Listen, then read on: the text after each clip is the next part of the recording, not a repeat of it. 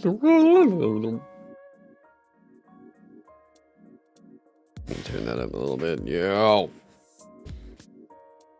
How are we doing?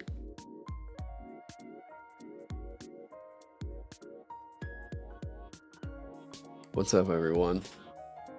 Yeah, I know. Different camera, a bunch of stuff. We're moving stuff around and everything. I know. Back to the old webcam. We'll get back on this beautiful thing some other time, but it takes a second. Hey, how are we doing? Hey. So. We got a couple things pulled up. We'll glitch ancestry when we're done adding stuff to the core. Y'all are gonna have to wait on expansions and stuff. Now, part of the reason why this one is basically like this update is basically done right now. The big thing that we're waiting on right now is just artwork. I would hate to do like an update that has like a bunch of mechanical changes and then like 2 days later be like, oh, well, here's the same thing, but now it has art. So I was kind of waiting on that. Did have an extremely interesting conversation yesterday, that will be impacting, kind of what's going on with this. This conversation has me extremely optimistic, that this could be bigger than just a Kickstarter. What I mean by that is there is a chance, if everything goes good with this and it goes kind of the way that I'm thinking it might, Vagabond might wind up in like friendly local game stores and stuff.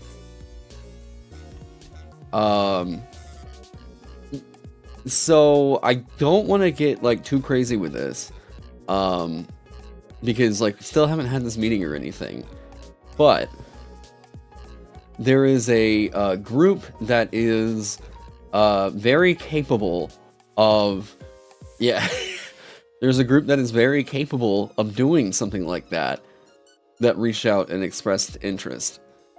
So I'll let you all know whenever something like that happens. It's basically going to be like, that happens, papers get signed, and then like news is going to go out.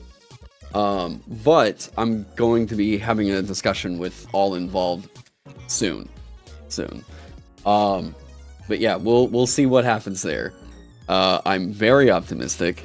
Yeah, it's a whole thing. It's a whole thing. But yeah, thank you. So, like I said, whenever more news like that drops, it'll, yeah. And I guess with that being said, so for the course of the last 2 weeks, I've been kind of asking people, you know, hey, I feel like we're at a point where essentially the system core is done, and we're catching mistakes. We're doing little final bits here. Does that create any kind of hard timeline crunch for finishing? I mean, not that I'm currently aware of. If there's something that happens eventually, then maybe. I would say, with the current projections, about the only thing that I could possibly imagine causing any kind of a delay beyond like a Q2 print is going to be just like having to wait on artwork. Because once money gets in from the Kickstarter, a portion of it that I'm going to put forward is I'm essentially planning on the game being about a 230-page book. This would be like the first print, right? And then eventually what I would want to do is also do a version of it where it's just the player character facing stuff, right? This would just be like the first 120 pages. And hopefully this would be a book that I can drop for like $15 a piece. So we'll see what happens with that. Yeah, for the record, distribution and discovery are massive parts of what makes or breaks a game, so that's great news. It is, and this is all going to be kind of dependent on what any contracts or anything that come out of this would be. So this is huge. This would be better than a relief of these. This group would be handling logistics. This would be access to a market that other Kickstarters simply don't have. It's, yeah. I can't say too much because nothing's solid just yet, but it's more so that introductions have been made. Yeah, I know I hate being cryptic, but like I have to because I just don't. If it doesn't go through, it doesn't go through, and that sucks. But like, oh man, yeah. I am super close to 20k. I know, we got 900 more to go. Well, 901. There's gotta be one of y'all that's not sub that's watching right now, right? Now... Okay. So I'll talk about a couple different things that are going on right now. And I need to bring up the patch notes anyways to keep track of this stuff. Couple things I'm going to be doing today. You all are going to see a preview of the big changes. Here we go.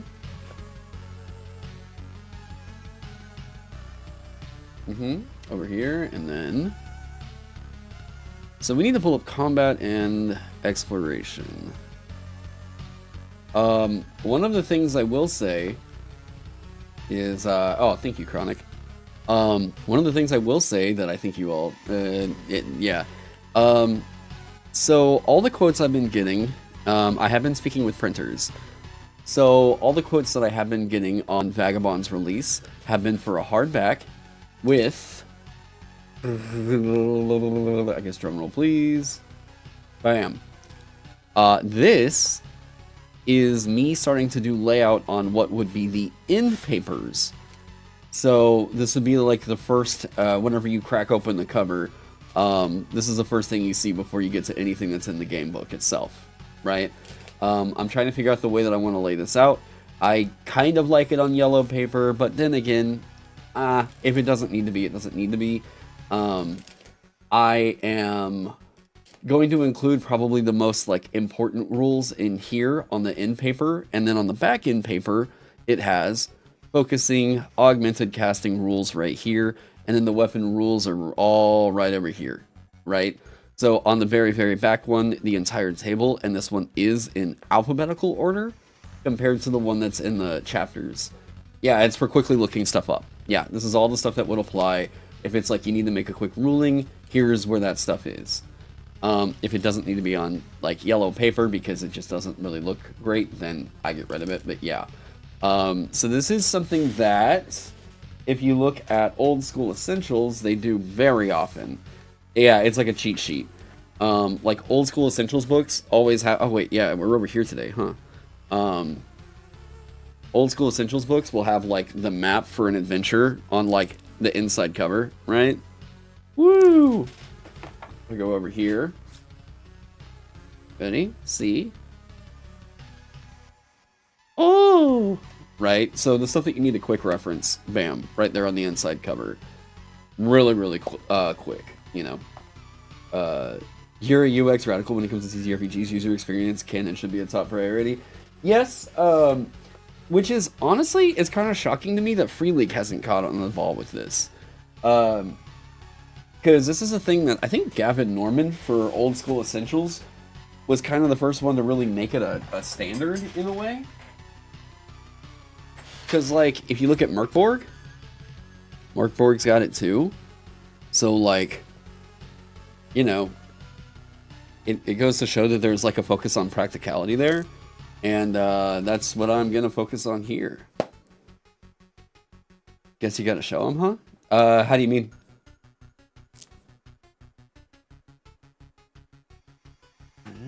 The back of your DM screen. Yeah. Am I shooting for having only one adventure in the core book? I am honestly thinking about pulling Wet Dreams out of the book and having that be a separate deal. There's a couple different things that I'm thinking about pulling out, because if we're talking about saving some page counts, right? So like if there is a core adventure, I think that what needs to be in there would probably just be like Ruinous League, because that's a solo play thing, right? That's all good.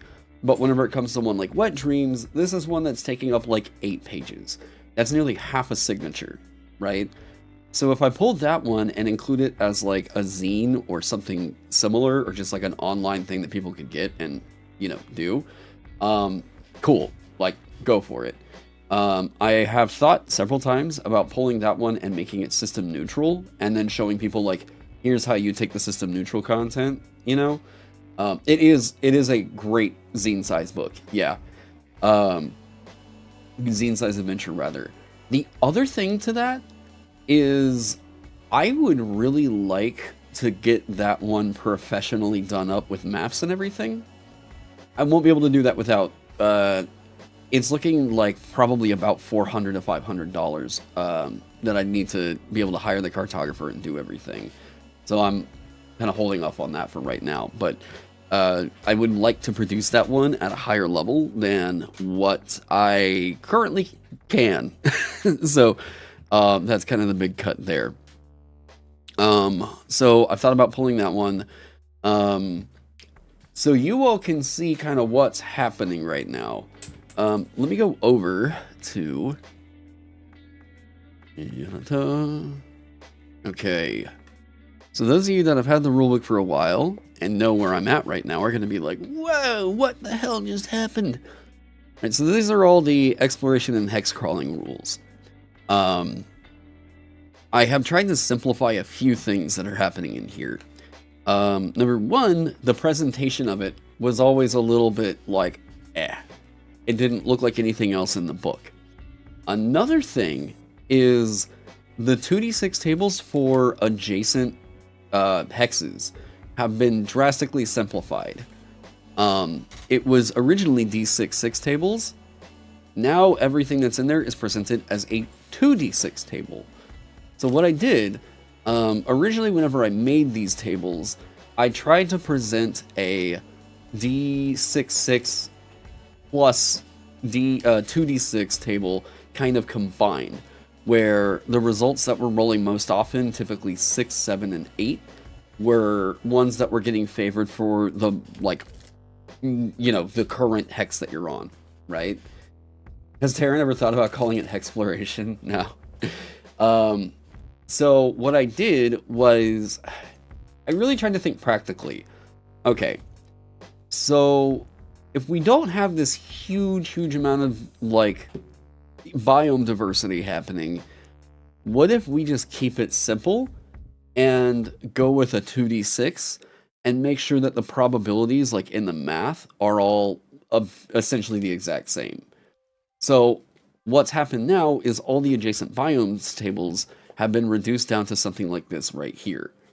So if I'm on a desert tile and I'm going to roll 2d6, right? Oh wait, I've got this over here I keep forgetting to use.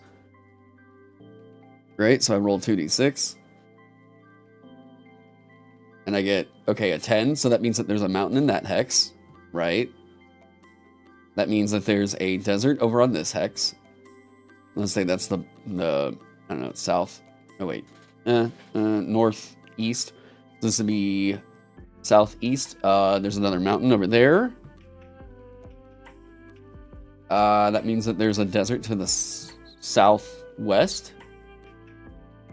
I could be getting this totally wrong, but desert over there. And then another desert over right. So we're seeing the likelihood that this is actually going to give you the same hex is a little bit more frequent. How many pages does that save you? Not a whole lot, but it does make everything look a lot cleaner. The river generation is still acting the exact same way. But really the big purpose of this is if you want to just have like a vast open world to explore, totally, this is here for you. But if you do want just like a solo experience of doing the, I'm gonna go out into the wilds and fight monsters and stuff, hopefully this could like kind of fill that in for you. Any plans for the infinite hex app thingy? And hey, what up, Trek?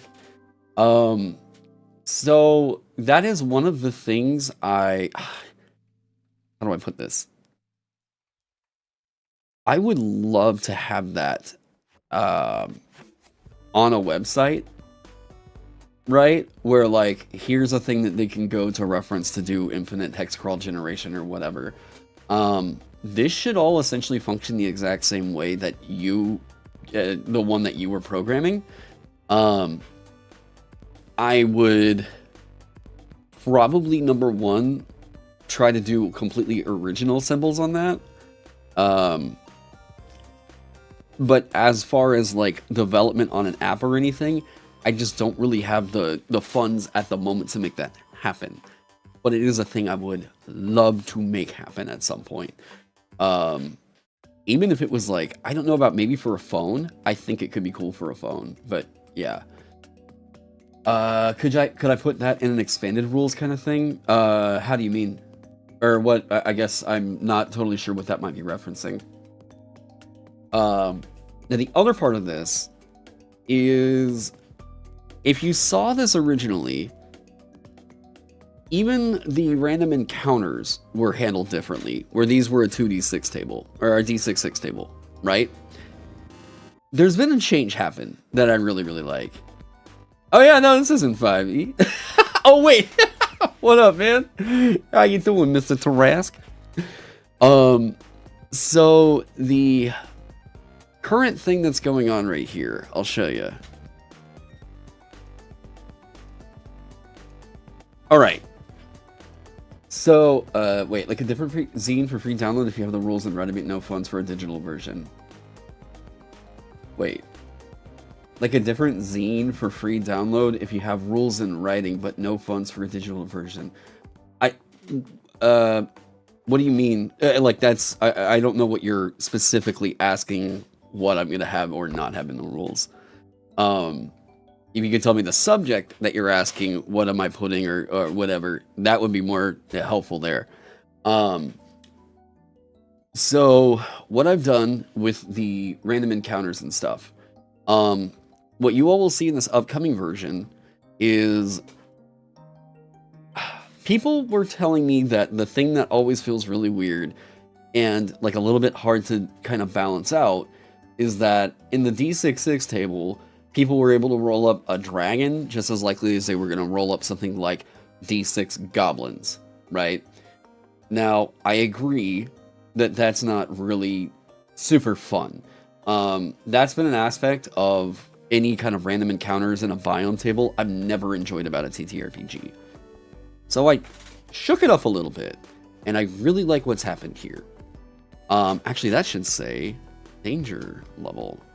I haven't, oh my god, I've come up with too many acronyms here. Okay. So,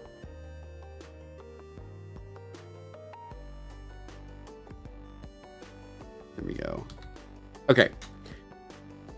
For infinite hex, any other hex extra stuff, or is that just part of the rules already? You got confused maybe. This is all already in the core rulebook right here. It may need to be taken and put into something else, because I think some people might feel that this is a bit, like, overwhelming. But really the thing that I'm just letting people know is, like, this right here is something that you can absolutely opt into. If, like, let's say I pick up a book that has a bunch of hex crawls in it, right? Now, what I can do is put those all in different areas in the world, and then the hex crawl engine in here fills in the gaps between those areas. So you do just sort of have that, like, lands unknown sign and, like, the fog of war, but what's happening is the world will get filled in for you, right? Now, this doesn't do what I feel like are really cool things like points of interest or whatever. I think that that's the kind of thing that would be best handled by saying, like, we're going to plug in, like, this hex crawl over here. Or maybe you could just straight up, like, roll a d20, and every time that rolls a 20, it's a random point of interest, right? This is just doing world generation for you right now. As far as, like, points of interest and all that stuff, that's all something that, like, would be way more expansive on this than I think is good for a core rulebook. What's my shirt? It's, you go, girl. It's, it's a Digital Circus shirt. Yeah, that can work really great with people who just want that version-specific themes or hex zines, but want to run the same campaign. Yep. One of the fun things I've been doing is, yeah, I know you all know the second episode's coming out today, right? So one of the fun things I've been doing is I've been going back through a bunch of all these old adventures. I just the other day wrapped up reading through. Yeah, it's coming out today. I'm pretty sure. I just read through. Oh wait, I read this one 2 weeks ago. Yeah, I think at 5 o'clock. Pretty sure. Yeah, second episode. Went through, read through Cult of the Reptile God. I've read through White Plume Mountain. I have a couple others that are marked for me to read coming up soon. A couple more that are getting delivered to me, and yada yada yada.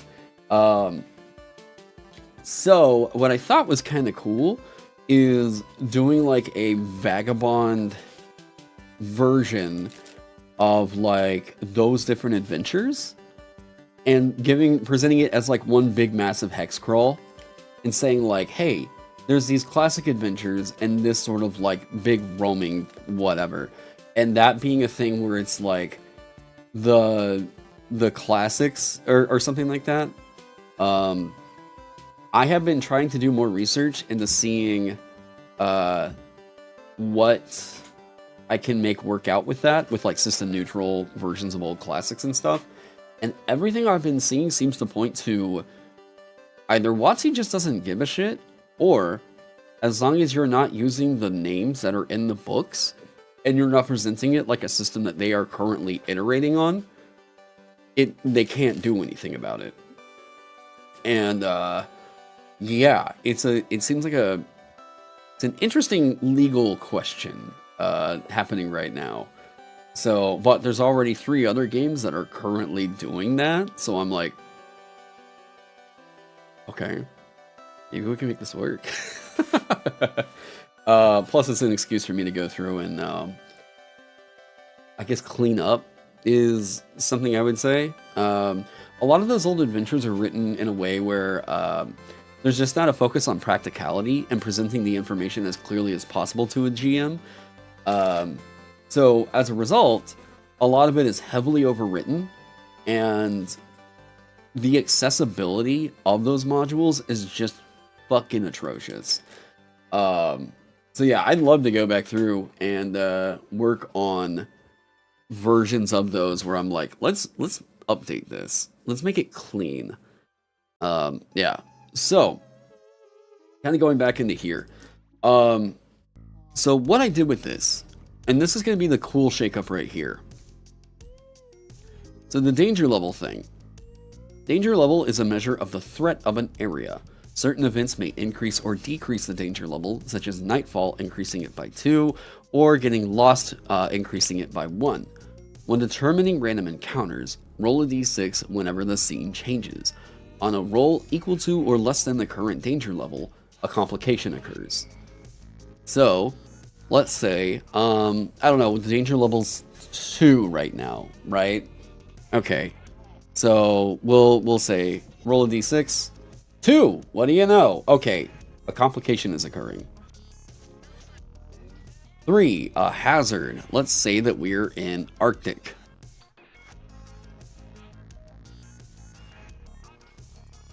There's a blizzard. This hex and all adjacent hexes are difficult terrain for CT4 shifts and blistering cold.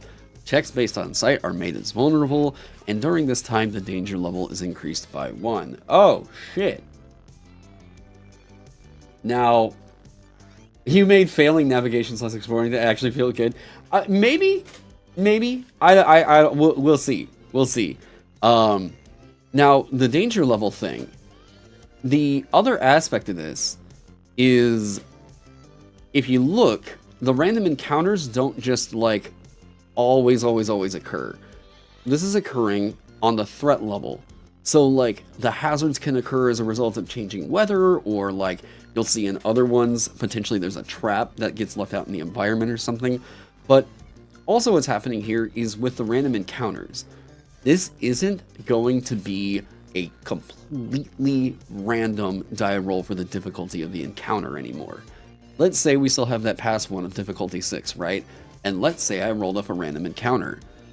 So what I'm going to do is my difficulty of 2. I don't know if I misspoke there. My difficulty of 2. So that means rolling a random encounter, you use the current danger level for the first d6 value of the d66 roll, right? So if I go down to one of these, so my danger level of 2, I'm just going to roll a d6. Okay, so 2. I'm going to use that from this portion of the table right here. That's a giant cobra, right? Now let's say the danger level was a 3. It would instead be a necrophidius. This is like a skeletal cobra thing. Let's say it was a danger level of 4. That would actually be d4 mummies. If it was a danger level of 5, 2d6 of these necrophidiuses. Danger level of 6, 2d4 mummies. Or, give me a different number. Give me a different number! 2d4 bullets, right? 4 and 7 bullets, right? So what happens here is the threat level, or like the danger level, is what's scaling up the difficulty. If you are taking precautions, traveling safety, not pushing yourself, generally on like pretty well-guarded grounds, you're traveling with a hunter or whatever, you are most likely getting these types of encounters, right? Boom, 5. D4 fire bats. All right, there's a bunch of primordial bats made out of fire that are attacking the party, right? 4. D6 bandits. There's now 1 bandit that is attacking the party. Or something else is happening, right? We don't know. Let's see what its reaction is. 6 and 1. So it's a 7. It is untrusting of the party. Maybe this was a bandit that, like, kind of walked up on the same path and was like, what are you guys doing here, right? So these encounters are not always, like, this is the purpose of the reaction roll right here. The reaction roll is there to see, like, okay, is it untrusting? What's going on, right? Fire bats are just Legend of Zelda keys. You love it? Yeah, right. I'm trying to remember where the idea for him came from. I feel like I've just seen it in a lot of different video games. Of course, probably Legend of Zelda. I feel like there was one in Final Fantasy I'm thinking of, but yeah. There's a story behind that one bandit attacking the party whenever this is unfortunate for him. Yeah.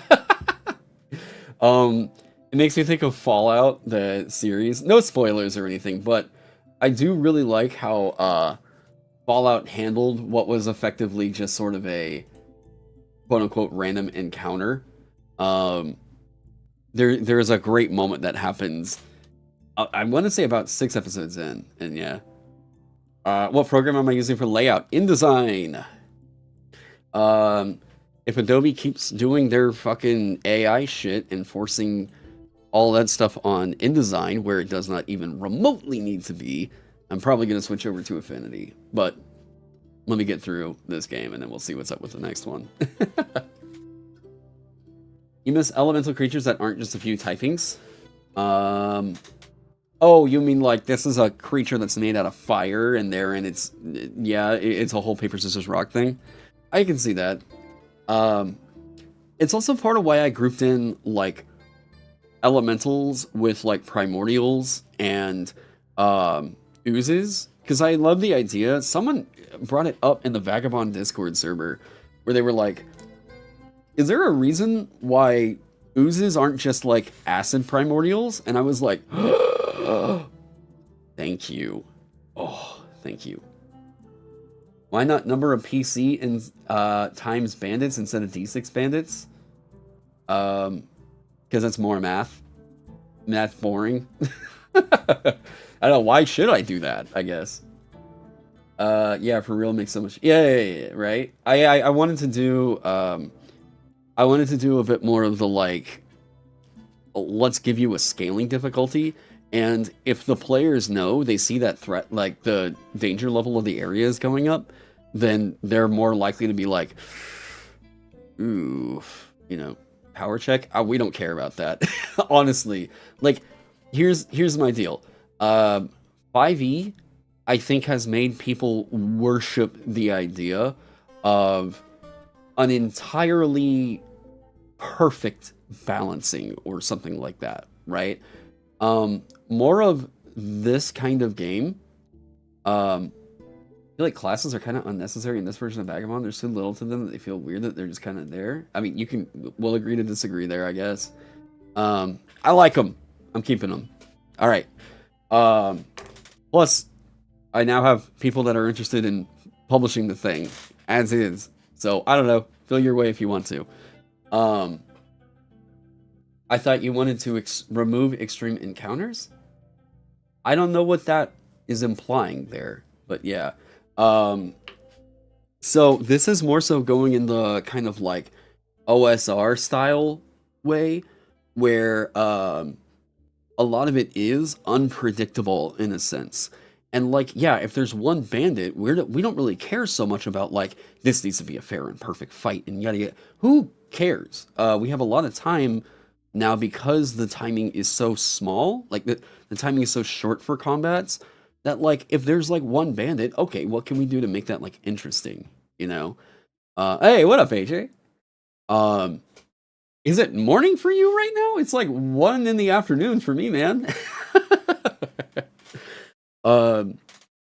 Yeah, so like if there's this is not meant to be the kind of thing where it's like every encounter is going to be balanced to like a razor's edge and like, yes, this is meant to be like extremely evocative in cinematic fights. No, it's a fucking adventure game. Like there's one bandit, okay. Who cares if like the party members outnumber him? Why is this funny? They were like camping out at night and this bandit like trips over one of them in the sleeping bag and he's like, oh fuck. Yo, not gonna stab anyone.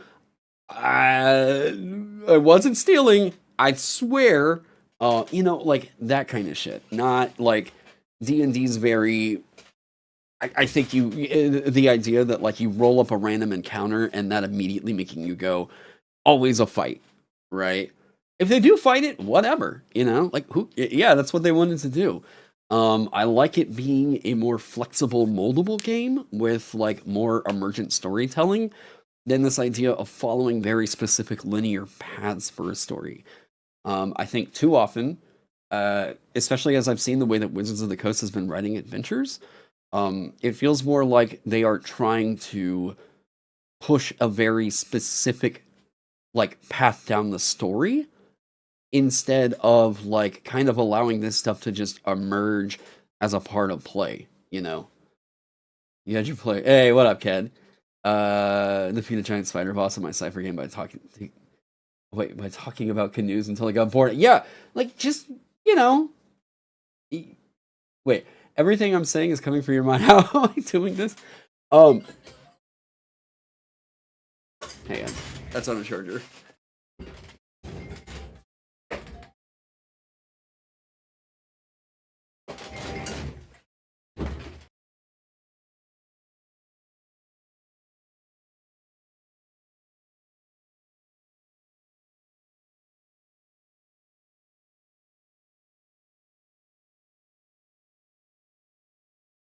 No idea. Wait, why did that stop?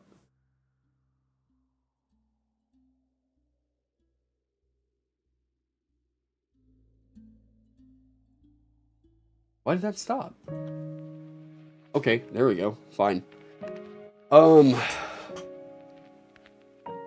Yeah, you have an entire reaction to it. Yeah. So if you've only really run, and this is, yeah. Okay, so if you've only really run 5e, right? I feel like I can just sort of pick out whenever I can see someone in chat that's like only really run 5e. Once you get a taste of other systems, you start to feel like, oh, okay, there really are infinite possibilities to the way that encounters can be negotiated, right? You start to understand where the philosophy shift is in people that like older editions and continue to play those older editions compared to something like 3rd edition, 4th edition, 5th edition, right? A lot of what was going on with like AD&D, BX, BECME, you know, yada, yada, yada, we're talking about games that were focused on being games for a specific kind of experience, instead of this sort of like 5e 3.5 and 4th edition trying to give you uber power fantasy, and focusing in on hyper simulationist experiences, right? This is why whenever you look at like character options for 5e, that people kind of get this idea that they're like, wait, I could make a class that's all about running a tavern, and wait, I can actually give that game mechanics that work. And then if you try to do that in something like basic expert, it's like, it may not do anything for you in the game. These could just be sort of like nothing features. You know, it's like, yeah, if you do engage with this farming simulator we did, maybe there's rules to make that work out. But for the majority of the game, it's a combat simulator, you know? And I just saw you. Hey, what up, Ked? Hey, was just sliding into your DMs. Hey. Oh, man, how's it going? It's going. It's like I got half an hour till my workout time, so I was like, I'm just gonna chill for a bit. Right on, right. And yeah, what up, Crow? You like unbalanced encounters? Was just doing another bug hunt in Mothership, and we almost died the first encounter. Yeah, like there is a. I mean, I'm sure Ken has a lot more input on this because you've been playing a lot longer than I have. But essentially, it's like this: 5th edition. As far as what I've seen with like a lot of adventure design, is like terrified to let the reins loose and just let something be a little bit wild. Yeah. Anytime that they've tried that, it usually gets DMs begging for nerfs, because what they see is like, especially with 5e, there's 2 of them that come to mind right now immediately.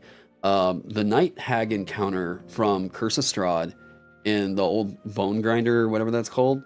I could say there's 3. There's a Manticore that you can also encounter extremely early in one of the starter kits, and the Goblin ambush in Lost Mines of Phandelver. I have heard about those 3 wiping more parties than, or the Shadows from Death House, but I kind of tie that into, how do I put it? Curse of Strahd. Yeah. So here's my old man 2 cents, because there's been a weird shift in the mindset. So back in the day, we had a phrase. Back in the day, fuck, I'm old. Back in the day, we had a phrase where there was a difference between board games and RPGs. In that, board games would tell you what you can do, and yes, that's what you were limited to. And RPGs could tell you what you can't do, but you could do everything else. But the thing is I feel like a lot of modern RPGs have forgotten that and flipped it, and it's like, okay, this is what you can do.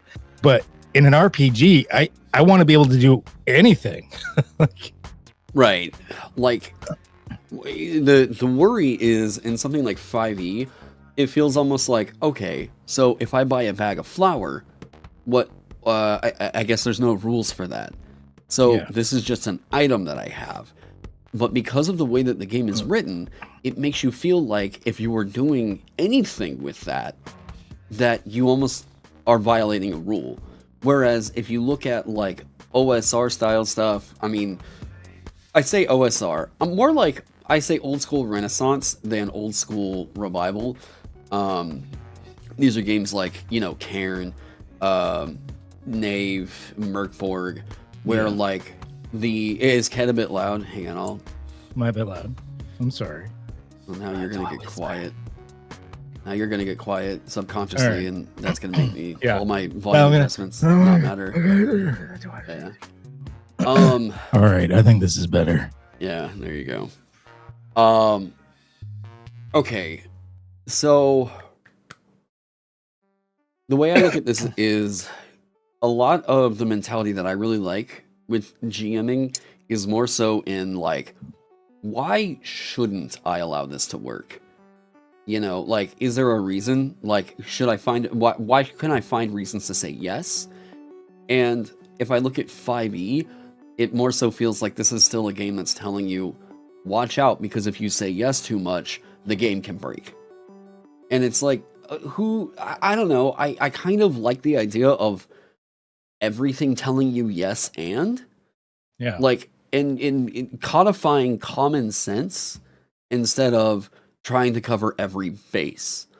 I think games that do try to cover every base, like we just saw, Dave Thomavor just did his review of the Fallout TTRPG.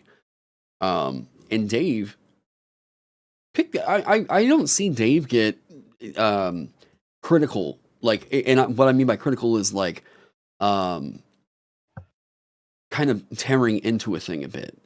And I don't think that he was negative in his review whatsoever. I think people misconstrue that all the time. He pointed out some really valid points that I think you can point to as rules bloat. The Fallout TTRPG is needlessly clunky. It's like, it really is. I really wish that Free League had gotten that IP instead. Yeah. Like, have you read the Walking Dead book? Like, simple, concise, straightforward, post-apocalyptic. Like, well, dude, I mean, it's Mutant. Like, just play it's Mutant Year Zero. Yeah, you just play Year Zero. It even uses the same stress dice mechanics as Alien. Like, it's basically just Alien in post-apocalyptic. Like, it's still Year Zero, but it works. Yep. I 100% agree. I would very honestly be more stoked for someone asking me to play Mutant than the Fallout TTRPG. Because I think that I'd have a better time with, like, the D6 pool than the 2D6, and then looking at, because it's like 2D20 roll under? Is that right? It is a roll under system, yeah. Oh, I'm like, what? Like, what? 2D20 roll under, nat ones is a good thing. Yeah, I like... Yeah, just use Cypher. I agree with Mr. Tarask. Yeah. Yeah, anytime someone invites me to a Fate game, I'll be like, can we just play Cypher? Like, I have loved Fate. Don't get me wrong. Have you? Sometimes I still will occasionally play like a Fate one shot, but it's generally not enough. Just is not my system. It's not. It's just playing make believe with just like a light dash of like structure to it, but it's not enough meat for me. Metro 2033 is going to be Year Zero engine. Wait, is Metro 2020 or 2033 getting a TTRPG? Oh, really? Wow. That'd be sick. Also, if Stalker, man, that's an IP that would be really cool. Yeah. Recently you had a friend try to introduce you to the Fallout TTRPG, keyword being tried. Yeah, Dave Thomavor pointed out, I think the best take on it that I've seen is whenever it comes to all the weapon modifications, it's so easy to just slip into a super weapon and that be like your primary thing, and then it's like, oh, okay, so we made this incredible weapon and now we will never use this scrapping and crafting system ever again because I have this awesome weapon. Why does Spotify keep randomly stopping? Discord will used to do that. There was a thing for it. If you talked for long enough, then it would just like cancel your Spotify. It was a really weird interaction. I think it was a bug. I thought it finished. I thought it fixed, but I guess you broke it. Do you know how I would stop that? I don't know. Automatic gain control. I'm not a doctor. Help if your voice is not being detected by the advanced voice activity. Okay, turning this off may help if your voice is not being detected by the automatic input. I don't need that. Attenuation. Lower the volume of other applications by this %. Yeah, okay. Cypher, what happens in the 3.5 D&D team go off and make their own game. Not even just the 3.5 team. And Monty Cook's been there since 2nd edition and helped shape the initial steps of 5th edition before kind of getting pissed off and shafted and leaving. Yeah. It went in a direction he didn't like. Ugh. Might need to make it so it doesn't see Spotify. How do you do that?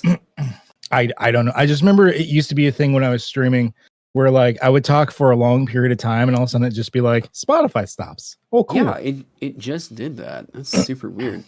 Anybody in chat got the easy answer so that I can move on with this? I didn't think it was a thing anymore. I Well, thought that's the only thing that I'm currently. I mean, it would explain it. talk less. So- I don't know. sounds like you need to read the Fallout TTRPG for what not to do. I think if you're trying to look for like what are systems that you could read as a form of like how so much hypersimulation will ruin your accessibility, I kind of feel like Traveler has this problem. Traveler is my close second. I would say Rifts. I am not super familiar with that one. Yeah, the Rifts is still a big one. Like, there's only ever been one edition of Rifts. There was kind of a reworked Ultimate Edition core book, but like, there's never been like a second edition Rifts, and it's been going since like the 80s. Interesting. And it's terrible. There's like 3 different rules for dual wielding, and 2 of them like clash. And when you ask the creator about it, or like things like a difference between a race and an RCC, he's just like, I don't know, I'll add it to the list. Oh, okay. To stop you from streaming music in a VC to other people who don't pay for Spotify, they'll be getting music for free. There's no way to bypass it officially. Oh, what? Savage Riffs exists now? I haven't kept up with Riffs in years. Oh, did they finally make a redo of Riffs? Discord can absolutely get fucked if that's what they're doing. Oh, Riffs in Savage World. Oh. This did not used to do this. Oh, open it up in the web browser and it can't. Are you shitting me? I didn't think it did it anymore because like I haven't had it happen in like a year. We're gonna see. Okay, so close out the app. Lowering your Spotify quality can fix this? What? That's what Mr. T said. Let's twice apparently. Let's see this. And if that he really wanted you to know. I know, right? Well, thank you, Mr. Trask. Oh shit! Well, yeah. Thanks for the super chat, man. There's review bombing on Helldivers 2? Why? It's a good game. I mean, Taron doesn't think nobody's dumb. Oh, I didn't say it was a bad game. You did. I'm gonna gaslight you now. Yeah, I probably did. Probably because it's just a fucking it's a Starship Troopers ripoff. they just turned that really great movie into a video game. They have an original idea, you know. It's 100% a Starship Troopers ripoff. The devs are even like, yeah, we know. We made money out of it. What were they review bombing it for? Lowering your Spotify quality can fix this. Devs made it mandatory to link an account. So you can't play the game, or you can't play the game anymore? Oh, that sucks. Oh, I didn't know that. I haven't logged in a little bit. They should Lowering your Spotify quality can fix this. That's why. It's a great Starship Troopers ripoff. I love that game. Yeah. No, I don't have a problem with it. I just I tried playing it for like 30 minutes and it's only PSN that it's happening. Oh, that's why I haven't noticed in PC Master Race. In areas that PSN isn't supported, get screwed. Oh, yeah, that sucks. It's hyper specific. Yeah. That sucks for those people. I hope they get to play it soon. And yeah. Now, okay, what was I on with this? I talked about the end papers. So for anyone that is asking about additional content to be added, I pulled the Vagabond Discords and chat over here for about the last 2 months about I say 2 months, last month, about what else should be added to the game. I've completed just about every single request. So I'm going to pull up the patch notes real quick. Okay. A couple things that are going on. We'll just go through it real quick. Morale. People were saying that morale was a little bit... Crow donated $2. If you all got like a hype train going of just like that. Fucking Crow. Yeah, right. Any non-anime requests? Actually, yeah, we did. Ked's profile pic kind of looks like the Glorious PC Gaming Race Company logo. Mm, mm, I don't know if I recall it, but I don't know what that looks like. Glorious. yeah, because What? that just makes me think of the circles with the two eyes. That's not really descriptive at all. The circles with the I don't know the Gaben Lowering ways. your Spotify can It's like a fix dude with this. long flowing locks of hair. I don't have Yeah. hair. You found out that I have TTS on, so it's so over for you. That just means you're going to be paying my lunch. All right. I'm not this logo at all. I don't have hair in my head. I mean, if that was an ass shot, maybe it'd be long flowing locks, but Are you kidding me? It just muted it again. And it's in browser. I don't know. Settings. Can I turn it off for that is so shitty. I have not had a problem with this at any point until today. Spotify. What? Well, I can't lower the streaming quality of Spotify. That's not how that works. I would have to so lower the streaming quality of Spotify. I go to my settings. It has no settings. Quality. Yeah, no, it doesn't show me anything about streaming quality. Maybe he's talking about the quality of the songs. Play Rebecca Black's Friday.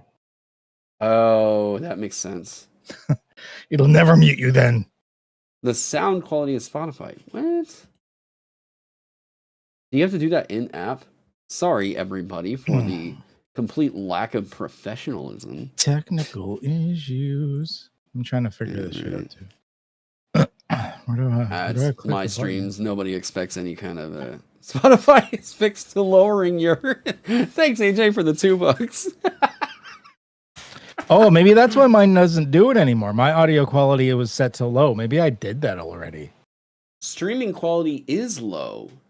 Oh, then Auto adjust quality recommended setting on. Let's turn that off. Turn this off. Wolf. Off. We from Boston. Display. Social. Playback. Auto mix. Allow seamless transitions between songs and select play. Whatever. Startup window. Yes. Yes. Yes. Auto detect settings. What? No, I'm using the app. That's what I usually use too. I haven't had this issue. Like I've gone on some long tirades on my streams and stuff, and it doesn't do it anymore. It used to. Yeah. This has never done this for me. Unless they did an update and it went back in and did a thing. They actually used to do it because of oddly enough, because of a weird licensing issue. This is so bizarre. Because you're not supposed to use Spotify for streaming services and or mixing it with things. It's in their end user license agreement. So that's why there was that mute thing if you were talking over it. So many of these text-to-speech is kicking in. Kev is a better streamer than Taron, I guess. Yeah, whoever Kev is, I'm sure he is. I'm Kev. I'm Kev. Nice to meet you. All right, can we just get like what can we be streaming from YouTube now? You know what? I didn't even think of the fact that these days I actually stream with Epidemic Sound, not Spotify. Come to think of it. Wait, what? They changed cast members on Critical Role? Oh my god, I really should not give a shit about any Critical Role news whatsoever, but I'm like, why? What? No. Not gonna get me with that Critical Role clickbait today, YouTube.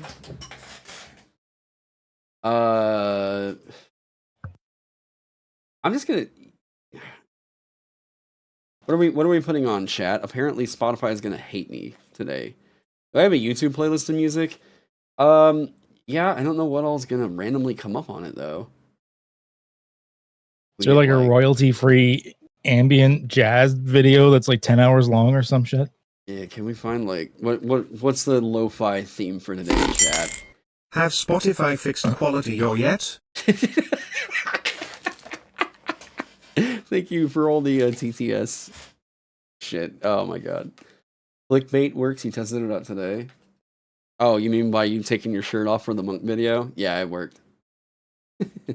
All right, chat. I need a lo-fi theme for today. What are we looking at? Do we do how about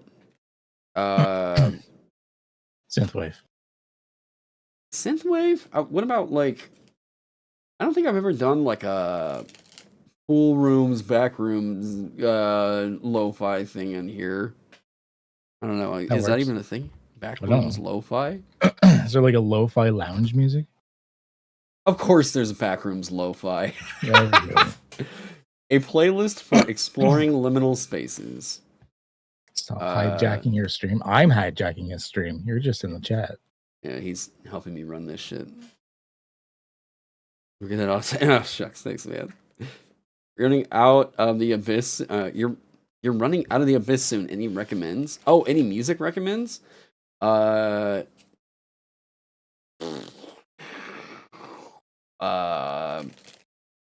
guess not because I never ran it. I'd be tough on my players, and I'd play a lot of like folk metal, like tier.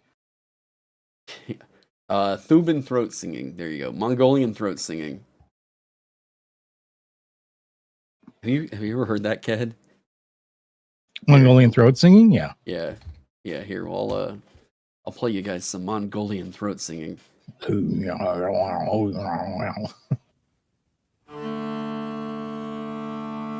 like.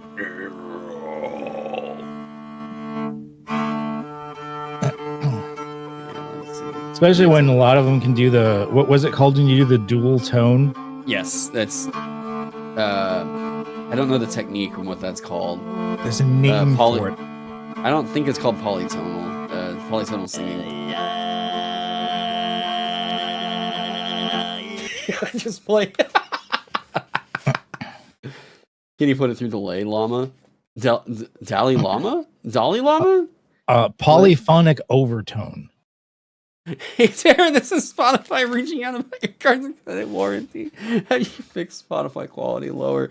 Thank you for the $5, Crow. And now I'm gonna order my lunch. Oh shit, Ked. Have you did you see my post about those goddamn goldfish? The Old Bay goldfish? No. You have to get those. You have to get those before they go off of before they take them out of availability. The what? Like a different flavor of goldfish? Yeah. Hey Taron, this is Spotify reaching out about your car's extended warranty. Have you yet fixed quality Spotify lower? Thank you, Crow. I know that delay is terrible. The Old Bay fucking goldfish, best fucking snack I've ever had in my life. Oh my god! But I love spicy food. Like Cajun food is my shit. Goldfish? I don't know what Old Bay is. It's a certain type of like Creole seasoning that they usually put on seafood, and something about the combination of like Old Bay and goldfish is fucking magic. Well, I gotta go to a physical store and go look to see if get me some of that shit then.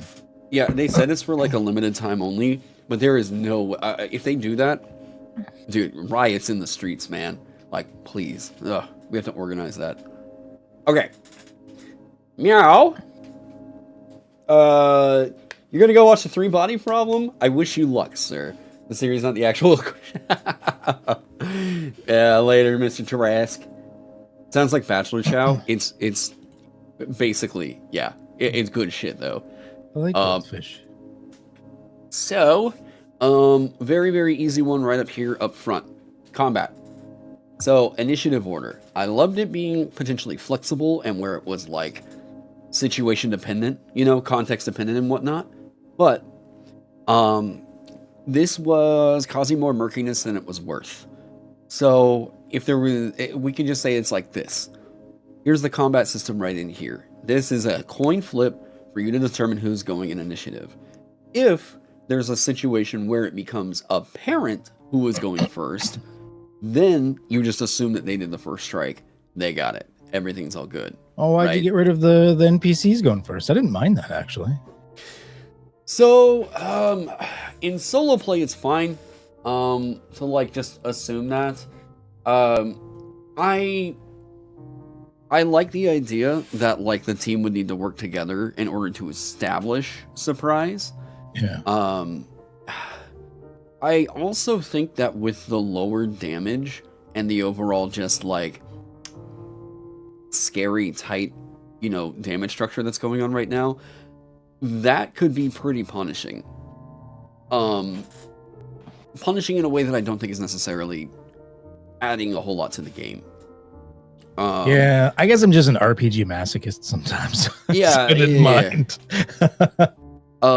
For the most part, I think that people are going to pretty easily pass a lot of these checks. One of the things I am considering getting rid of, because the more I think about it, the less necessary I think it is the test mechanic.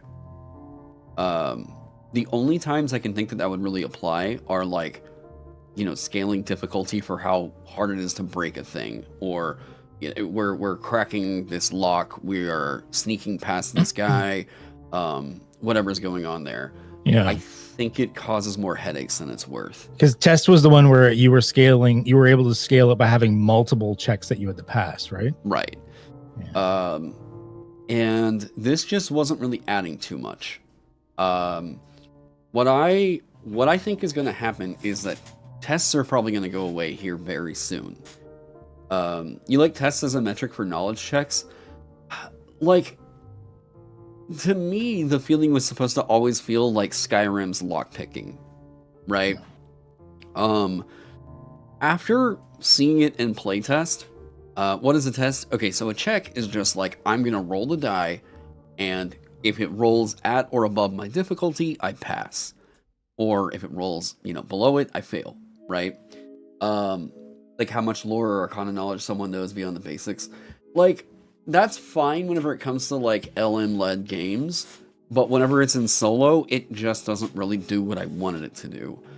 I also spent some time researching what lockpickers were like, what the average time is for like a trained lockpicker to like get into or like break a lock, right?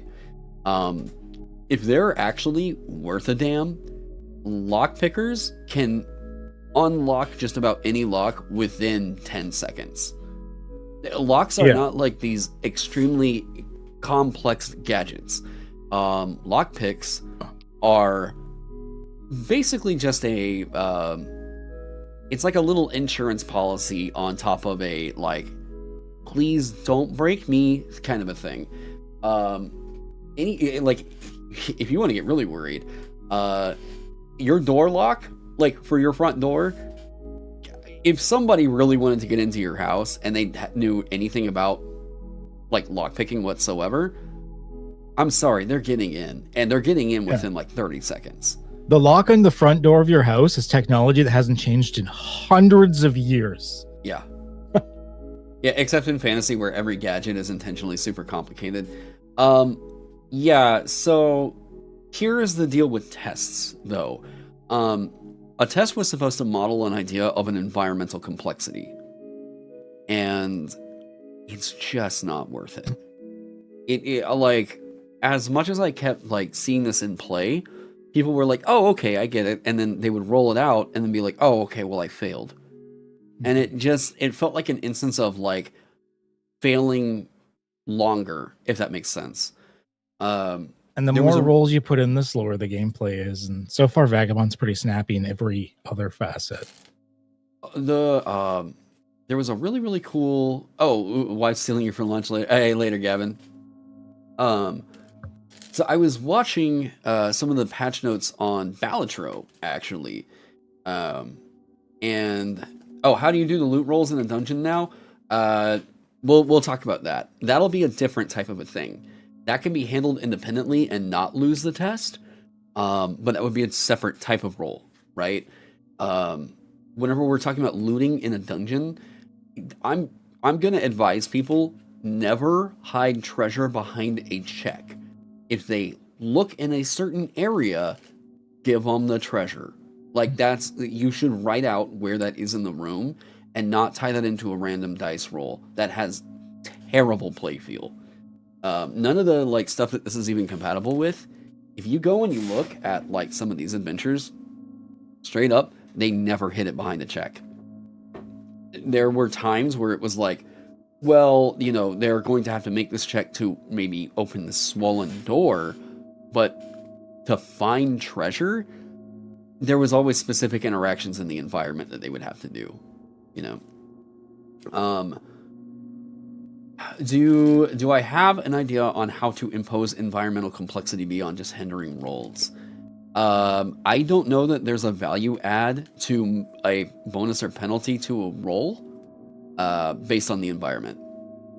I think like if they're doing a thing, they're doing the thing.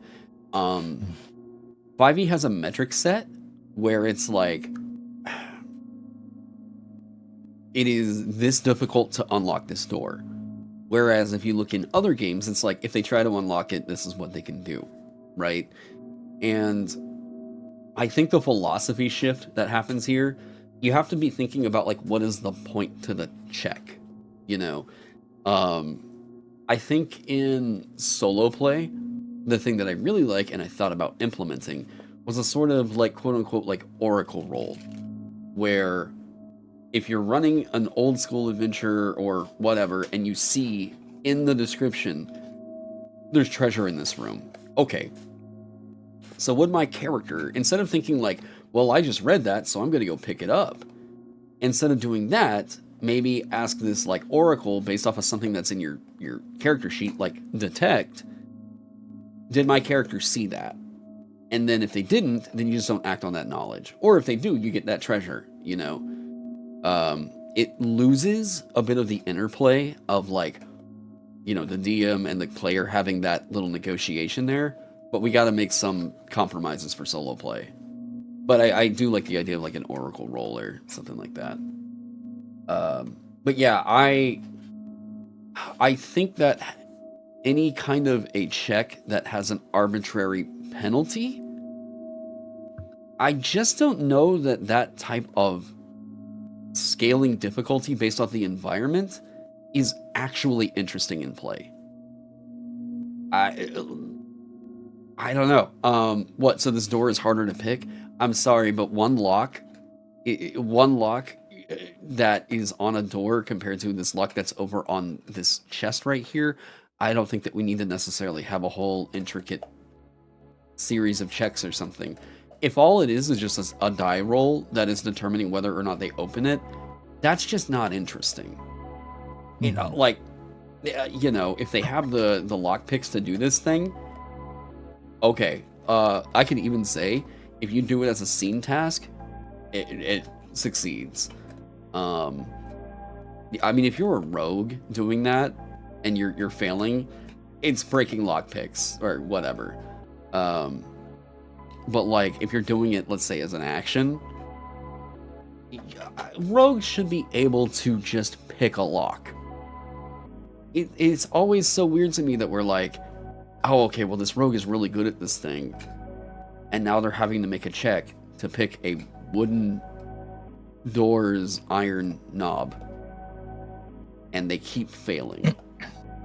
Like, you know. One thing that I keep writing over and over in Void Home, I realize I've written it too much and I gotta start deleting them, is reinforcing and drilling into people's heads the fact that I have like the line, if something doesn't have a chance of causing something dramatic or something interesting happen upon failure, don't roll.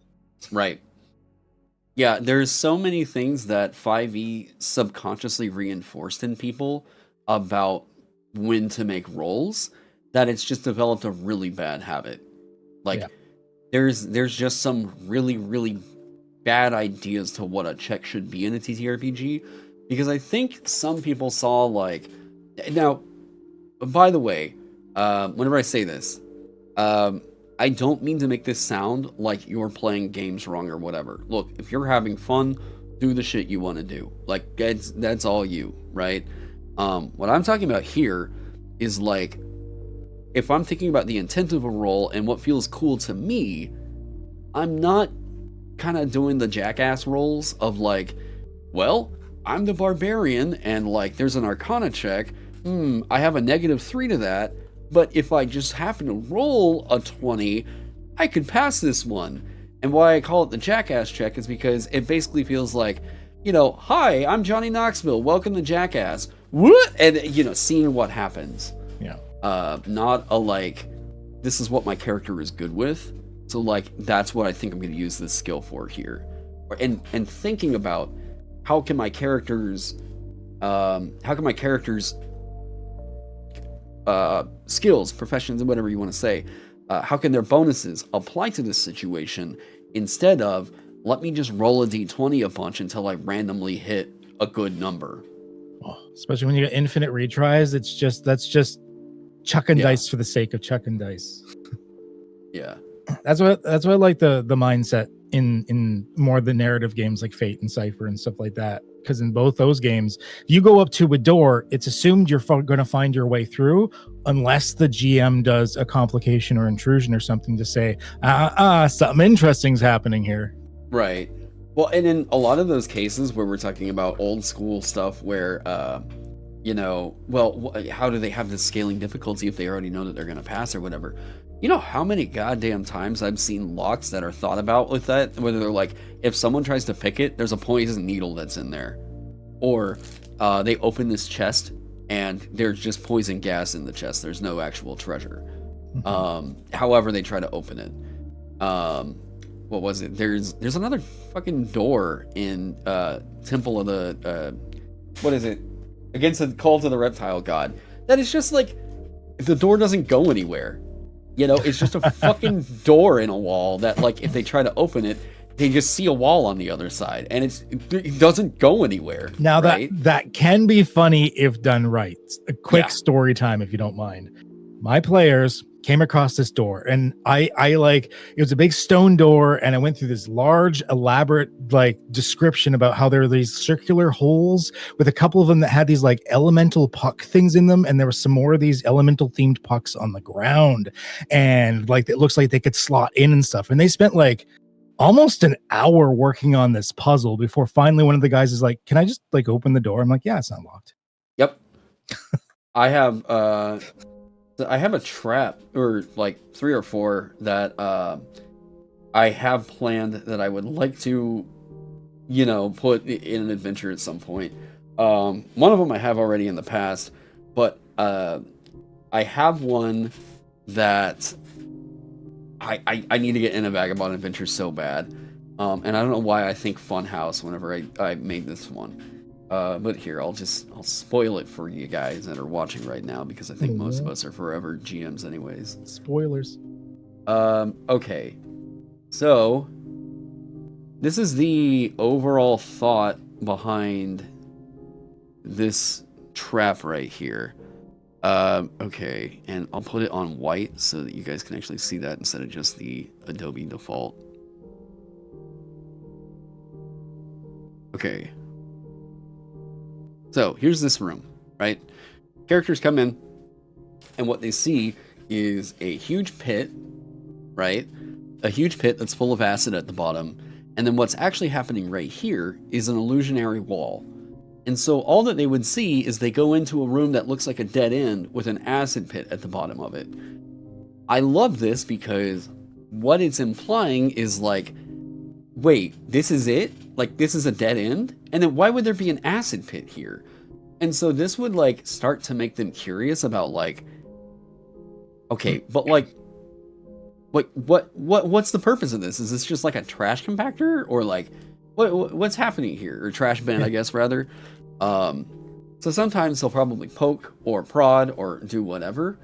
And if they do something like, I don't know, throw a coin across it, they'll see that the coin goes through the wall, right? Mm-hmm. Like anything that'll go through here will go through the wall.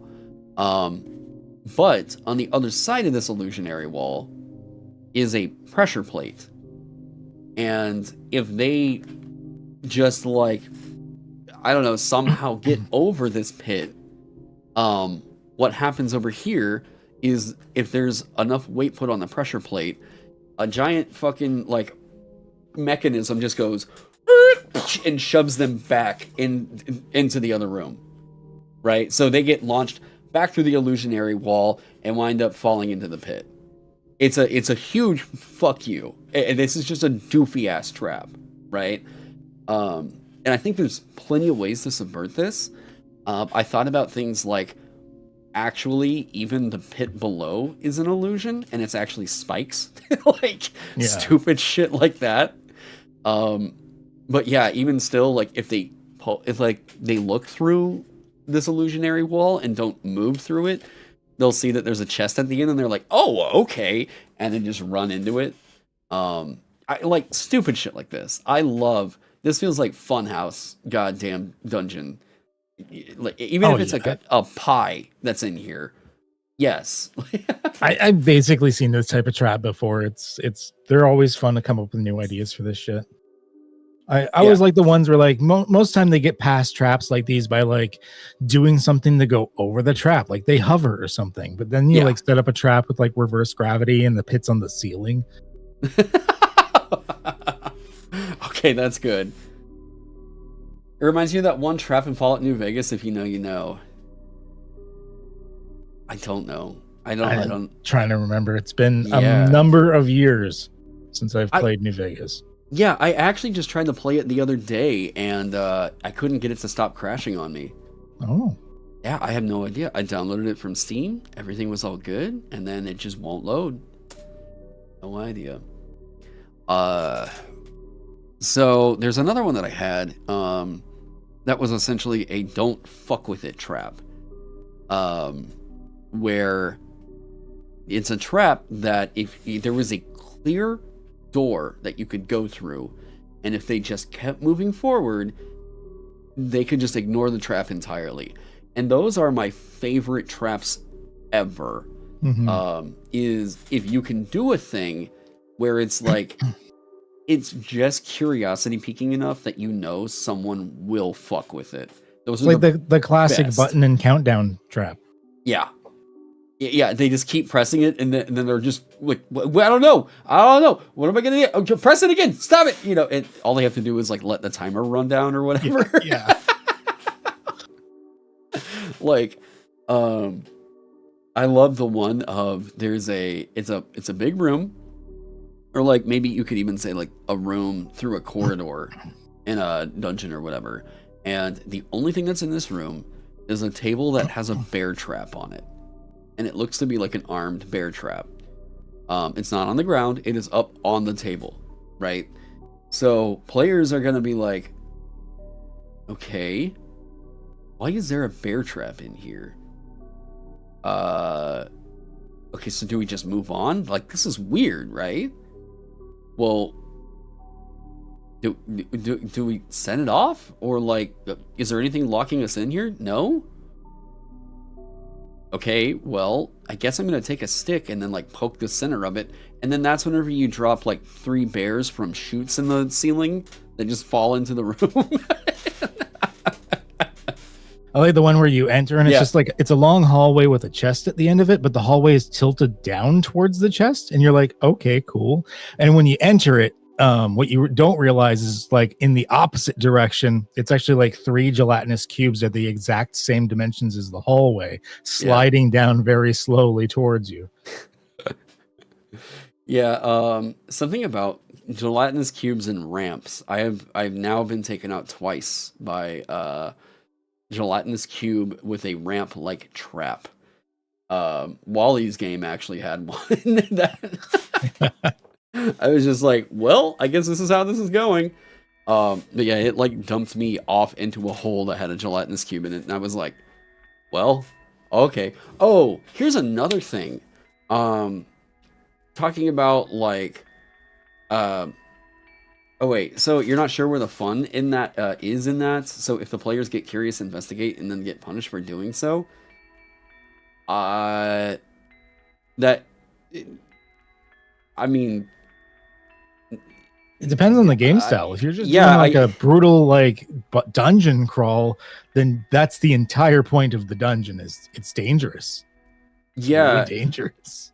And like if the environment that you're designing isn't like, if it's a dungeon and it's supposed to be dangerous, and then it's just like fucking Nerf bat fights the entire time, I think that you're underserving them by not giving like a, you know, dangerous environment or This something. actually rolls right back to your conversation about like how you should roll or when you should roll or stuff. Yeah. There was a lot less rolls back in the day because I would say it was almost more like, you know, Don't get roll. good skill based. Like the players had to be careful and state like how they were doing things because Yeah.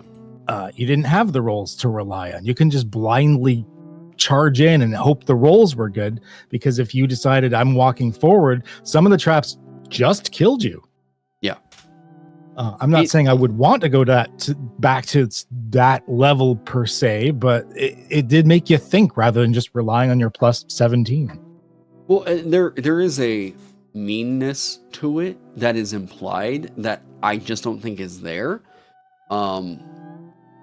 So like whenever you're playing a game like Merkborg, you know, like dying is part of the fun of that game. Yeah. Like it because you're supposed to come up with wacky ass shit that explains how you died or whatever. In Death in Space, like the horror of how you were intended to die is a pivotal moment to like the main mechanic of death. I don't know if you've read that one yet, Ked, but like if you like die according to like Death in Space, you're always dying preemptively, like compared to where you were supposed to according to the laws of the universe. And like whenever you die, you see this flash of what your supposed death was. One of the ones I thought was super horrific was you tried to smoke in a zero gravity oxygen chamber and died swimming in fire. I was like, fuck that. Oh God. That's horrifying. Just not being able to even like fight against like or move to get out. You're just, oh no, fuck that shit. Yeah, so like, oh wait, do I feel like Vagabond doesn't need rules to mitigate the surprise that didn't work for it because smart variant or strong wizard? Look, to me, like part of the fun of a dungeon crawl is doing the dungeon crawl. And like, you know, I think that part of the dungeon crawl should be the experience of like, we fucked up. You know, something got messed up. Yeah. And I also feel that if it doesn't take you an hour and a half to make a character, that's a lot more acceptable as well. Plus, like, guys, there's so many ways that you can completely subvert something like this, especially in a system like Vagabond, where, like, casting is so open-ended. I mean, guys, there's one spell that immediately overcomes a lot of this right here. But it's not that the spells are an answer for every situation.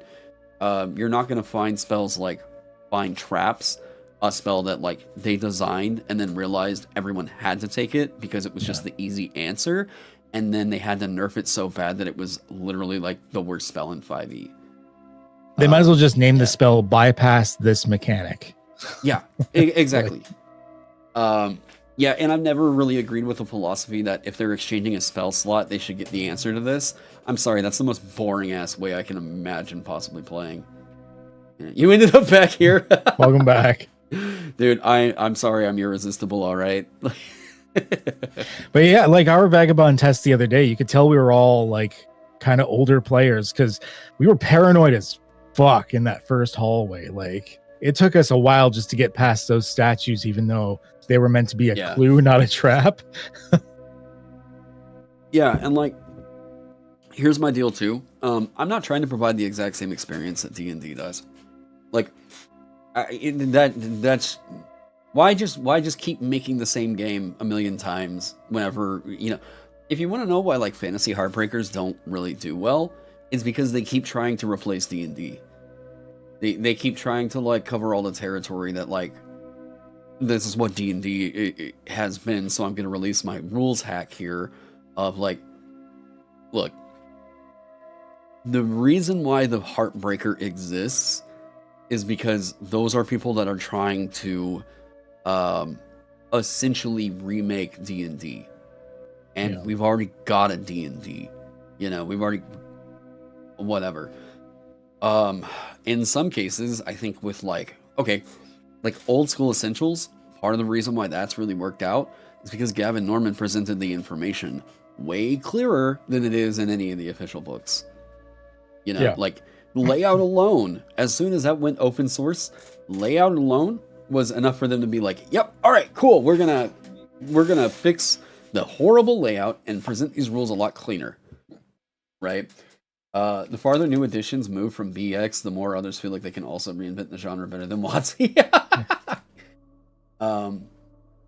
Vagabond can already do most of what 5e does. I mean, if you say that, technically a lot of shit, like a lot of games I actually think, I don't know if it was you. I think it might have been you. I think you were saying like 5e is crunchy, Vagabond is chewy. Or I'm trying to remember if it was you or somebody else in one of the playtests. That sounds like something I've said. I remember saying similar things before. And I like that feeling, right? Where like, I think that 5e, we do have a big distinction happening here. 5e characters are running out probably feeling more like mega, like, you know, fully realized anime characters by first level. If not, they're gonna feel like that by third level, no fucking problem, right?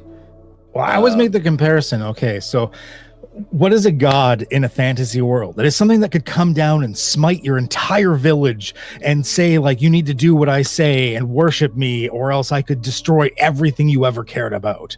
Right. So can a 5th level wizard. Yeah, the kind of level of power that even a 2nd level or 3rd level wizard would have in D&D is something that I tried to push off in Vagabond for at least like maybe 8th level. So there's a lot of the things that 5e is doing.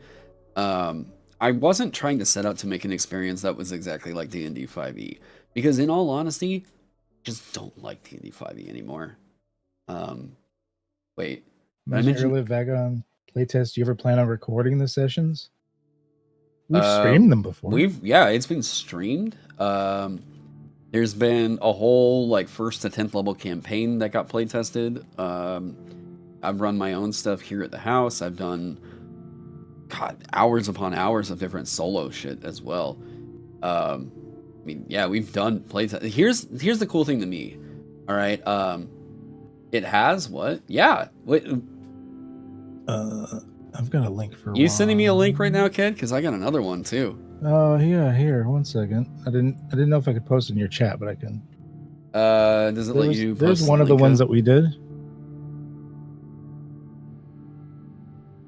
Let me see here.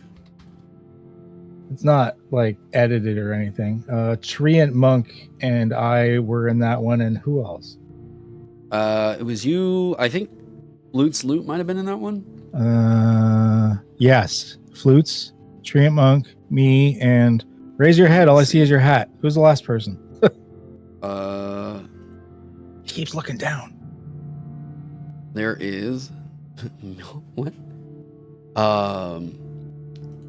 Couple of. Oh, come on! You're not letting me see the.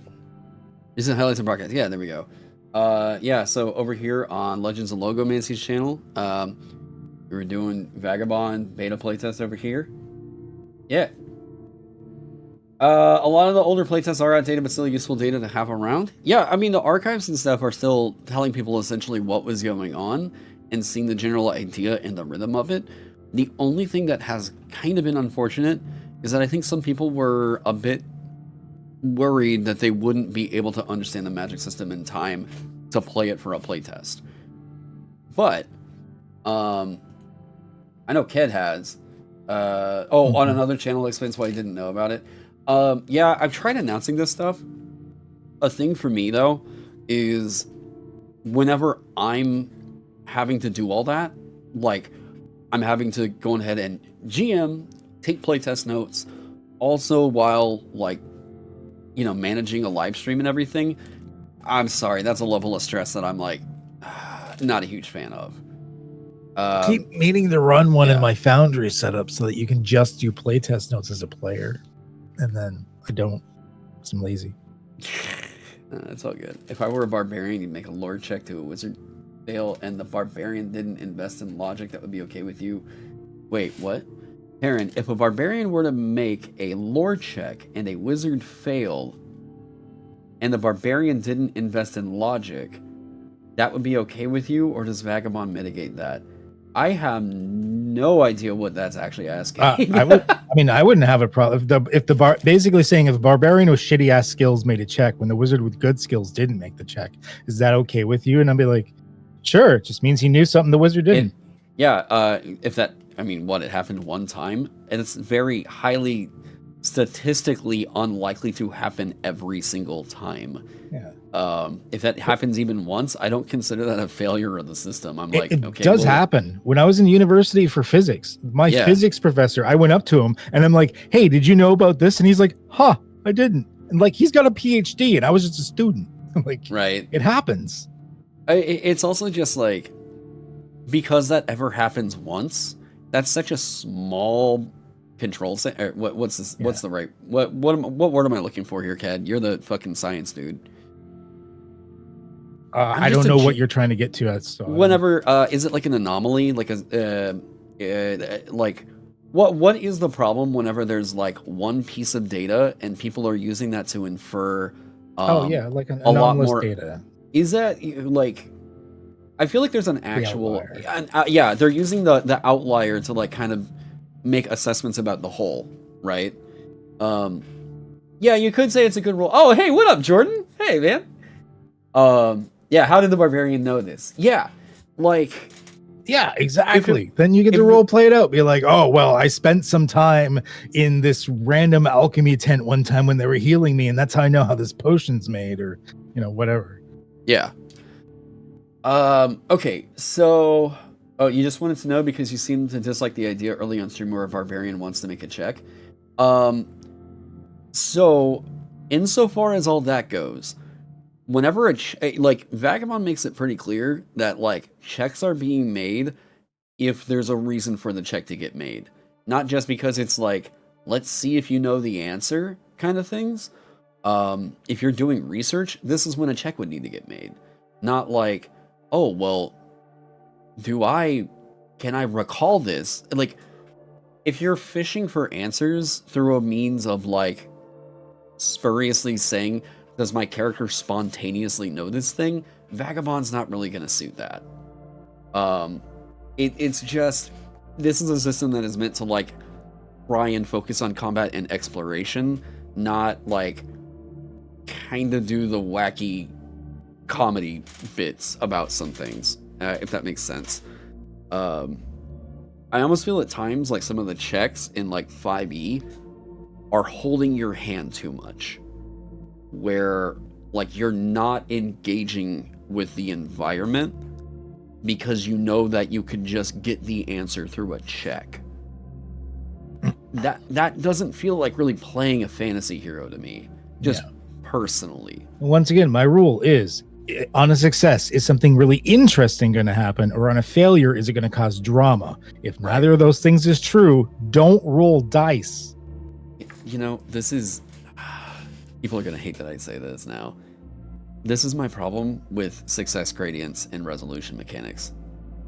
It feels like it is forcing the DM to come up with a reason for oh, okay, well now there's a complication. And instead of it being well, yeah, you should just be asking about that, what was the purpose of the check? If the purpose of the check wasn't that there could have been a complication from the failure, why'd you ask for a check in the first place? Yeah. What? Don't do that. Could I give us examples? Okay, why would somebody need to make a check to open a door? Well, there could be a couple different reasons. Maybe the door is swollen shut because it's really damp in here. This is a thing that comes up in a lot of old school shit, which is why I've had it on the mind. Okay, so the door. Let's say we're in this dungeon and the door is swollen shut, right? It's very damp in here. So what this means is, because this door is swollen shut, they're going to have to kick it down. They can't use their lockpicks or whatever. That's not going to help them unlock this door. It's actually requiring force. Now, what they can do here is go on ahead and make a might check, brawn check, strength check, or whatever you want to say, athletics check to like try and break down this door, right? Well, let's say if they do it in one go, there's guards that are on the other side of this door, but they don't have a whole lot of heads up that like suddenly this door just gets randomly kicked in. Oh shit, that's crazy. They can't get up and get their weapons. However, if they fuck it up, they just basically beat on the door and made a lot of noise. Yes. Now the guards are, by the time that they're able to get in, there's a whole ass round where they were able to get equipment and everything, and they're not surprised anymore. If it would have happened that original time, boom, interesting consequence or like reward from it. Because they failed that first time, now there's actually a consequence. And now there's actually like drama to that roll, not just like, right? An example of how that's the perfect example of when to do it too. Because if you just have the stuck door in the middle of the dungeon and that's it, there's nothing on the other side or whatever, then like rolling for it's just for rolling for it. You're not doing anything. I'm like, is there any reason why a rogue should have to like roll to pick a lock unless time was a factor, unless their failure actually like meant something, if they're like getting pursued and the only thing that they know to get away from this like massive rolling boulder is to get behind this fucking door, but that door is locked, and now the rogue is like, now there's tension. If they fail this check, that's a whole ass round where this thing might be getting closer and smash into them, or it just does. So then the check is like, fucking do this thing. Drama. Yeah, right. That's what's more interesting to me than like, well, we had these really, really wacky rolls, and suddenly, I was just hidden despite having nowhere to hide, or I went off and hid behind a market stall and just stood there because there wasn't any result to the failure. You guys play exactly the same way as I. How so? I think just style. Yeah. I will say that was the only downfall, and some of the things when I redid the Cypher version for Isle of the Dreaded Accursed, the storyline was brilliant, and there's a lot of things in it I liked, but there was a lot of like leftover 5e-isms. I kind of wish I had like combed through a little bit more. Like there was one door that required like 4 checks to get through. And I was like, that's too much. I wanted to cut a lot more, but I didn't want to change it too much from the 5e version. I wanted to remain faithful to it. And it was such a killer adventure otherwise, so. You can't no-clip into hiding no matter how high. Yeah. Like, this is a problem with a lot of 5e stuff, where, okay, so whenever 5e was starting to get popular, this was like 2015, 2016, a lot of like the most popular memes around it were about the ridiculous shit that was happening on crits, where it was like, oh, okay, well, I rolled it, like, there's a dragon in here, and then someone's like, the bard rolls to seduce it. Natural 20, and then the next picture is like a dragon stripping or something like that, right? Yeah. Like, these memes were the things that made a lot of people go like, haha, this is what D&D is like? I'm gonna play a horny bard and fuck everything, because that's what the memes said were really funny, and I want to be really funny. So I'm gonna play that character right there, right? And this led to a style of play where it was like, you weren't playing the game, you were just rolling the dice to figure out if you fucked the dragon. Like, that's what it was, right? It made some people into furries. Maybe. No crit in 5e on skills, but nobody played that way early on. I get that it says, like, no crit on skills. Absolutely agree with you there. That's not the way that people play it. Like, let's just be real here. Everyone's like, on a 20, let's make the cool shit happen. You know what I'm saying? That's the way that people play. So any disagreement to the contrary, or whatever you want to say, sorry, it's just, that's not the way people do it. And if people are like, well, at my table, it doesn't matter. Like, the majority of tables, yeah. So, now, the way that this has kind of shaped the way that people think that these games are played has sort of turned into wang-roddery, where people think that a skill check is just made because a player asked to make it. This is the thing that I've addressed here on the channel called roll rhythm, right? It does have critical checks on the 20, yes. So, but the roll rhythm is basically like this, okay? So, if you're describing a scene and a player is like, I want to make a stealth check. Okay, well, that's what, please tell me what are you doing in order to like make that stealth check. Okay, well, instead of describing like looking at my character sheet and going like, I want to hide, I'm making a stealth check. And whatever, if there's nothing in the environment, like they're just out in the open, then like, well, where are you gonna fucking hide, you know? There's a yes and sensibility to it where like that player is not originally buying into the yes and. The DM is saying like, here's this scene, and if the player doesn't listen to it and they insert their no but of like, oh, well, I'm here, no, but I do want to make a hide, I do want to make a check to hide. I'm like, you wouldn't think it from me, but I'm not a fan of the term yes and in RPGs. Because I think it sets bad expectations that it's equivalent of the fact that people misinterpret the quote, the customer is always right, because they forget the second half of the fucking quote. Right. Where they think that it's yes and, so I say something, the GM has to go along with it. That's why I always refer to it as like RPG Aikido, where I'm like, I'm taking their momentum of what they've done and turning it around to instill interest or drama instead. Yeah. Well, like, I agree with you. The thing is that it needs to be the whole entire table participating in the yes and in order for that rule to work. You know, like it. And what I mean by that is like the players need to be doing that. And I'm so sick and tired of seeing like big TTRPG personalities on Twitter saying that this is all like the DM can fix all these problems. If you were just a better DM, you fucking sent me that video the other day where it was like, why are you coming down on like people for DMing? That noob guy. Yeah, the fucking like what is it? Content creators are noobs, and if they don't like 5e or whatever, I was like, if you don't like 5e, it's just because you're a noob. And he goes on like the definition of noob and how it's just because you're playing wrong. I'm like, all right. Yeah, I'm like, you guys need to stop like giving a fuck. Like, if no one's asking for the yeah. So. And sorry, I'm ordering my lunch right now. That's why I've got the screen up here. My voice sounds like, I don't know, my glasses on. Latino Map Crow, maybe. I'm a little off today too because of the scratchy throat, but me.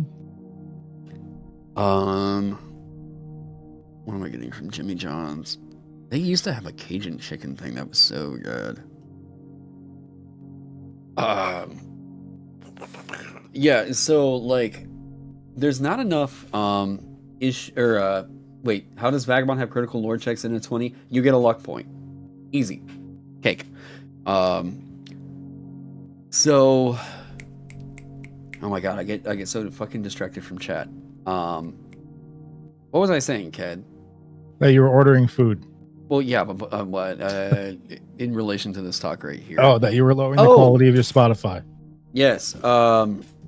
So if you're gonna do the yes and thing, this needs to stop being. I think conversations from like quote unquote TTRPG influencers need to stop aiming these directly at the dungeon master every fucking time. Yeah. So many times I keep seeing like influencers online are saying like these issues can be resolved by just a better dungeon master, and I'm like, no, go fuck yourself, because like everyone's playing. Everyone's responsible for this, you know? Like it's a collaborative thing, and if what you keep saying is like, well, if you were a better dungeon master, you'd be able to say, no, fuck off. Like people want to hear some actual advice, not like the dungeon master owes their players to, you know, have their free agency over every. Fuck out of here! Like it's a mutual agreement. Outside of luck points, I'm fully down for this. Why don't you like luck points? I like the luck points, but I'm big on like the narrative mechanics on stuff. Wait, so what's it's like a play outside of luck points? How does Vagabond help fix this issue? Well, it's binary resolution. So part of it is, look, if a player wants to make a check and like they're playing in solo, well, for one thing, the adventures are going to be formatted in a way to where like it makes it pretty clear when you can and can't make a check, right? But that's for solo play. Whenever it comes to guided play, it's like I try to reinforce the idea that like there are tasks that you are going to be doing during the game. And these are going to not just take your role, but they're going to take in-game time. So like if you want to be able to make if you want to search, well, okay, you can do that, but it's going to be 10 minutes. Not this like, oh, well, okay, what do I randomly see? There's fucking treasure in the middle of this room. I hate that style of play. It's a personal thing. But I'm trying to fix stuff like that, you know. Shit, I cannot find the fucking Cajun. There we go. Can't find this Cajun sandwich I really want. Ked, what do I want instead? Have you ever tried using your kitchen? I have. I just cooked last night. You guys like order all the time. Because I'm streaming right now. So have a cooking stream. I do not have the setup in my kitchen to do that right now. And y'all do not want to see my dishes. You were going for a Cajun sandwich, but you can't find it. You still need something sandwich shaped? Man, Eric from Fry Minis recommended this, like, they used to have this crunchy, spicy, like, chicken sandwich at Jimmy John's that was the tits. And then they got rid of... Restaurants, stop doing timed versions of meals and shit. Oh my god. Limited edition food? Fuck out of here. You kidding me? Get it now. Comes with DLC. Yeah, in like the what is it, the Rib Witch or whatever from McDonald's, or the McRib. Like I understand in that case because they're literally just selling you like, you know, carcinogenic rubber with barbecue sauce on it. So like they can't get away with selling that year round. Yeah. I don't know. Swap it out. Do like Thai food or something. We don't, dude. It's Oklahoma. We don't really have Thai. Oh god damn it! Here. Yeah, right. Okay. I'm spoiled. I have so many like awesome places around for like Thai, Indian, like whatever I want. There's something near. I live in a red state, and I mean, we were lucky we got a fucking Desi walk. All right. Crying tears of McRib barbecue.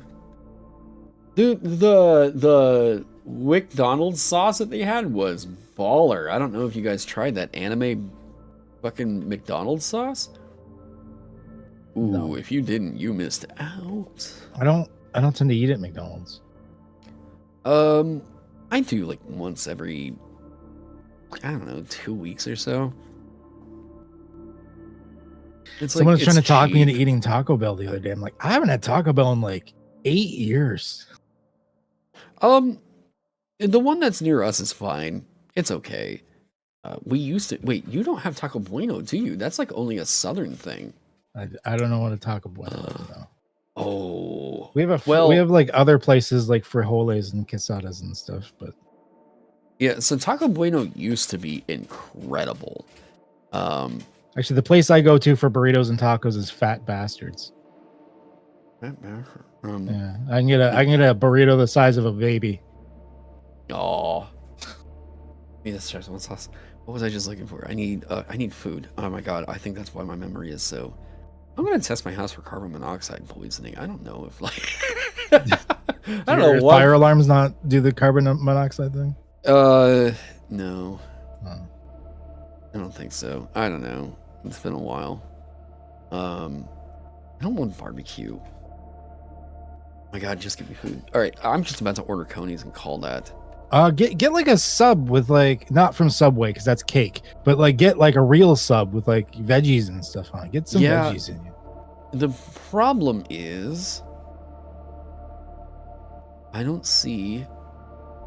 Come on, where's sandwiches on fucking? There we go. Jesus. Okay, DoorDash. Yeah, honestly, as soon as Vagabond funds, like, dude, I am I am deleting DoorDash. I'm so goddamn done, and I am like, yep, we're gonna get out of the house to go eat. Oh my god, I forgot about those Philly cheesesteaks from Metropolis. They're so good. Oh, I'm getting called. I finally get to go for my waddles now. Get some exercise. All right. Talk to you later. All right, later, kid. Bye. Here, you know, Europe subways are full of veggies. Yeah, usually it's the Italian ones here that are really, really good. Really healthy for you. And we'll get back into Vagabond. Come on, just give me, no, I don't want a beef and cheese. Wow, these are literally just meat and cheese on bread. Alright, sorry, Cat. I'm gonna just get Conies to not deal with this and then get back to streaming. Alright. Wait, is it in Kickstarter still? You think I might have been so financially tight for a bit? No, the new Kickstarter hasn't shown up yet. We haven't done anything for that quite yet. And unless something has to change for one specific reason, or anything else, it will actually not be on Kickstarter. I've spoken with the guys over at GameFound and was incredibly impressed with their customer service. Had a great time talking with them. So the next Kickstarter I run will not be on Kickstarter. It'll actually be on GameFound. But yeah, it's gonna be, yeah. This is how you feel browsing YouTube when you're not streaming. What you should do is just default to watching Northern Lion. If you're like, oh, there's nothing on, go watch a Northern Lion clip. I swear to God, you're gonna have a great time. Or Germa, but like, I've been watching a lot of Northern Lion here lately.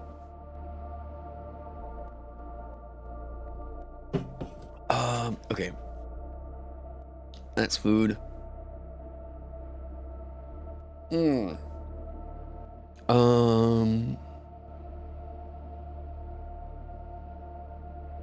Add 4 cents to save fucking $5 on your meal. Go fuck yourself, DoorDash. What a goddamn... Oh, okay. Alright. He's the king of Binding of Isaac content. The dude is like the king of Balatro content right now. Dude, Northern Lion never fell off. That dude's been a consistent, like, just hilarious creator for fucking years. Okay. Let's get back into the patch notes. Alright, so, tippy tap. Combat. Turn order is now established by a d6 roll unless it's clear that a side started the combat. If one of them makes the first strike, bingo bango, right? Crystal clear now. Morale check wording is now more clear than what passing or failing morale means. I have tried to clarify this a bit more in the book each time that it appears, so hopefully that won't be confusing. Yeah, that's about all I can really say there. Statuses. Okay, couple shakeups happening here. I'll get to the easy ones super quick. Encumbered fixed a redundancy in which this was saying it hindered certain checks that were already covered by vulnerable, and because you are vulnerable whenever you're encumbered, why list it twice, right? Berserk. Now Berserk grants immunity to frightened. There is no weird interactions going on with morale checks now whenever one does the other, yada yada yada, and this is a buff to Barbarian. Yeah. Does the Arbiter ever have to roll? No. Except for damage. But no, there's no d20 rolls that the Arbiter's making in the game. Vulnerable now affects attacked checks directly, and as it previously didn't hinder ranged attacks using awareness. This is absolutely intended to be that the attacks you are trying to make, you're in a bad position to make them. Something has left you open to attack and made you worse off when attacking, right? So vulnerable is instead blanket affecting all attack checks, not just might and dexterity checks. So if you remember in Vagabond, ranged uses awareness, right? So moving on from there. Might and max health now increases by a roll of your hit die. So, why is it doing this? This is a change to help out with the damage structure. I had fought with the bad feels about what happens whenever you roll a 1 for your max health. And the most I can really think to say to people is like, look, you gotta roll with the punches, alright? On average, all the times that you're gonna roll a 1, you should also average out to roll a 6 on that d6 die or whatever. There's also perks that you can get that can kind of give this a little bit of an oomph. The other counter to this is that this bad feel should be completely countered by the fact that at first level, you start with your max value on your hit die. Compared to something like Basic Expert, the whole cushion of all the bad feels that could happen from this is giving you the oomph at first level. So, you'd be surprised by how unlucky my friends are. Sorry. On average, statistically, if the dice are balanced, then this should turn out an average character. And I promise you, if you go through and compare all your players' characters, like, actually look through the numbers and do the math, I promise you, it's all a perception issue. Alright? I promise you. If you look at it, more than likely, they are getting the average number of hit die. Because that's dice, you know? What is the benefit of rolling health instead of average? How do you get half of a hit point? What does half of a hit point mean? Do we round that down? Because the average roll of a die is going to be something like 4.5, 3.5, 5.5. You see it as an old design trope, but rolling health? There's no way that we could make this symmetrical with damage dice. Damage dice are dealing average damage, right? You add them? What? So, what's happening here is the damage dice are not dealing a flat number. They are doing an average number, right? D&D Beyond doesn't seem to agree with your averages. Rolling 2 1s and 7 4s in a row fucking suck. I mean, that's, again, we're talking about an outlier, you know? I mean, and that's, look, the health numbers in this game are way lower. The health means more in Vagabond than it does to D&D. You just want to know the benefit? It's symmetrical with the way that damage dice work. Health and damage now actually, like, compute the same.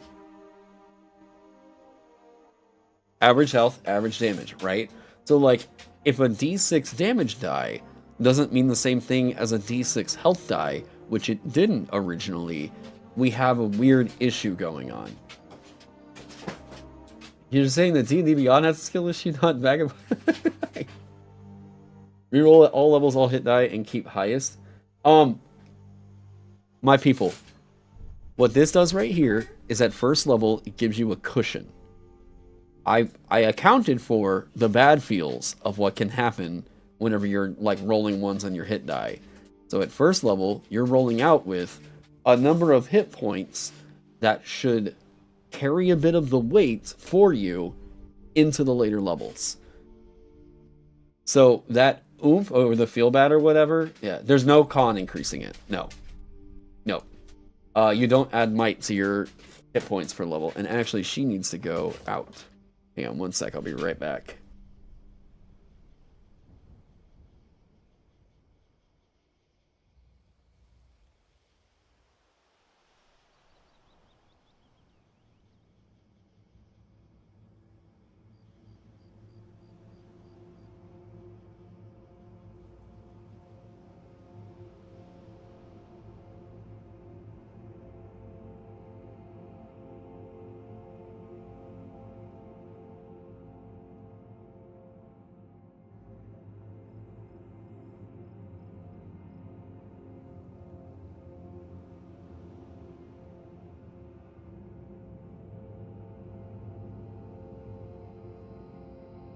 You understand you mitigated the bad feels, but how does rolling health give good feels? I don't know. I don't know. Like, it computes easier. That's the way that the damage structure is working in the game. And that is an entirely subjective question that, like, I have no way to, like, answer. I don't get what the pressure is on that. You would need to roll hit die before each combat. You would want to be symmetrical to damage dice. Wait, what? You would need to roll hit dice before each combat if you want it to be symmetrical to damage dice. You guys are thinking way too deep about this. Let it be. Yeah, there's feats, there's plenty of other ways to, like, oh, well, my damage isn't really doing great. Well, now I gotta invest in the feat. Guys, it's a game. It's a game. Alright? Let it be. We don't gotta think about it that deep. Alright? So, ancestries. Golem. Golem has been removed entirely. It was competing for the same territory as Earthkindled. Mechanically, they were nearly indistinguishable.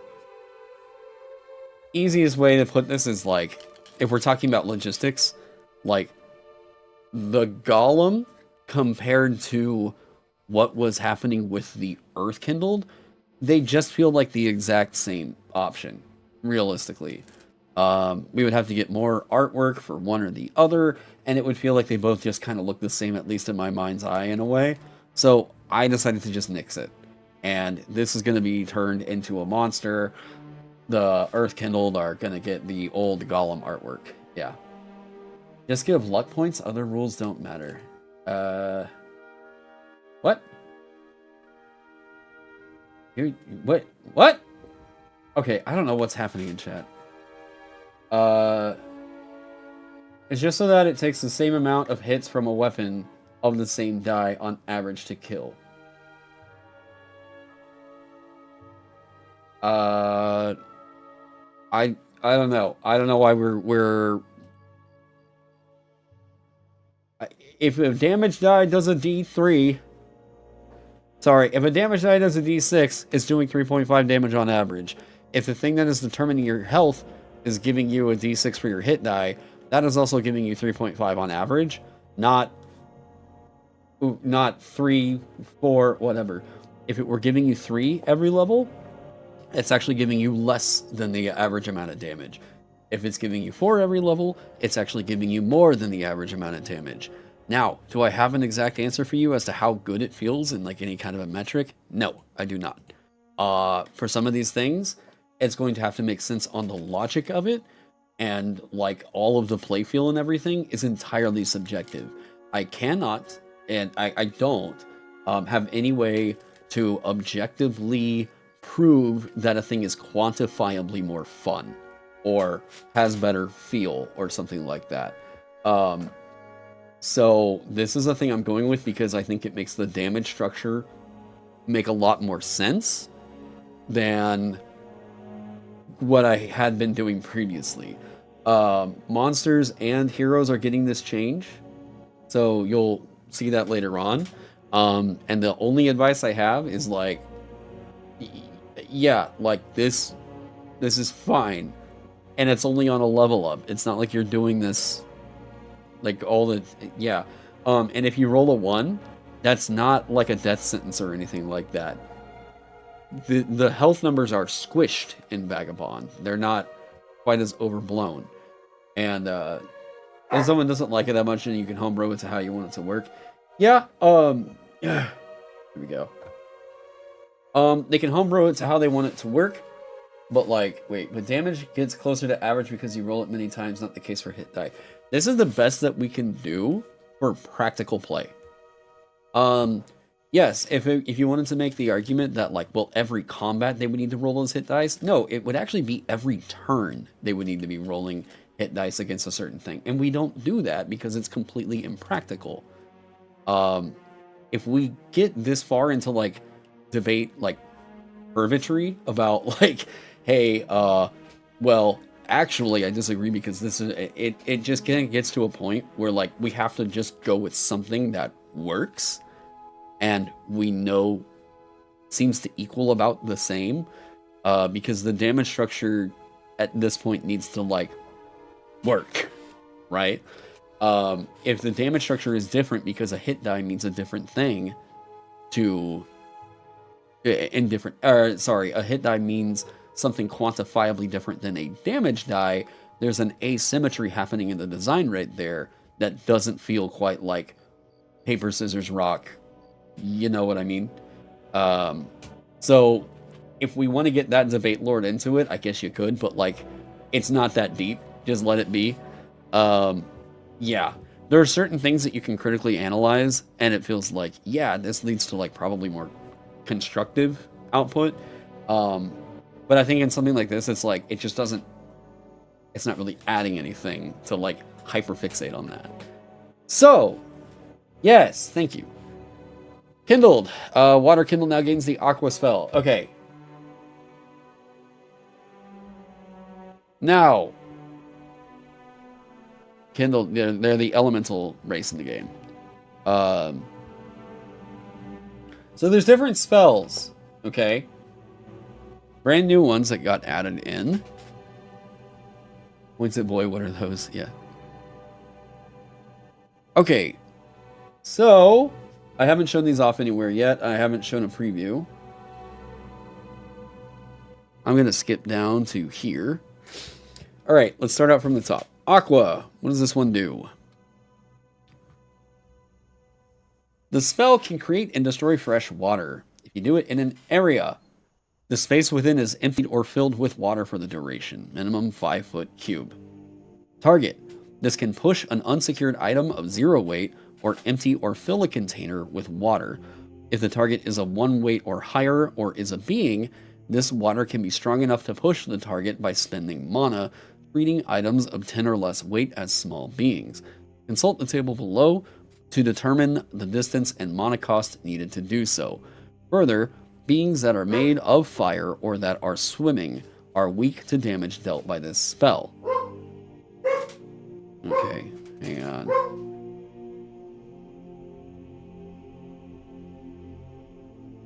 I'm gonna get my food real quick. I'll be right back.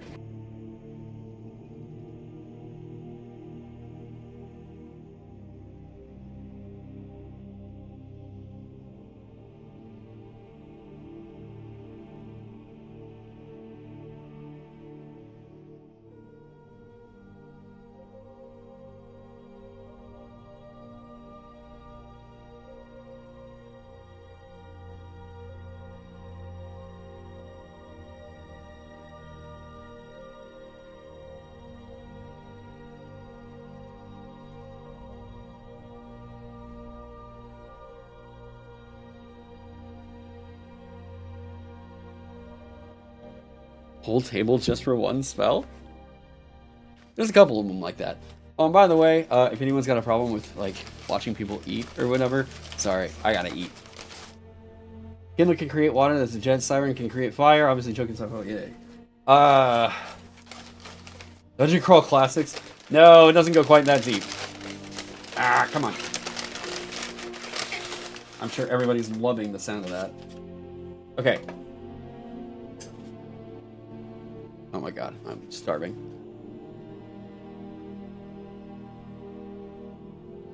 Do you see?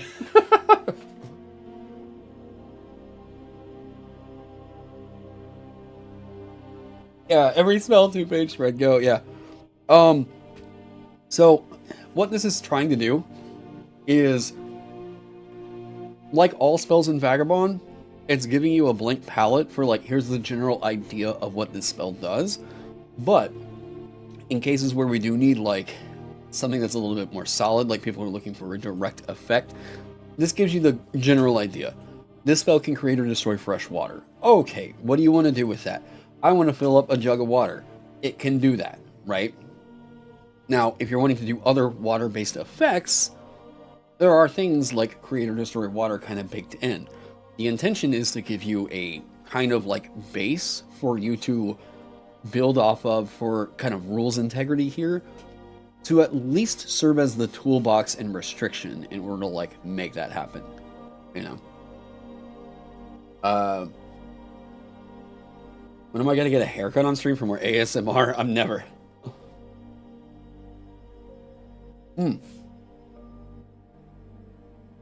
So, Aqua. Next up. Gust.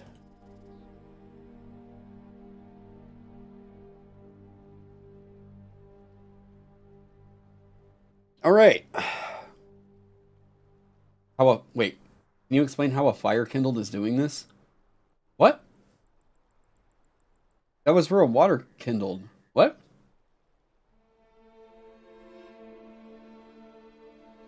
What?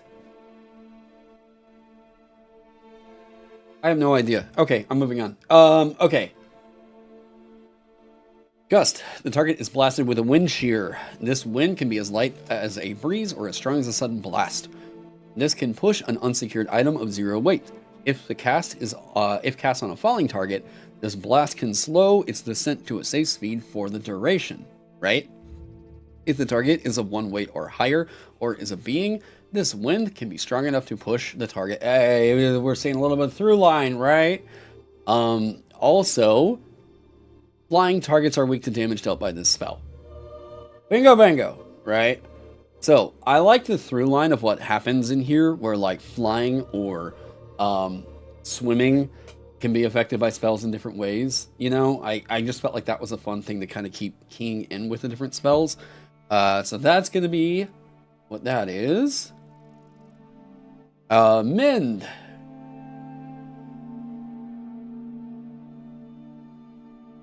Where do we go? Okay. All right. Mend. Targeted objects are repaired at the start of the caster's turns for the duration, if the caster can provide at least 5 silver of materials. When this occurs, noticeable damage such as burns, rust, and dents are repaired. This repairing only restores the item to its intended function before breaking. This spell can reassemble a broken item if the pieces of it are held together during the casting. This spell can't affect relics or beings. Okay. Now,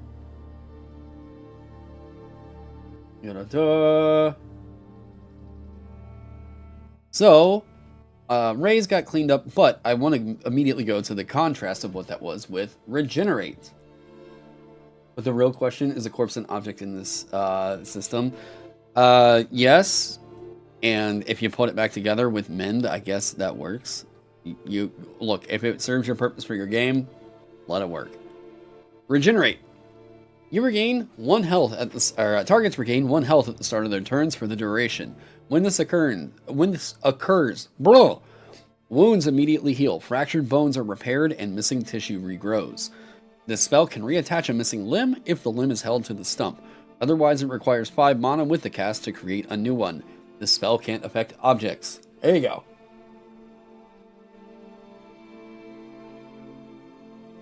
Can constructs be healed with Mend? Look, if it's cool for you, go for it. Go for it. This can also heal them.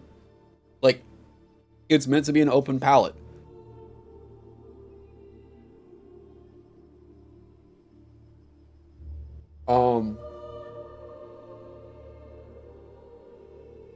Artificials aren't considered objects anymore, right? I don't think they ever were. Now,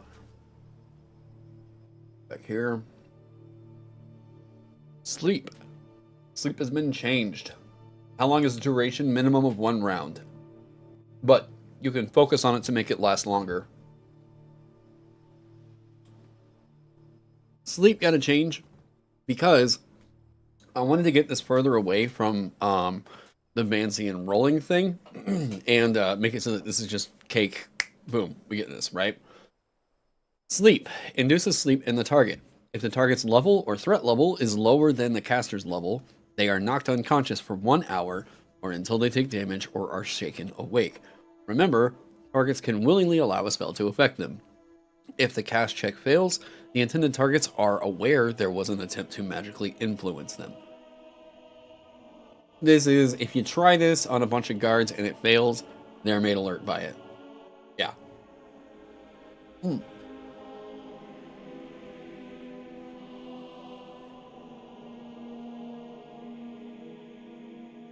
There were in very old versions. Hmm.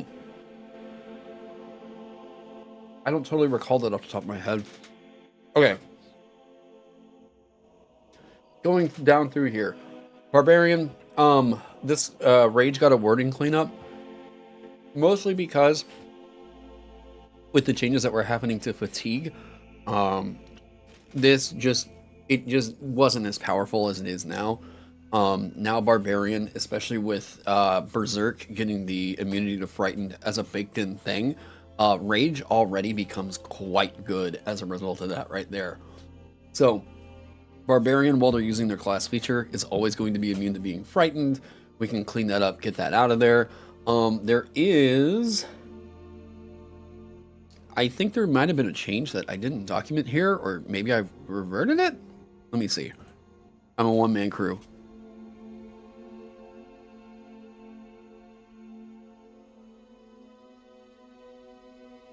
Alright. It would have been... No, okay, I did revert it. Yeah, so we pulled the Frightened out of here. There was a thought that I had at one point about dropping the 0, knocking you unconscious, and that they would have been able to, like, overcome that. It felt too funky, yeah. Okay. So that's it as far as classes go. Right now, everybody has been saying that, like, things feel really good with where the classes are currently sitting. Leveling up. So this is just solidifying it here. You now roll your hit die each time you increase your max health. All right, perks. Feather Step. It's been renamed to Treads Lightly because there was already a dancer feature that was called Feather Step. Yeah. Is there any way to use the sleep essence on creatures that are stronger than you, like put the ogre to sleep so you can sneak by? If its threat level is like equal to your level, most likely that thing is probably hitting harder than you. As of right now, because it's kind of left open like that sort of a palette, if you were to knock out, like, let's say you're casting sleep on like this big bad boss or whatever, there's a million other things you could be doing that are more effective than knocking them unconscious until they take damage, like holding them, you know.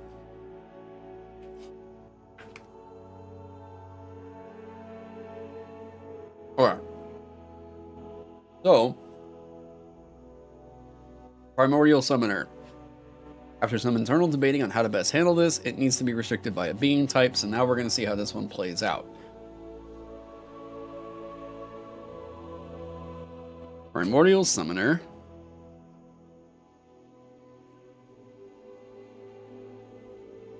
Let me go back up here.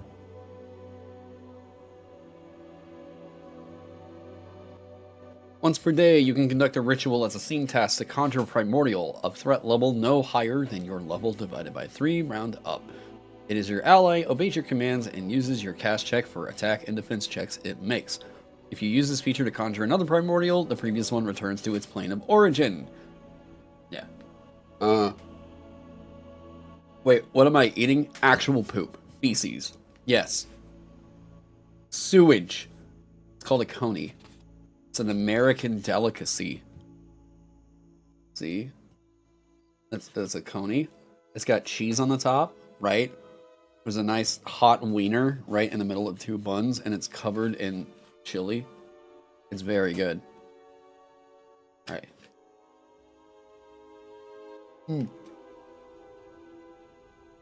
You see, you're back and you see, yeah, Cat Help broke this one. Yeah. I was trying to keep things with portals open.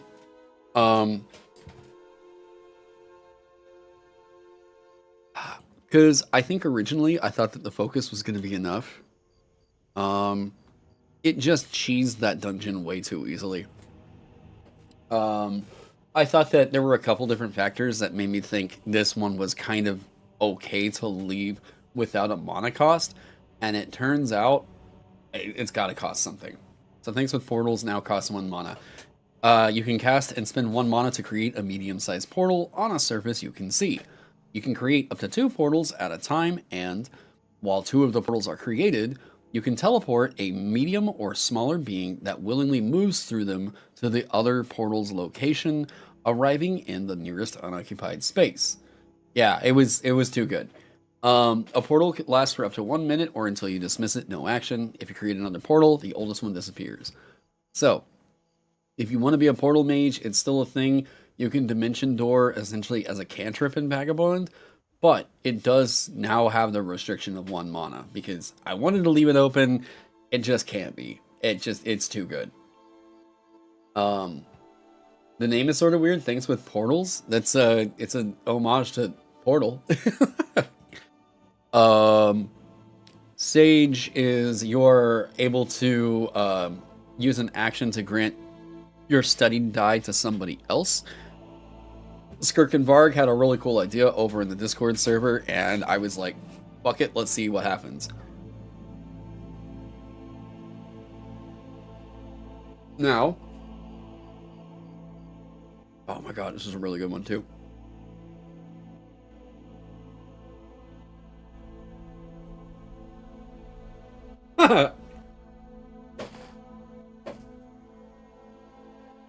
Sounds like a cipher focus. Yeah, it's kind of phrased that way. Yeah.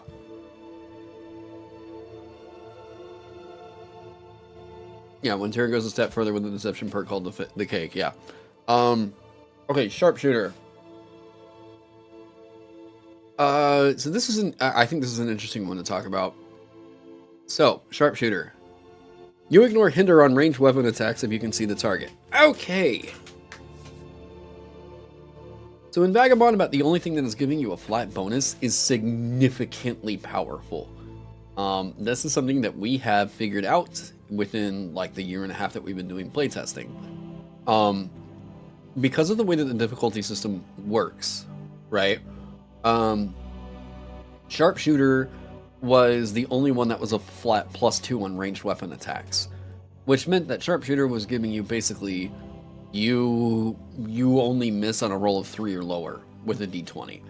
I kept this one in for a while because it was easy and it was familiar, but like, you know, wait, screw it, you're that's going in your void. Your changelog for Void Home now. You're stealing this. Wait, what? The cake? So with sharpshooter, anything that was giving you a flat +2 or a flat bonus at all needed to be removed. They're just boring. Let's just put it that way, right? It's super fucking boring whenever it's just flat math that I'm gonna have to keep doing on top of every die roll. Yeah, it was essential for gunslinger and hunter. Yeah. For reference, how much? Wait. What? For reference, how much mana do you get at level 1 for, say, a wizard? Yeah, it's 5 per level. Yeah. It just, Things with portals did not need to be infinite. I tried leaving it infinite because it felt like, oh, okay, well, let's see what happens with this. And it turns out it's the best, like, dungeoneering thing you can get in the entire game. So now it needs to cost mana. It's just, yeah. I thought it was originally kind of a cool idea. Oh my god. And not really all that crazy. It's just there's too much utility to it. It was being used in a way that subverted a lot of the environmental dangers in the game, to a point of where Ked was saying, no, I feel like this is too good, I'm gonna stop using it. And that's not a good spot to be in either. Yeah. They built a game around it. Yeah. So now sharpshooter, you're just ignoring hinder on ranged weapon attacks if you can see the target. That's it. It's a nice little oomph. Moving on from there. Thanks with portals, we already talked about that. Water Walker. 1 mana per cast is strong as fuck. Yes. If you know that Aqua spell, while you aren't incapacitated, you can walk on water. There you go. You want to be Jesus in Vagabond? Bam. You can just take Water Walker. It is a passive for you. You know Aqua, and as long as you weren't incapacitated, you can choose to walk on water. That cake. There we go. From there...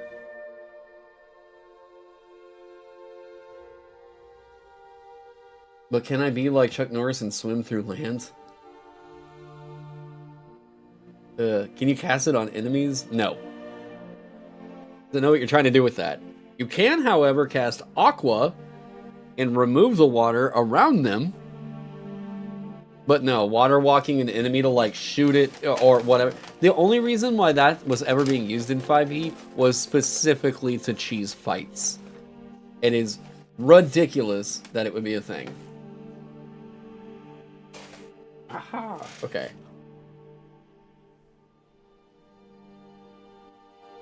Now, gear. People were requesting that Whip get the Entangle property. Sure, you got it. Defoliator was the only thing that was referring to Leshies. It's out of the game now.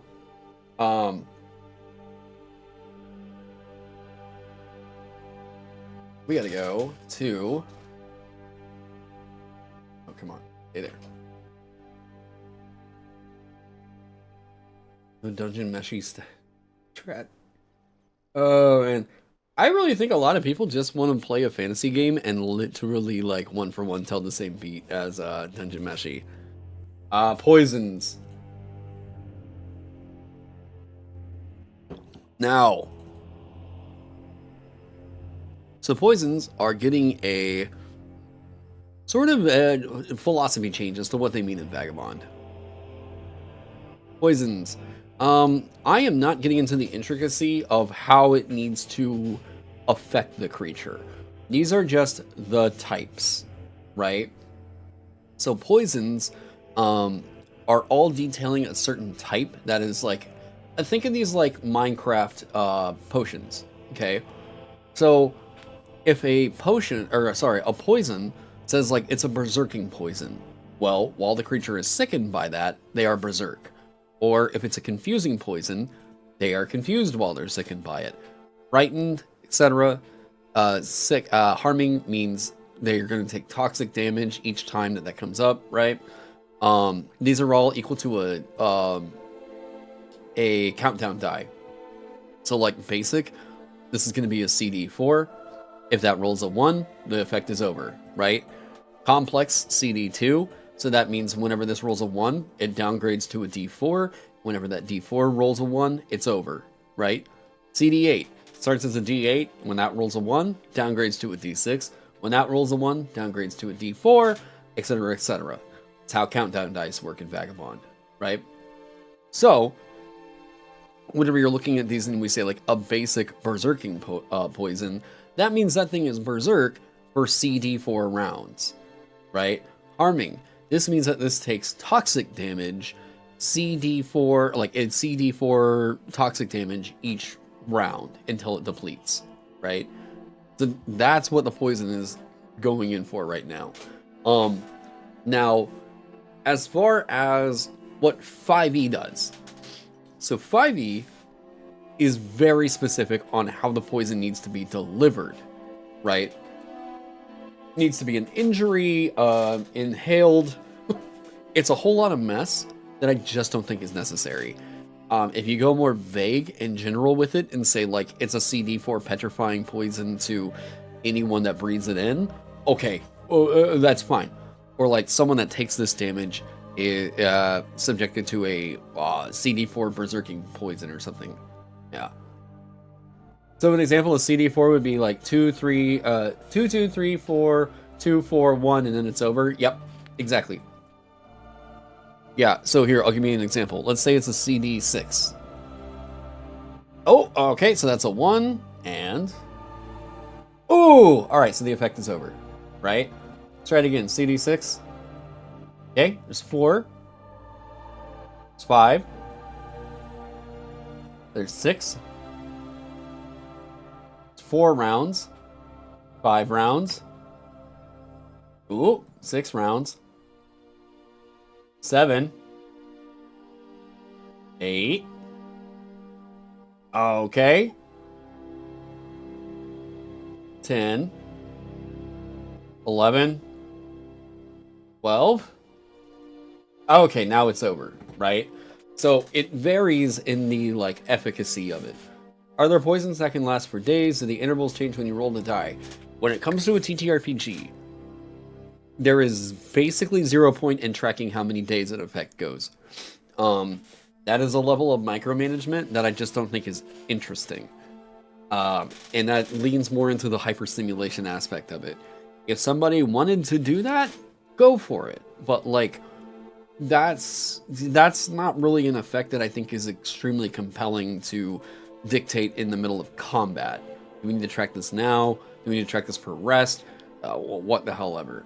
By the time that most people realize they're poisoned, they will have an answer to that poison within that same session. It is extremely rare, unless you do an arbitrary antitoxin doesn't work on this right here. You're gonna have to go get the magical cure from the cocoa bird of the vanilla peaks. I don't know why I was thinking of all like dessert stuff there. Like if that's the thing that you want to do, then that's a story-based thing, right? But for the most part, they're gonna have answers to a lot of this. So the only times that these are really, really interesting to me is in combat. Yeah, a little sugar.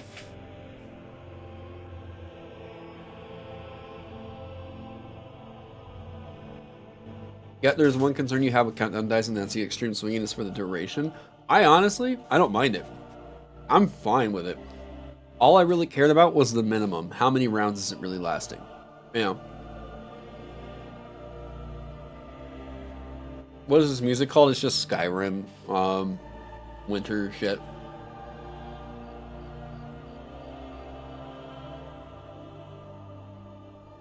Yeah, I'm also very chill on like, well, that doesn't seem like that's really doing the optimal amount of time that it really should be doing. I don't know that. No, I'm like, it works. Like, it works and it feels right, and it's cool, and it's intuitive. Those are the things I'm kind of looking out for, more so than like, well, see, I think optimally the way that we would want to balance that is to do this. Yeah. Yeah. It increases the minimum by 1. Yep, so we know that you'll see a lot of this happens, that like whenever you're affected by something, it isn't like they can repeat this check at the end of the next turn. It's like, no, it's on a countdown die. And whenever the countdown die ends, it's over, right? So this means like poison is naturally getting fixed. Getting burned is the flames are naturally going out, right? You think if it would end on a 2, it would be slightly better odds-wise. That's what they do in Black Hack, but they use it for like resources and stuff. And to me, I'm like, I'm good. Like it's intuitive. It's on a 1. We just keep this stuff down to like, if it's a CD8, that's already so fucking good. We just keep most of these effects down to like a CD4 or CD6, and we're okay.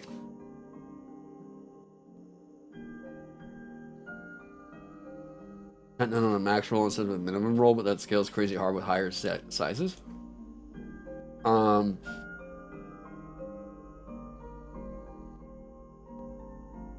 also don't think it's really intuitive, but yeah. CD countdown die. Here, I'll give you an example. Let's say I'm CD6, right? Okay, so that's a 2. I'm going to lower the die size when this rolls a 1.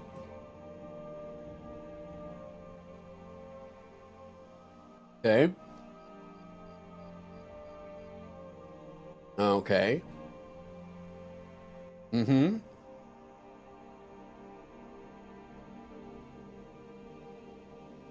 Okay. There we go. Now. Okay. Okay.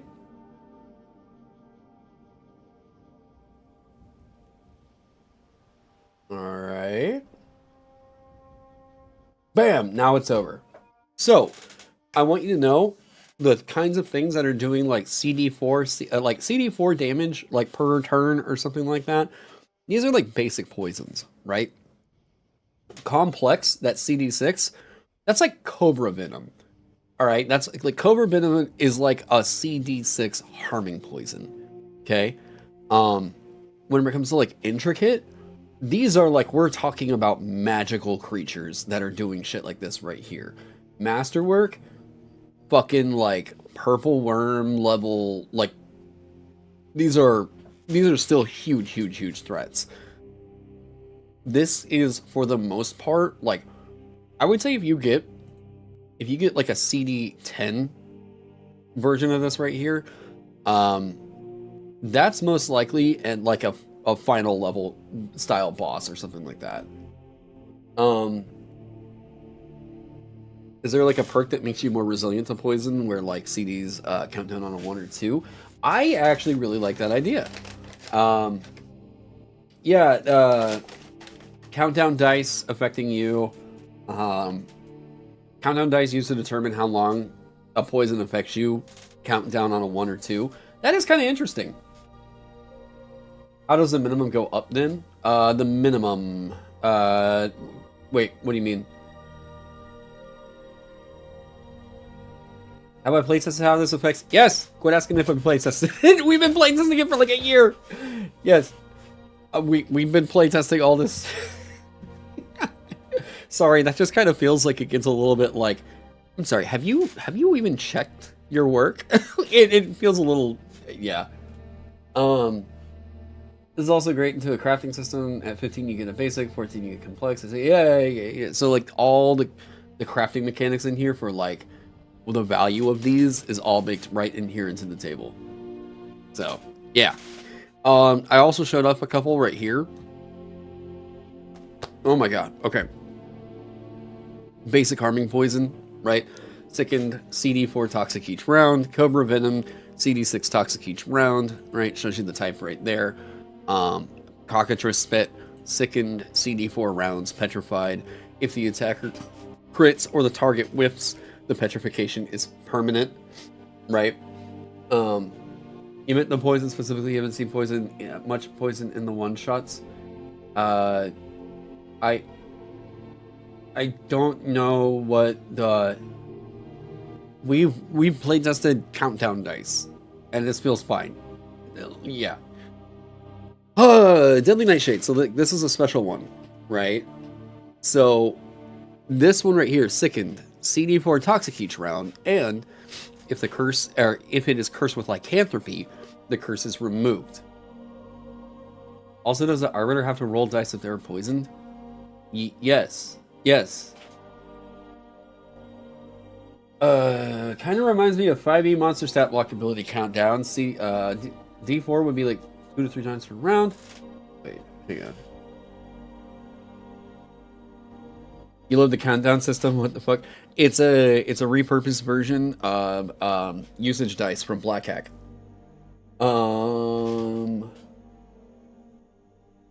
But they're using them specifically for resources over there, and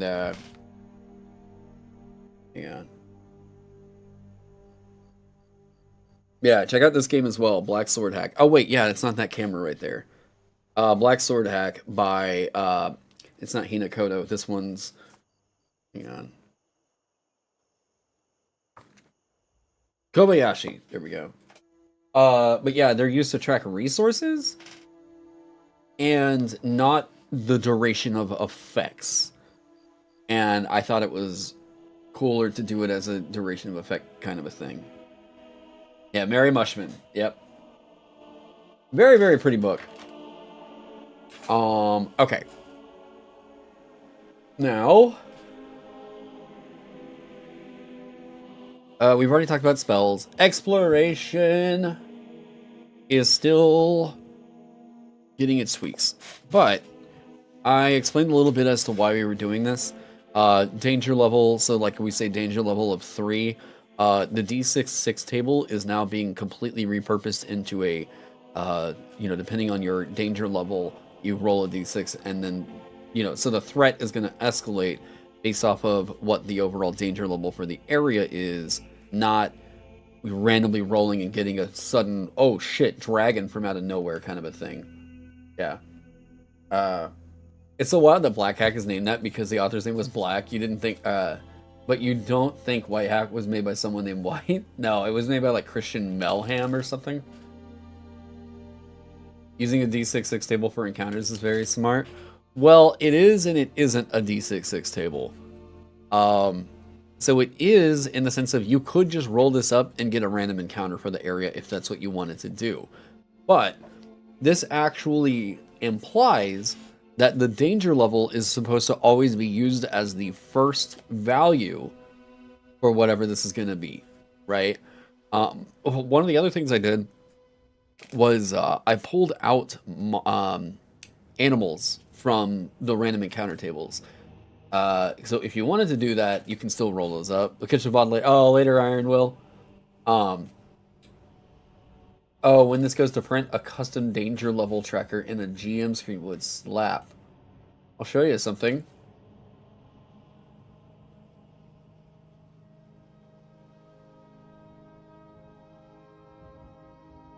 I'll show you something. Bingo bango! So these are your quest maps, your quest sheets rather, right here.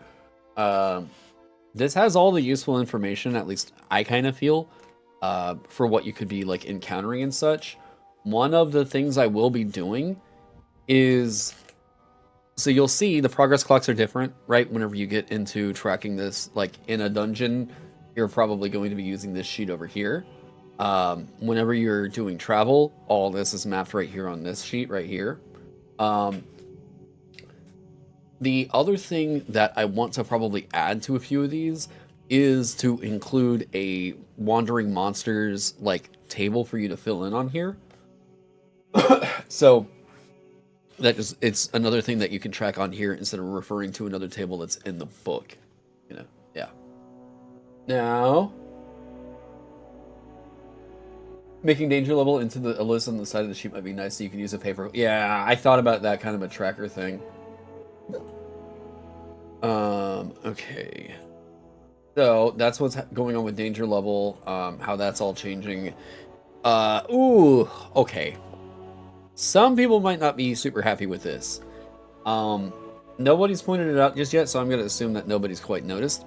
On all the old hex crawl ones, there was another table that was on here that was called resources. Out of everybody that I knew that was running it, this was the one thing that people were like, we're just ignoring. We like, who cares? You know, if people want to forage and everything, we don't need to make it that complicated. If they can't find something in a desert because it's like, I'm looking for apples and it's not available, you know, like what are they doing specifically? But if it's a thing like alchemists is trying to get their materials, fine, sand, whatever, right? They're trying to get their class resource, so like let them role play that out, you know. But yeah, if it's someone looking for something very specific, that's going to be context dependent on whatever's going on in the environment. And I'm not really writing the system to cover all the very, very hyper specifics like that. Otherwise, this would be a 4,000 page book, and we've got to look at where most people are playing, not the niche, you know. You do it with a D8 factor for north, south, east, and west, etc., but not sure what to do with the dungeon part. What? I'm not sure what that is referencing. Just make a hex crawl zine with points of interest in foraging. Yeah, something like that. Okay, I don't know what that might be about. So, new stat blocks. The defensive threat level has been increased. Well, I mean, it's been a little bit reworked. And by that, all I mean is I literally just changed the numbers. I just changed all the hit die value are all the exact same, except they're now scaling by 4.5 instead of 4. Another part of this makes sure that Vagabond characters and monsters are compatible with all basic expert derivative material. Okay, so if you are playing a game like Old School Essentials, but you have like Vagabond stuff, you have like beasts that exist in Vagabond that don't exist in Old School Essentials, the ones over here will work. If you, I don't know, you're out there playing Cairn or you're playing Knave, and you're like, well, we want to play Cairn or Knave, but like we have all these Vagabond books, guess what? It'll all fucking work for it, alright? All these monsters here. If you find out that you get this and you're like, I just hate the system. Taron is a fucking doo-doo head. At least what you will have is a bestiary that still works and is compatible with Merkborg. Yeah, we're making a system neutral system in a way. Everything that's in here should be compatible with everything else out there. Well, that's basic expert derivative. Yeah. So what we added this time, you'll see the golems, right? Another reason why we kind of pulled the golems out as well. I was going through looking at these adventures, and yes, compatible, including the immortal mermaids. What are they gonna do? Be like, oh man, how do we kill it? Who knows? Oh shit! Look at that stat block though. It says that we can do that, but the game doesn't say that we can pull it out of the wall. Oh, what? So the golems that are in here, this is gonna feel very old school. The Gynosphinx and the Androsphinx are in here now. I went through a bunch of different adventures from like old school shit, and I was just trying to see like what monsters do we not have in the bestiary right now that we need to in order for people to play all this older material with Vagabond. So if you go and you get White Plume Mountain, or you get Against the Cult of the Reptile God, or whatever, the bestiary should have you covered now. Taron is a hack with a -1 axe / joking. Wait, what? Is a hack with... I have no idea. Okay. So there's... I think the only brand new one is the Dire Werewolf. That is like completely original to Vagabond right now. And...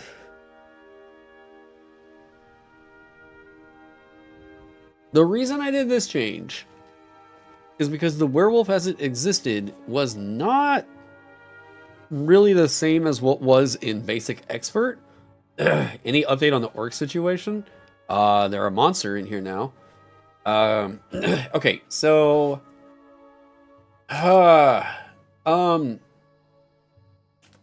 so a concern got kind of raised about orc being presented as like the classic sort of like dungeon fantasy dungeon crawler feel, where they had more pig-like features. I still disagree with the way that this was presented, and I just decided, instead of fucking with that for right now, I was just gonna pull it. And then if people wanted to have orcs as like an ancestry in their game, they can still do that, right? I was going to pull it because now we're going to have to bring up a whole bunch of artwork for it, do those commissions and the logistics behind it, and what we were having to do already to do these tweaks was just causing more of a fucking headache for me. And I...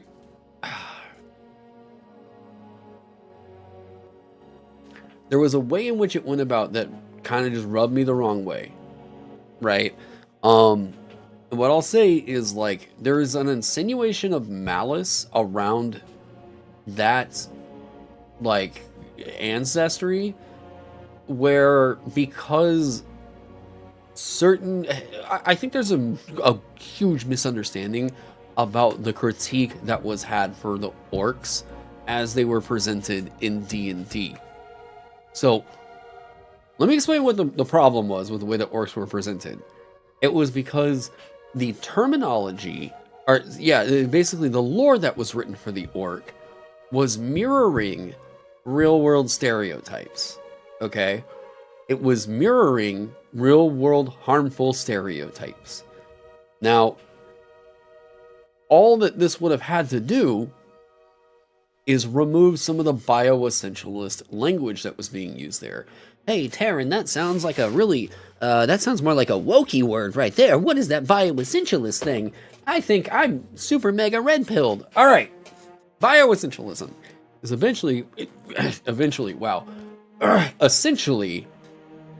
whenever you are ascribing traits like a maximum intelligence or a like these things are notoriously evil. Yeah, oh no, he's using the big words again. So bioessentialism is essentially assigning what are cultural and like intrinsic ideas about how certain races are, right? So like there is a the easiest example I can point to right now, because it was that goddamn bad, was in Star Frontiers.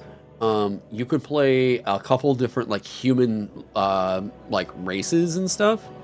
One of them was the Negro race that had a maximum intelligence of 9, whereas the Nordic race, that was like Ulfar or whatever the hell they called it, their minimum stat in everything was a 13. Okay, so this is literally white supremacy. That is literally using game language to model the ideas of white supremacy. Okay, this is bioessentialism. If you're saying something like, well, yeah, these black humans over here, this race cannot possibly raise its intelligence above a 9. That is a problem. That is mirroring the real world stereotypes that say things like black people are unable to, like, they can only get so smart, or like whatever, they're just an unintelligent race or something like that. That is bioessentialist language, right? Now, whenever Wizards of the Coast was doing this, it was more subtle, and it's not malicious, by the way. This is a thing that Twitter had a really big problem with, assuming maliciousness where there wasn't. And the Star Frontiers thing, 100%, because Dave Johnson is an avowed neo-Nazi. Like, he is straight up said he's a neo-Nazi, all right? Now, whenever it comes to Wizards of the Coast, it just seems like dumb shit. Like, I say dumb shit. It just seems like this wasn't really a thing that was critiqued for a long time, and then it did. And then the problem was, Twitter started assuming maliciousness because it gets you a lot of followers if you get something spicy like that, all right? Take it from a guy who got some spicy shit last year, okay? So, bioessentialism is the kind of thing that, like, we just don't... It makes your lore boring anyways, to say straight up that, like, every person that belongs to this race or every person that belongs to this ancestry must act a particular way. We see this with, like, dwarves are xenophobic against all elves. Well, now that's baking racism into the actual, like, ancestry lore and everything itself. And it's just like, why? Like, what is that really the kind of trope that, like, you think is, that's great for fantasy? Or is it that you're just, like, unable to evolve your world setting beyond fucking tropey ass, like, J.R.R. Tolkien bullshit, right? If, like, your creativity and your world scope is limited to the, I guess, preconceptions established by J.R.R. Tolkien, and, like, you don't want to think any further beyond that, I guess do you, but, like, you need to shut the fuck up whenever other people are saying that, like, they would like to explore other boundaries, right? They would like to see a world in where, like, this isn't a constant fucking theme, and people are, like, mirroring, like, what the hell was that? Oh, it's on the fucking Skyrim playlist. Okay. It's like, did it start raining? So they are essentially thinly veiling a lot of real world, like, stereotypes or, like, idioms or whatever, in fantasy through this right now. Here's my deal, okay? If you are with your friends and you guys are like, hey, you know what? When Taron becomes aware he's having a stroke, yeah. Did anyone smell toast? So, like, if you're with your friends and, like, you guys are playing the way that you guys are playing, literally no one in the world can say or do anything about you guys playing the game that you want to play. Nobody can. All right? I think that, like, the best thing for people on, like, Twitter to do is probably say, like, you know what? This wasn't really handled all that super well. Maybe we could talk about this instead of going, like, Blizzard's racist. You know, there's plenty of other things that you can point to where it's like, dude, what?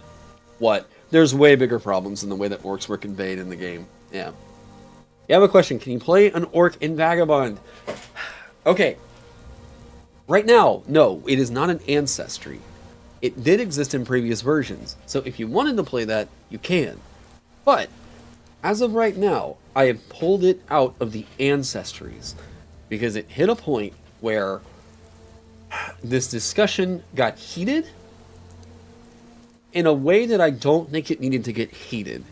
And I think that some people got upset because I pulled Beastfolk out for a bit. I pulled Beastfolk out because the design of the ancestry didn't gel well. And only then did I start getting pressed about the way that orcs were in the game. And I just decided, like, I'm gonna not deal with that. We're gonna pull it and then deal with it in a later time because I've got to get this book out there. Okay? So, I am going to be working with somebody else regarding the way that orcs are conveyed. But as of right now, I want to kind of scroll and show you guys what I've been working on for their lore at the moment. Okay. Orcs. Fearsome humanoid creatures that may take on a variety of appearances, from pig-like snouts and fur to callous verdigris skin. They naturally grow tusks, and elder orcs are known to grow horns. Okay? Bam. So Beastfolk are gone. Beastfolk have been split up. They are not getting the huge buffet of traits that they were. They were originally pulled, and yeah, even I designed a non-traditional orc for your assistant. You get it, yeah. So they were pulled for a little bit, and then here is the way that okay.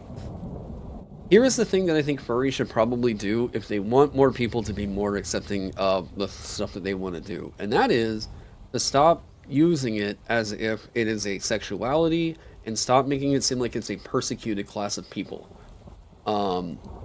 The thing that I don't like is the energy that got thrown at me around how I needed to help to, like, normalize and remove the stigma around furries, and it became a moralistic argument, not a, like, oh, okay, well, I understand the tone. No, it was people that were upset that their OC wasn't creatable in Vagabond or whatever, and then that got turned into weaponizing. There's weaponizing a fandom, and then there's weaponizing a kink, and then there's weaponizing, like, your sexuality or something like that. Do I have a sensitivity reader? Okay. There are no cultures that I am pulling from on a lot of this shit. I have a cultural consultant that I used for one aspect of it. I also had an actual practicing witch go through the witch class in order to, like, hey, am I using a term in here that, you know, whatever. I'm gonna say something. After seeing what happened with Critical Role in Candela Obscura, I think that most people's opinions on sensitivity readers has shifted dramatically. Sensitivity readers that are given way too much reign over what your system is or whatever your book does will edit it down into complete farcity. Just what? Yeah. I think that for a sensitivity reader, we don't see many people advertise themselves as sensitivity readers anymore, because we have seen sensitivity readers people that basically claim that, like, well, because I am of, like, this descent, or because I am, like, if I was out there saying, hey, I'm a sensitivity reader for disfigured people because I am disfigured, right? Hey, I've only got the one eye, you know, I've got a fucking super bum leg, so, like, I should be a sensitivity reader for, like, disabled people. What this started to sound like was, oh, well, you're saying that your thing isn't racist because you had or ableist because you had a disfigured guy reading over it? Okay, but, like, what, what is, you know?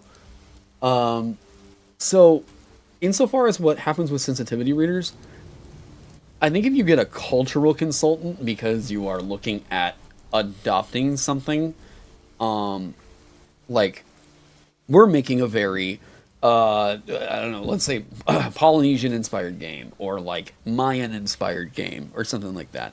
That could be the time that you call in a sensitive, or like a consultant, cultural consultant or whatever, to help make your thing cooler because you want to know about, like, okay, dope, what's happening with this. But sensitivity readers, I will never pay anybody to tell me that my thing is non-problematic. I will hire a sensitivity reader to tell me certain things like, hey, color blindness.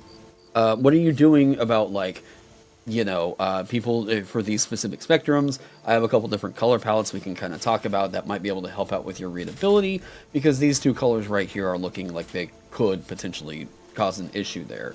Great, that's awesome feedback to get back from a sensitivity reader, right? Not like, wow, why isn't your artwork conveying more disabled people? That's bad sensitivity reading, right? Ideally, your sensitivity reader should be somebody that is, like, going through telling you why the stuff that you wrote may not be as accessible as you might think. So there's first time user experience. That's like with Amanda. So I will call Amanda in to kind of go through my, oh, sorry. I'll call Amanda in whenever I'm a little bit worried about how a mechanic might be getting conveyed, but I will go to a sensitivity reader if I'm like, so what do you feel about the layout? I need to know, like, does this stuff feel like it's getting conveyed well? I'm gonna tell you all straight up right now, anybody that is telling you that a thing is problematic, take all of that with a grain of salt. I have heard about sensitivity readers in the industry taking advantage of people that had money on, like, for the project, and just not really doing anything substantive on the project itself. Like, not really contributing much, but essentially just being a person that was there to go, aha, my name is on it. Now nobody can call this thing problematic. And, like, fuck that. Absolutely fuck that. You need a sensitivity reader to get, like, a good understanding of, like, hey, okay. You know, if you can do a good enough job of reading the room and just kind of being able to notice, like, oh, that shit could be a little bit cringe in thinking about your writing, then, like, what are you worried about? You know, you're essentially only bringing in a sensitivity reader at that point to be like, okay, this is the sign off right here to show that this is not a problem, right? Yeah.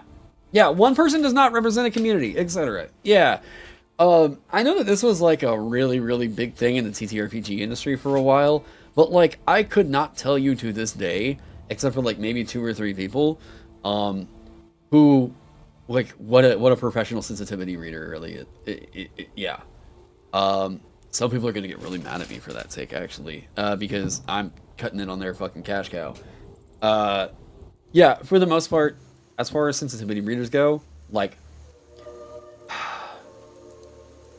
it is a subject in which I think there are quite a few people that are offering to speak on behalf of people who they should not be speaking on behalf of. Yeah. Yeah. I'm also not trying to speak on behalf of anybody. It's just, like, my experiences in seeing how this shit's been handling in the TTRPG industry.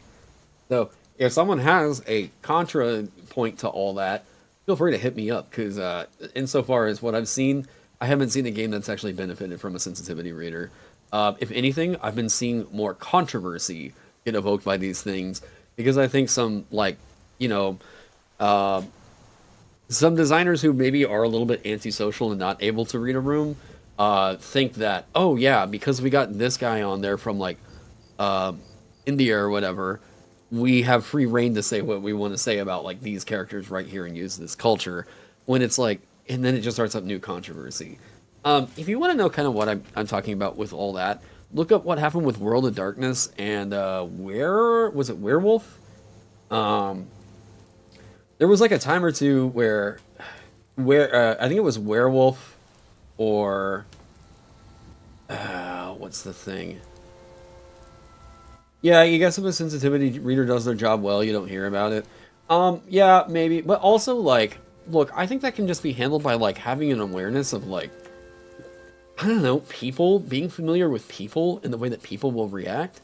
And if somebody has a wild misinterpretation where they think that what you did was malicious, that's honestly kind of on them. Like, there's a context to all of it, and if somebody is trying to say that like you're a racist for I don't know, something that was just like a misunderstanding or even an intentional or malicious misunderstanding that we have seen happen quite a lot. Um, that's also kind of like not really looking for improvement or change, especially if these people show a habit of doing this shit over many, many years. Um, yeah, that's absolute clout goblin behavior.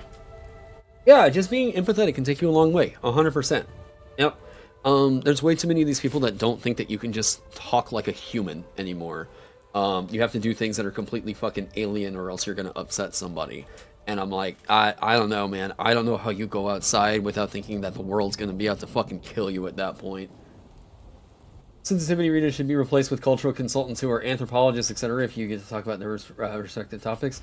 Well, yes and no. I also think that, like, I don't think that we should put pressure on people to have that stuff if they clearly cannot afford it. Um, I have been seeing some takes of people who were like, you shouldn't make anything unless you are, like, hiring on people like this. And I'm just like, fuck out of here. Stop this. Um, there's plenty of people, or plenty of projects rather, that just like wouldn't happen had people not been able to just do the thing. We're even hitting a moment right now where like there's creators who aren't charging for stuff and then they use like AI art in it, and then you got fucking demons going after their goddamn throats over it. And I'm like, who would? My guys, he shared this on Reddit for free? Fucking get over yourselves. Like, you were fine whenever Monkey DM was using Smite's artwork for a lot of his shit coming up. Like, chill, you know? Like they're alien lizard Illuminati heads, we all know are. Yeah. Yeah, I usually just stop listening the moment that I start seeing any therapy talk, you know? Therapy speak rather. You're so confused as to what a kindled is? It's like an elemental person. Yeah, it's just like somebody that has like elemental energy of any kind. That can be whatever. Yeah, and didn't he technically charge for that stuff using the Smite art? Nope, he was getting around that with the same kind of loophole that a lot of people were getting around. Offering it for free. Using the fan content policy, uploading it to your Patreon, but it was all up there for free. So he was able to skirt around that, but it doesn't stop like whoever from going after him for the artwork itself. Let me go shut my back door because I let the dogs out for an hour, and I think that needs to be closed.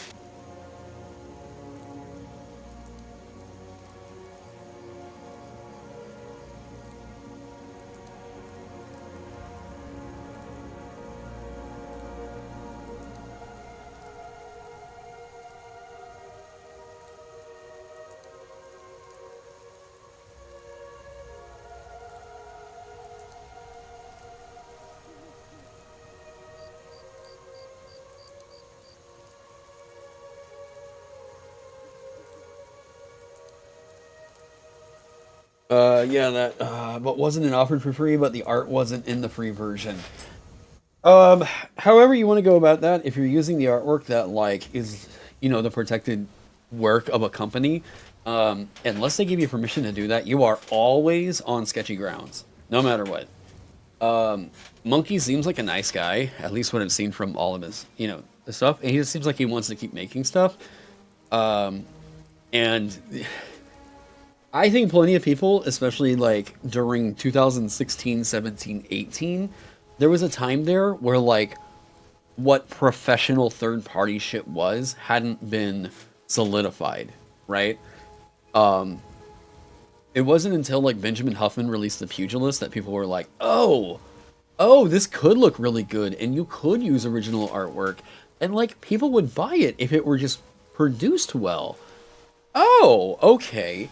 And then that's whenever we started to really see the DMs Guild become like an industry, right? And up until then, a lot of the guys that were kind of getting big were still doing like, this is Hearthstone card art, but like it's for a D&D class just so that it looks fun. And it was like, very small niche kind of a thing. And then it turns out there was fucking money in it. And then whenever 2018, 2019 rolls around, it was like, oh yeah, we want to release this DMs Guild product. Who do we have as a layout artist? Who do we have as our editor? Who do we have for the... It became a professional third-party place instead. Did I take out the orc and beast folk to punish the people creating drama for what is going on here? No, I didn't take out anything to punish people. No. I took it out because I don't want to fucking deal with the drama of it right now. I'm like, okay, so there's a problem right there that I need to get a book out for. Or I need to get a book out, and I don't want to deal with that right now. So if this is going to cause this much attention, I would rather not release it and deal with it at a different time instead of like drop it and then open myself up to, oh, well, here's how this was mishandled or yada yada. And I'm like,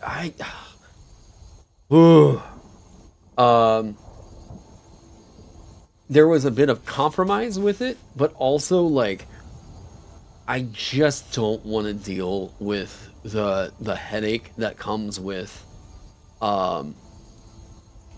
what's the right word for this? There was a weaponization that was going on about there was a weaponization of identity happening with the furry thing, right? And I did not want to deal with that. Do I have any orc replacements? I guarantee people are going to want it. Later. I said later. I'm sorry, but whenever I get asked the same question like 4 times in different ways, it just gets a little bit, yeah. So, later on, there will be a version of it that will come out. And as of right now, I'm letting people know the core rulebook.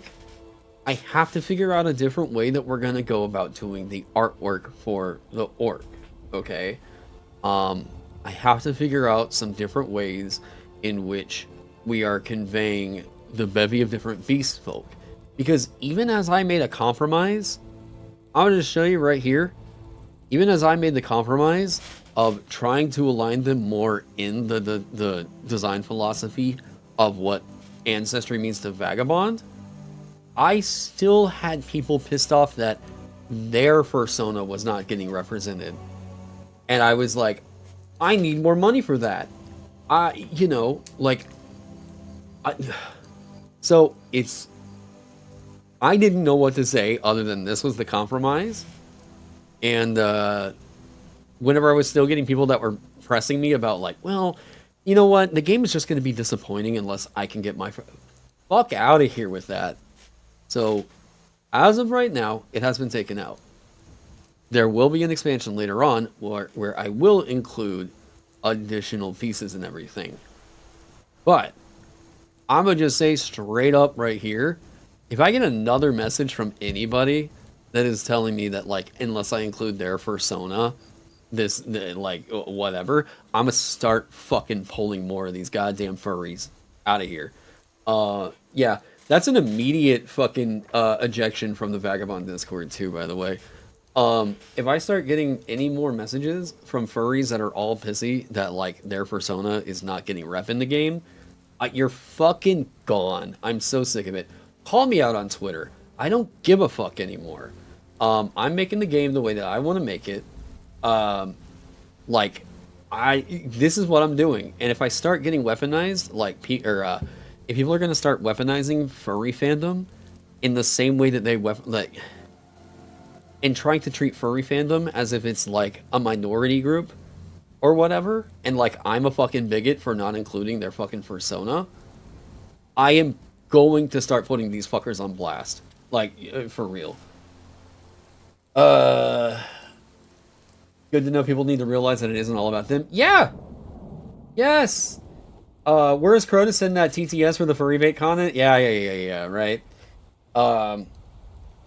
Your persona is a garden eel and you're upset. Yes. Because here's the deal. The reason why this kind of got to me in particular is, like, look, I am a big advocate for equality, equity. I have been involved with a lot of the like the OKEQ, just also from working in like the Tulsa theater scene, yada yada yada. One of the things that I don't give two shits about what the furry fandom wants to do, and they do them, whatever. The moment that I start seeing them start to treat the furries as if they are even remotely close to receiving the kind of bad treatment that gay and trans people have over the years, that's whenever I'm like, whoa, this is some fucking way lame ass shit right here. And that's where I start going, like, I'm gonna start executing that ban hammer. Yeah, no issue. But if I start to see that furries are gonna start acting like they are they are as persecuted as the LGBTQ community, I am going to have a fucking stroke. Yeah, anybody can work hard and make homebrew content. You can't please everybody. Yep. Yeah, and it's also quite a lot of this, like, fucking I hate waffles bullshit, where, like, I'll say something, and then someone's like, oh, you must hate waffles then. I've talked about this a whole lot. There was a post on Twitter that I think encapsulated this perfectly, okay? It goes like this. This is the way that all conversations happen on Twitter. I really love pancakes. Twitter commenter, you must hate waffles. This insinuation of malice everywhere fucking sucks. Whenever you are, like, doing what I did, okay? Yeah, you must hate waffles. Let me tell you all something. I don't know how many of y'all have ever worked on a thing for a year and a half, only to hit damn near the point of it getting done, and had people come at you about, like, how you're a horrible person for the thing that you made. That, I swear to God. Oh.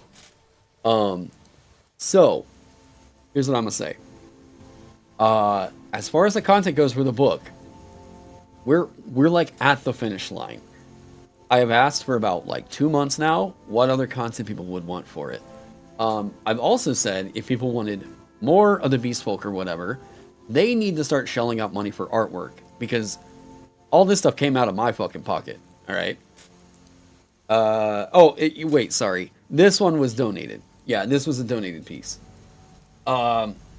Reminds you of the Twitter crusading going on around anime characters. People got their head canon that lesbian when she's not. Yes! This is another huge problem that's in, like, the fucking shipper scene. Whenever, like, they'll ship a couple because they're like, they would be really cute as a gay couple. And then that's, like, not part of what their characters are. And then they're like, that's a fucking hate crime. No! You just have no realistic, like, perspective on human society. Like, it ain't that fucking deep. Like, God, there's so many times where I'm just like, guys, it doesn't have to be that big of a deal. You know? Once I like backed the fuck up on like the Twitter TTRPG news and shit, and I was just like watching it from the outside. You know how goddamn unhinged TTRPG Twitter looks? Whenever it's like, what are you all bitching about? You know? Seriously, one of the best things I did for my creativity was just like, if I see or I feel that feeling of like, oh, what's Wizards of the Coast doing today? And I stop, and I'm like, what can I be doing more productive than sitting there looking at fucking misery content? You know? Like, I just try to figure out anything to do that's more creative than that. Yeah. Yeah, and I am trying to, wait. Oh, there you are. Sorry, I was looking for my phone. It's like, there was supposed to be a guitar student messaging me back about lessons today. And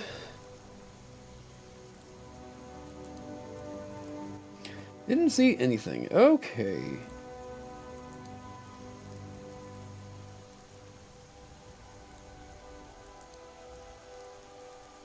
Oh, I have no idea what's going on there. Hearing if anyone did the stuff those furries did, would they be assholes? Why single them out like that? What? If anyone did the stuff that those furries did, they would be assholes. Why single them out like that? Because it was furries that were doing it. Why single them? Don't act like I'm out here trying to persecute furries. They were the ones trying to persecute me. So, like, don't even... Yeah, don't start that. Hip-hop Twitter has been crazy these last 2 weeks with the fucking Drake and Kendrick shit going on. Yeah. Yeah, I kind of caught a little bit of that.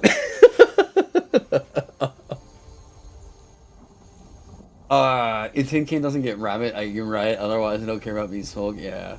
Yeah. Yeah, I'm sorry, but, like, I don't know who the hell who the hell gave Drake the impression that, like, yeah, you know what you should do? Start a fucking diss track beef with fucking Kendrick Lamar. Get out of here. Like, dude, I'm sorry. You can be rocking that fucking fire hose all you want to, dude. But, like, my guy, Kendrick's like a goddamn poet of our generation. I don't know what the fuck you thought you were doing. I mean, Kendrick's already called him out once in the past over ghostwriters. It's in like King Kunta. Oh god. But a rapper with a ghostwriter? What the fuck happened? Oh no. I wouldn't tell. Yeah. I don't know what Drake thought he was fucking doing. Yeah. His 20 writers are working overtime. Oh man, yeah, I could give two shits about Drake, but if it involves Kendrick Lamar, I'm like, what? It's like, there's like a few rappers that'll make me go like, the shit is happening now. Kendrick Lamar, Eminem, MF Doom, but he's gone, you know, Ace of Rock, J. Cole, wait. LeBron James reportedly fought the Tree Sentinel as their first enemy. What is this meme going on about LeBron James? You understand the most basic amount of hip-hop scene and you're so surprised at what's going on? Yeah, a lot of it's because, like, Drake has for years called himself a rapper and, like, taken awards for, like, best rap performance and shit like that, where it's really questionable as to whether or not he's even... like, he even belongs in the genre in the first place. Because let's be real here, he's making R&B. He's making R&B for, like, white kids who think that they're listening to, like, a hardcore rap or what the hell ever. He's making R&B. That's it. He is the evolution of, like, lame asses like Seal and shit. Alright? I'm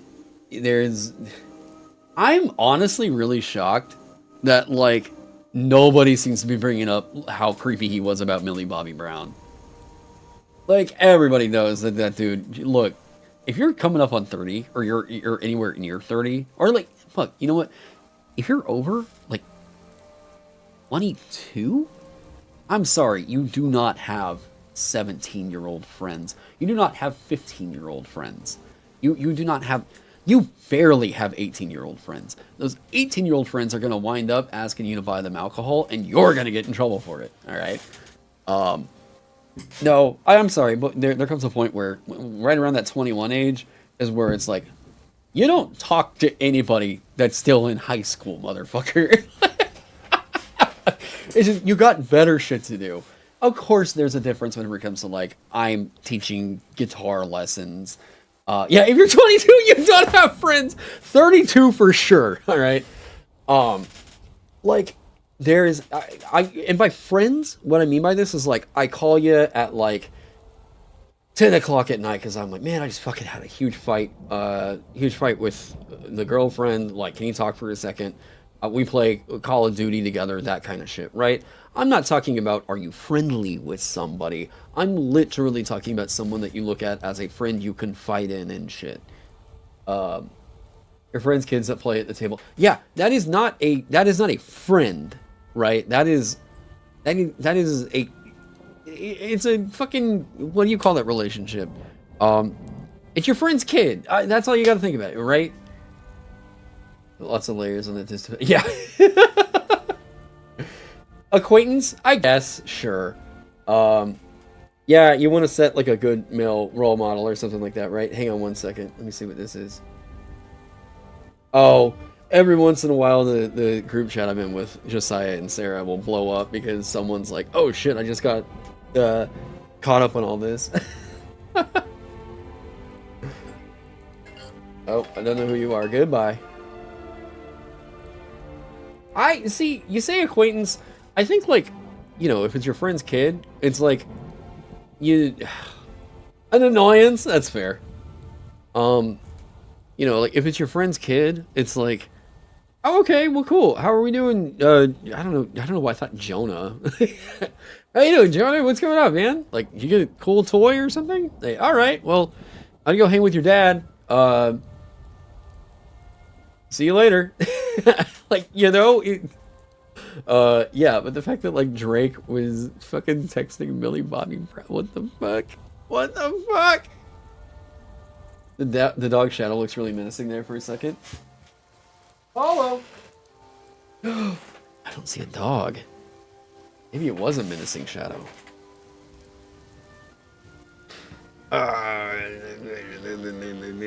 Okay. So we got that. Now we've gone through the patch notes.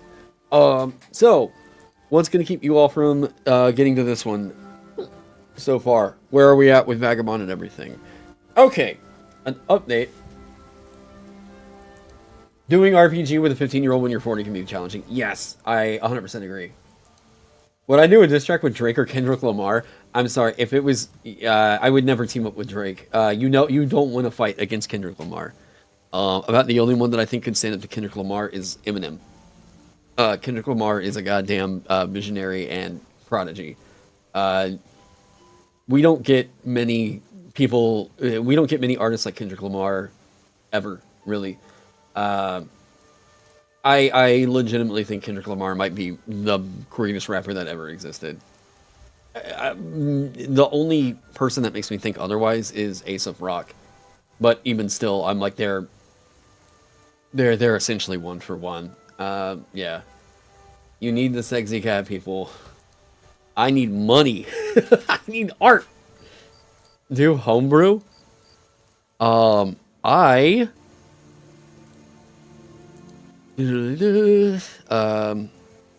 yeah, some of y'all might be seeing this. Shit, have I not shown this off yet? I don't remember if I have or not.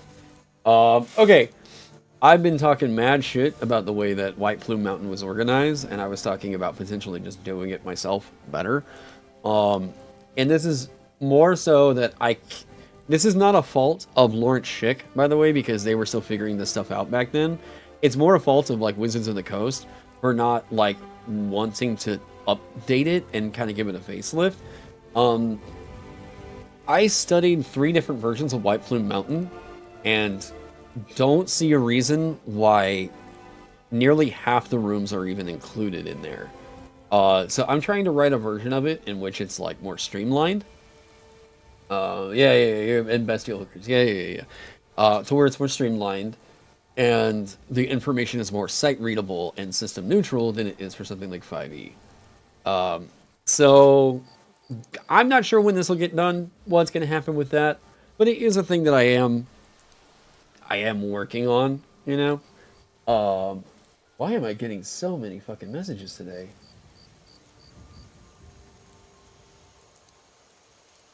What?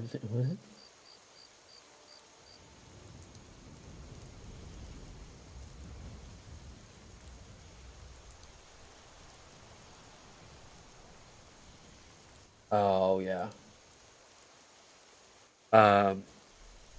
Furries leaked my number? Oh, well, shit. Why those adventures specifically? Are they iconic? I mean, yeah. White Plume Mountain is a fucking cool dungeon. This is... like, honestly, this still holds up amongst, like, even a lot of modern designers. I think White Plume Mountain is just legitimately one of the best pieces of game design out there. The problem is, it's old. And White Plume Mountain, the design sensibilities have shifted since this was originally released. But whenever they updated it for 5th edition, they didn't focus on accessibility. There are so many other games that have done dungeon layouts infinitely better than they ever have with 5th edition. One of the ones I'll make specific mention of here is...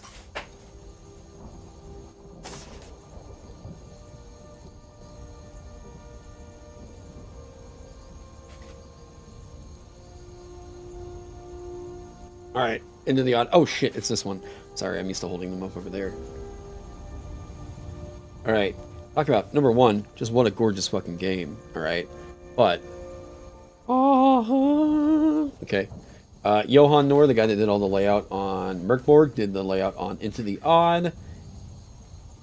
So if you look, Into the Odd does a really good job at increasing sight readability just by letting you know where the passageways go and keeping it fucking clean. Alright? Not these big dramatic, like, well, there is a maple door that is half oak, and it has iron hinges, and it squeaks like a dying rabbit on the throes of seeing the Reaper on it. So a lot of 5th edition writing is way too purple. Okay? I have to make a diss track with Drake or my friend's kid. Who do I choose? My friend's kid. So the problem was really early on. I'll read you. Here we go. I've done this before. It wasn't in this one, but there was another. Yeah, there's room elements that are labeled in here that don't need to be labeled. Because we figured out other ways to do this, okay? So for example, showing in this, you enter in through this spiral staircase into this dungeon, right? This spiral staircase right here, I'll read you the description for it. The spiral staircase descends about 100 feet before ending in Area 1. The staircase is badly rusted, and sensitive characters will feel it thrumming to a continuous low vibration. This vibration is from the plume geyser. This vibration from the plume geyser will be noticeable everywhere in the dungeon. The air is warm, humid, and rather foul. Lamps and torches will burn fitfully and give off a lot of smoke.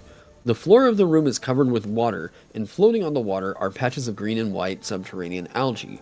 In the damp humidity of the dungeon, this algae or algae-like fungus clings in patches to the walls and even the ceiling. It is harmless, and it can be found almost everywhere in the dungeon where there is water. The water on the floor is about a foot deep, and the floor itself is covered in slippery mud, except where flights of steps lead up out of it. This scummy water covers the floors of all rooms and corridors. The water and mud will cut average movement down by 1/3 and will necessitate continuous probing of the floor by the party as they advance. It will be very difficult to keep silent, run without falling, or depend on invisibility spells. Waves and foot-shaped holes in the water give one away. The floor of the passage leading away from the first room is covered by the warm, scummy water mentioned above. Okay, that is 3 paragraphs to tell you. You walk down a flight of stairs, you walk down a spiral staircase, there's mud on the fucking floor, and you go squish, squish, squish, right? There's no encounter right here unless you provoke one, right? So, like, what was the point of all that? It's a pointless, goddamn 3-paragraph description of you all walked down a spiral staircase into the dungeon where there is mud on the floor covered in a sort of thick algae, right? Like, that's it. Okay, so what do we want to do? We progress? Okay, move forward. It doesn't need to be that long. So this is a bad overwriting, okay? Now, the problem with this is that they 1-for-1 reproduced it, almost essentially, in Tales of the Yawning Portal. But I talked about this a little bit. Oh, shit. If White Plume Mountain is so good, why word bad? Because the dungeon itself is quite cool. But it's the way that it's been conveyed that's cool, not the way that it's written. It's called Peak of Woe for bastards. Yeah. I love the way that they condense this. Alright. This is a legally protectable version of it that I still think they could have gone even further with. But here's Peak of Woe. This is a version of White Plume Mountain written for the Bastard system by Micah Anderson. We had talked about this on stream, I think, last time. But I just want to show you guys that same room. What is the description for that? It was room 1. Ancient iron stairs spiral downward into the heart of the mountain, descending into a chamber submerged in knee-deep water. Bioluminescent scum floats upon the surface of the water, and slippery muck coats the floors beneath. Moving silently through flooded passages and rooms proves difficult. Okay. That's it. We're good. We're good. Right? Okay. Oh, sick. That's all we needed. I think that was plenty. So what I've been working on...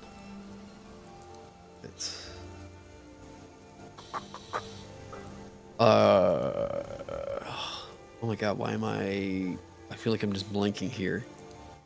It was in this one. Okay. So I'm even trying to figure out ways that I could condense it down even further. And make it a little bit more intuitive on a sight read, right? Some of this is like in this section right in here, this intersection that comes up.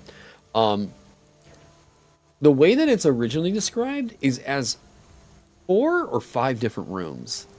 I think it's 4. Because they label like each independent element of the dungeon, not an area and what all is within it, okay? So like for me, what I wrote on here, spiral stairs leading into a flooded, muck-covered corridor. The hallway leading further in is illuminated by bioluminescent algae. Going up takes you to the intersection, right? I'm like, you can riff off of that if you want to. Some of the details, muck. 1 foot deep, swamp-like muddy waters cover the floors of areas 1 to 4, 7, and 14. Bioluminescent algae floats atop this muck and coats the walls, keeping those areas visible. The noise and effort required to trudge through this muck makes it causes it to be difficult terrain and hinders checks to move stealthily. Okay, there you go. Got it? Sweet. Now we just reference that, like, oh yeah, there's that muck, right? Page 7, right here, right? So I like having the key, and I just realized this needs to be up here as well. I like having the key that is also making it, like, easy to read at a glance, you know? But also, like, here at this like intersection. The way that this is described also in the book is brief, but it's a single encounter with a sphinx, right? I think this could have been simplified because they split this off into 4 different intersections right here. And I just listed all as different elements right here of the same area. So I think you can do this entire dungeon on, if we got 2 pages, 2 rooms right here, I think you could probably do the whole thing on like 5 pages. And by the way, the like quote unquote twist ending for this, I even asked this on Twitter if anybody knew why that was in there. And I got a lot of like old school guys that were telling me, dude, you skip it. It's such a bad ending. The ending of it, I guess, spoilers for people who are worried about White Plume Mountain, spoilers. No, seriously, if you're playing through it, don't listen. But, so at the end of White Plume Mountain, you most likely... Okay, so most likely what's happened is, you just picked up Black Razor. I think very few times people are, like, ending this one on anything but Black Razor. Because the other rooms, it feels a bit more, like, natural to go in those sections. If you kind of look, the interesting thing to White Plume Mountain is that this is actually 3 separate dungeons, okay? So we have, like, 1, 2, and as soon as you go to 9, you are essentially in one big chunk of the dungeon. And then in order for you to go to the other ones, you have to come back to 2, and then decide which area you want to go. So these basically get broken off into, like, the big badass monster that's over in here is there's a giant crab that's in a boiling fucking bubble that you have to fight it in. You go up over here. The big guardian over here is, not only do you have to deal with the chains and what is it, the change in geysers room, you also have to deal with a vampire that's in there later, and potentially some golems. Over in this area is the coolest goddamn dungeon room. Those of you that don't know about this room, let's see here. Okay, so those of you that do know what I'm going to be bringing up here. White Plume Mountain. Where is this goddamn? Show me the... Someone's done a cool picture of this before, right? That'll work. Okay, this is an iconic dungeon room. Okay. Yeah. Yeah, big whoa. Okay. So what happens is, I'll read you the description of this room. Here. Joe Wylock's craft? Oh, wait, Wylock did this room? This room is so fucking cool. This room is honestly a big part of the reason why White Plume Mountain is so iconic. Wylock, White Plume Mountain. Oh shit. Oh, hang on.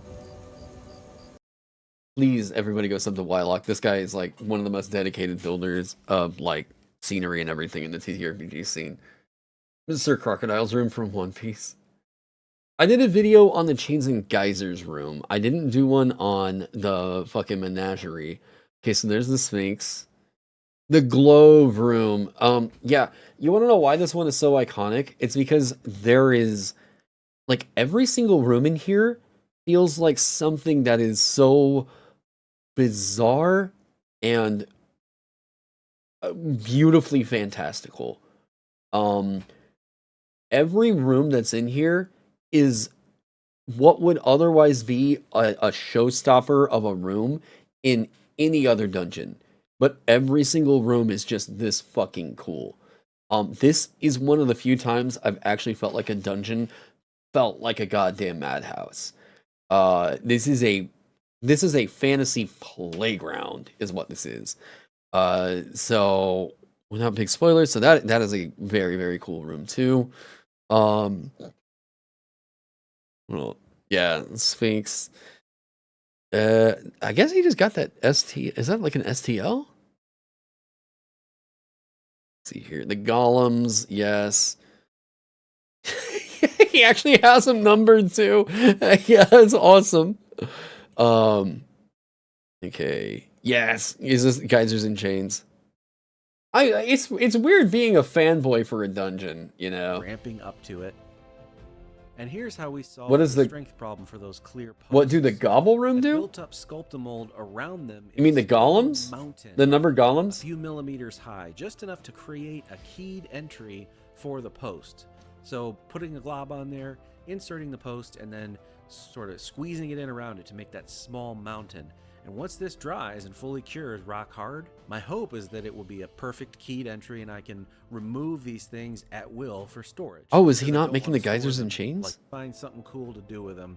It could be a good. Oh, no, use this for is it. Neon green, being that it and highlighted the surface of all those bubbles, which again are very smooth because I did. Globe, did they stutter? Okay, so the globe room is there's a bunch of like silver globes that are all suspended in the air, and what happens is whenever the party enters, the door behind them like slams shut, and they're not able to get it open whatsoever. And there's like a magical like keyhole or something that manifests. I think I'm adding that in there as like what I don't like about the book is it's just like the door shuts and it cannot open. I'm like, no, a version of this that needs to really work out is the fucking wall seals shut and there's a keyhole there. And like let that be that. And then it's like, okay, now we have to figure out what's going on. So in all the different globes, there's like they're basically think of them like pinatas. So there's different shit that they can get out of these globes, but it's almost just sort of like a crapshoot as to which one has the key out. But there's like treasure in some of them. There's also like fucking shadows in some of them. It's just sort of it's a goofy room, but it's such a like, the fuck, who would do this? Why? Like, why is this in here? There's a lot of, I think, like 80s nostalgia of what you would think that like a D&D dungeon crawl is like with this dungeon right here. Did that little wash of them while the sculpted mold was still wet. Okay. Yeah, I'm curious what his geysers and chains looks like after this is all The complete. prevailing winds like a great. Okay, the turnstile. I think you can remove this from White Plume Mountain, and it's none the worse for it. I don't get why this is here, because I've read through this like 4 or 5 times now. I don't think the turnstile adds anything to it. Like, yeah, this is basically only here to essentially say there's a thing they need to break down in order to progress the other direction. And I don't really think it adds to the character of the dungeon, like, at all. It's just odd that it's here. Yeah. White feather. The spray Okay, collects in depressions this is the room we downslope want to see. and merges into a sizable stream. There are steam vents in various spots on the slopes of the mountain. Yeah. None of them are large enough to allow entry. The only Oh. This room is just so, yeah. That's my favorite memory. This room right here is very fucking cool. So the geysers and chains room, you see these like big craters right here. So there is like boiling mud at the bottom of this room. And every once in a while there's a geyser that shoots up, and like if you're on one of these discs over here, you're making saves against it, or yeah. So the presentation of what happens with this like whole room is that players are trying to figure out, because this seems so dangerous, how to unconventionally get around this, right? So they're always immediately thinking like, okay, ropes, if I hold this and secure it, maybe that can... This is a perfect trap. I say trap. This is a perfect interaction room. Like, it's a challenge. There's a lot of interesting stuff that happens with it, and like they are thinking more and more about how do we get across, like what can we do to get ahead of this, not like, oh, well, I'm just gonna hit an easy button and get across here. If they're doing this with 5e, unfortunately, they're at the right level to where they have flight. And if you're gonna do this room in D&D 5e, it kind of sucks. Like, you can't really get around that. If characters have flight, this very cool puzzle right here is just otherwise pretty meh. And I think that Spider Climb also has a big, like, subversion to this. If you can just crawl around on the walls and get completely around that, I don't think that this is a really fantastic one for D&D 5e. Possible entrance into But the I want to tunnel see is a the cave zoo. on the south slope, known as the Wizard's Wait, Mouth. what did he do for the It's spiral? from or what brand it is. I know it's flimsy and the detail is poor, but I'm going to chop off the head. Yes, there it is. It's much stronger than it looks. So everything is based in black and the hallway gets painted up. The tube gets left as black, and then with some light painter's tape, I put Is he on just going to use the spiral toilet paper roll? and airbrush on some very, very, very... Room Yeah. 12, Burkett's guard post. Watch and ignite more on Star, and then paint that up. Glue those on. Well, it's Carla's We're saved. gonna... Unlike the room you Now I just want to left, know what he this does for place is 17. beautifully decorated. The floor is case purple, so base coat with a dark purple. Is it going to be like a big transparent... Now let's talk about that low dome? table with the sweetmeats and cakes. But I didn't know he did this dungeon. where we are overall in the dungeon. Tonight we've gone into the middle prong of the dungeon. If you prevent the dungeon from being All right. flooded by the I'm area, super curious what he does about this whole area. Water in this lake. Yeah. 212 degrees Fahrenheit or 100 degrees Celsius at all times. Area 17, the boiling bubble. A sunken stone ledge, which we drew earlier, projects out into the boiling lake. The corridor from the dungeon goes out into a domed area under a magical force field that keeps out the water by forming a sort of elastic skin. The shape of it is not It's square in such an cross-section, but interesting semicircular, description. as if a series of hoops were supporting the ceiling. The corridor gives way to an oval-shaped domed area. You gotta deal with a closed giant by crab. Protective skin. Here lives the guardian of the treasure, a huge giant crab that has the following changes to its stats to increase its He challenge did this a rating. year ago. On one of its claws, it wears a rune-covered copper band that makes it immune to being charmed, frightened, and paralyzed. Okay, what did you do for The it? rest of it gets flocked with my mix of fine sand. It's a construction sand, so it's got some mixed aggregate to it. Texturing the walls, my age-old trick for Yeah, but what did you have do been with in it? contact with and partnered up with graphics. Live stream the other night and someone said they didn't have the guts for resin. I said neither did I, and I still don't, but you can do it. Look, if I can do it, you can do it. Pour from a bit of a height to try and remove bubbles. Also, don't stir so aggressively like I did, or you'll froth the mixture and get those bubbles in the first place. That Okay. is why I have so many bubbles. But they eventually rise to the top, and you can burn them away with the flick of a lighter or hot air from a hairdryer. Say that 3 times fast. 18 hours later, fully cured, glossy to the touch, not sticky at all, beautiful. Also, this thing weighs like 3 damn pounds. This is the heaviest tile I have ever made. That is a legit 1/2 to 5/8 inch thick resin pour over a pretty wide area. And I Okay, so think what's the it final? perfectly represents that boiling lake that's being repelled by this magical, clear. Okay, so elastic that's skin. he's gonna leave the top off in order But for then I that also hot to. glued on some of those flatback crafting gemstones. Stuck on. Yeah, he'll leave the top off in order for them to be able to play Flatback with that on. rhinestones, and then a couple more gems. Another one. Yes. The Watch ghouls face. from 20. It'll work.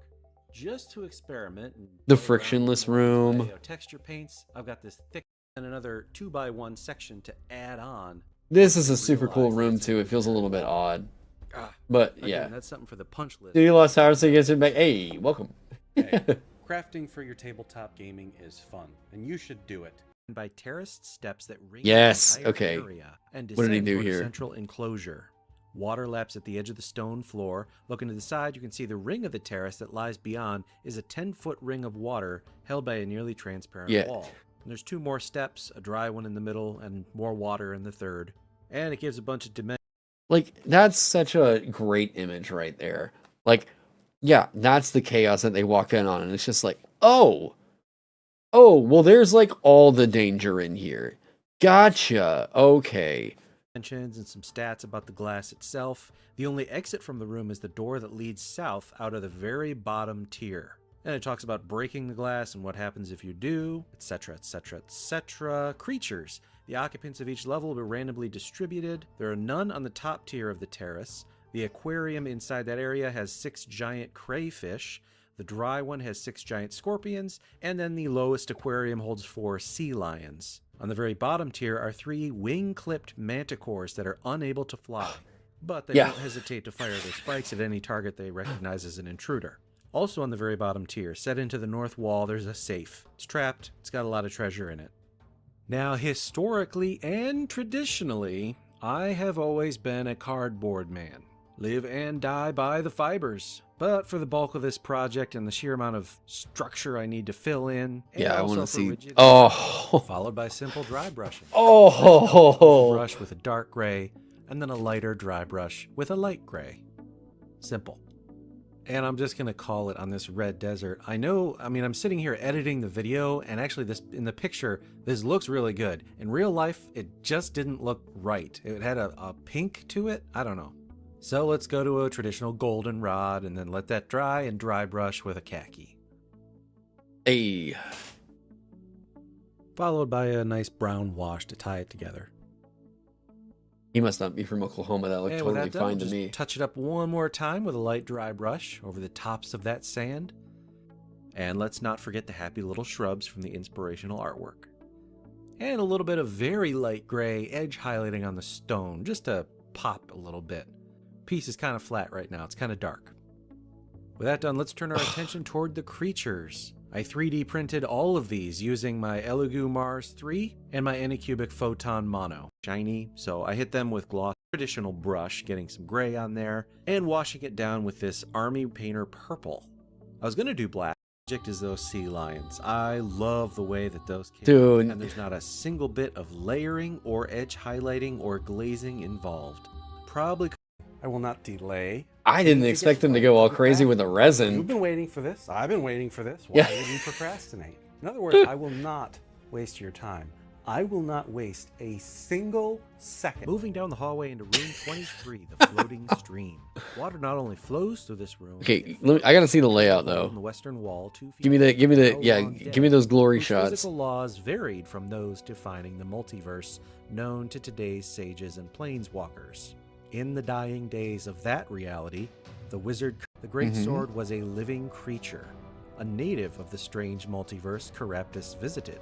Through a strange ritual practice, Razor's home dimension of all kinds of forbidden realms into their similar to an atrophy invade that long-lost multiverse, and the rulers of that dimension were all too eager to eliminate any evidence that their control was not as absolute as they would have wished. Thus, Island. The crab is so funny. In return for the magical aid he provided, the giants exhumed Wave from Dravenda's tomb and gave it to him. Charybdis carried the weapon with him in his travels before he eventually settled in the mysterious volcano known as White Plume Mountain and disappeared from history. Some 100 years ago, a group of powerful heroes calling them of the what do you do about the canoe thing? When the weapon is wielded, its steel head glows with a soft silver-black light. Omen. Whelm glows more brightly when you endeavor to assess items of value. The more valuable the of vicious trolls. Dude! Her husband and shieldmate, Traubon, decided to lead a counterattack against the trolls. Dagnall created a mighty warhammer, which had no name at the time. Putting you see what her I mean? love for her husband, her commitment to her This room right here, like the moment the players see that, it like that's an immediate like oh shit. Like that is pants shittingly scary. This is awesome. I love that he's still got the hookah in there and everything. That dungeon room, it's like whenever I see something like that in an adventure, that just makes me go like, I cannot wait to see what people think about that. There's not enough dungeons that do that. There was one, actually. I will say there was a modern dungeon that did this. Gears of Hate from Tomb of Annihilation.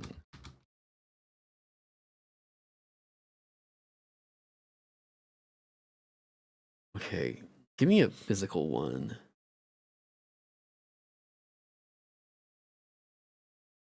Spinning. Oh yeah. Okay, so this is how they're supposed to operate. I've seen somebody actually use 3 Lazy Susans to make this work in real life. Okay. So there's a control room that they can operate this from. Now, couple reasons why this is entirely impractical, okay?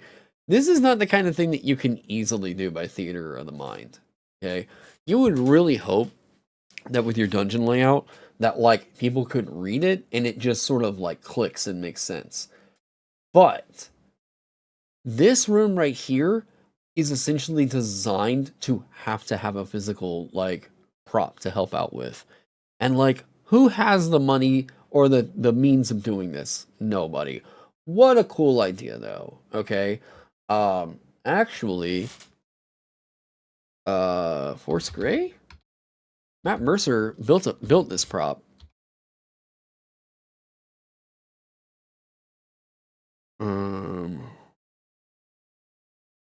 I think it's the right one.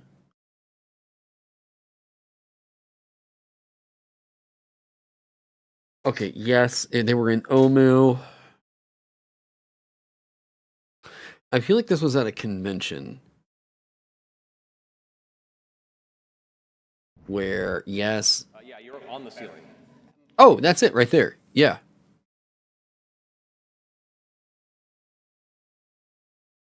Okay, so they did this at the con because this prop was fucking ridiculous. And you now stay. Oh. What? Jesus, what is happening?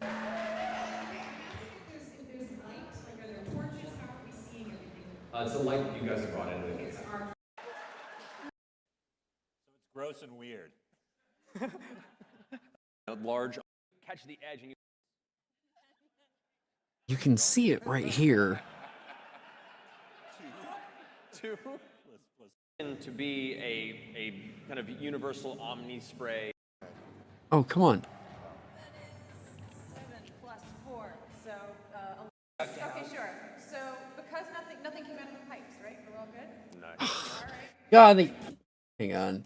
Okay, sorry. They have this. Like Matt Mercer has a version of it that I'm looking for.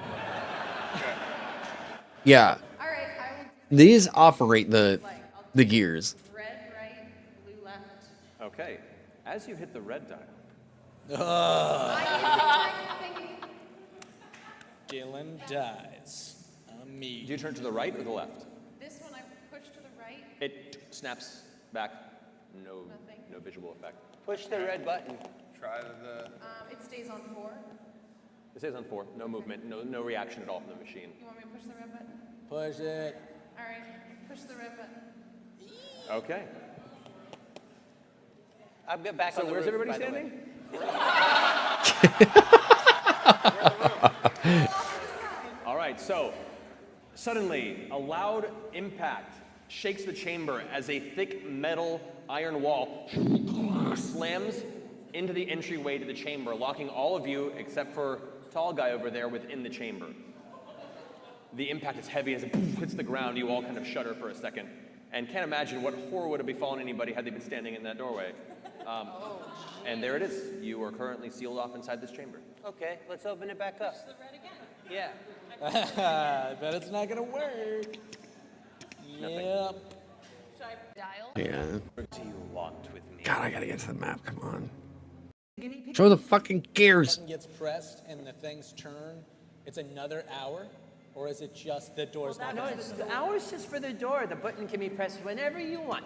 Hey, Gally, it's safe, right, for like a human. And Jamila, you're up next. Is he actually moving it? Cast to affect its mind. You can see the hulking. Do you cast it on the one that's damaged or the one? Are they just playing Theater of the Mind on this, or what? The box of scraps, yeah. The Gears of Hate, like I said, this is a really, really cool dungeon room. Yeah, sure, it's not my bad. It's a really, really cool dungeon room, but like, I don't think that it's practical. And I think that's a thing that you do kind of have to consider whenever you're building out like a dungeon or whatever. Is if you can't really convey what's going on from Theater of the Mind, or like easily present it with a drawn map, it doesn't matter how cool your concept is, it's probably not going to work with this medium, which sucks because I get it. A lot of people want to do like, you know, D&D adventures, but like if they want to be game designers, but they can't like program, so they're relying on D&D to get their ideas out there for play stuff, which is cool. I'm glad that like, you know, they have that outlet to be able to do that. But too many times I see a lot of people that want to make like video game dungeons that should otherwise be video game dungeons as like D&D dungeons, and it just doesn't really quite click. And I think that the Gears of Hate from Tomb of Annihilation is such a cool looking piece. That is so sick, and that is a stunner. If I was seeing that in a dungeon, right, like that got put on the table, it's like, oh shit, what is this? You know, that's great. But yeah, it's yeah, projecting much. God, what's gotten you so fucking like adversarial today? It's like the 6th or 7th time I've been like, okay. Rubik's Cube dungeon too complicated. I've thought about that. So 5 Torches Deep has one where it's like a dungeon generator. And that's quite cool. But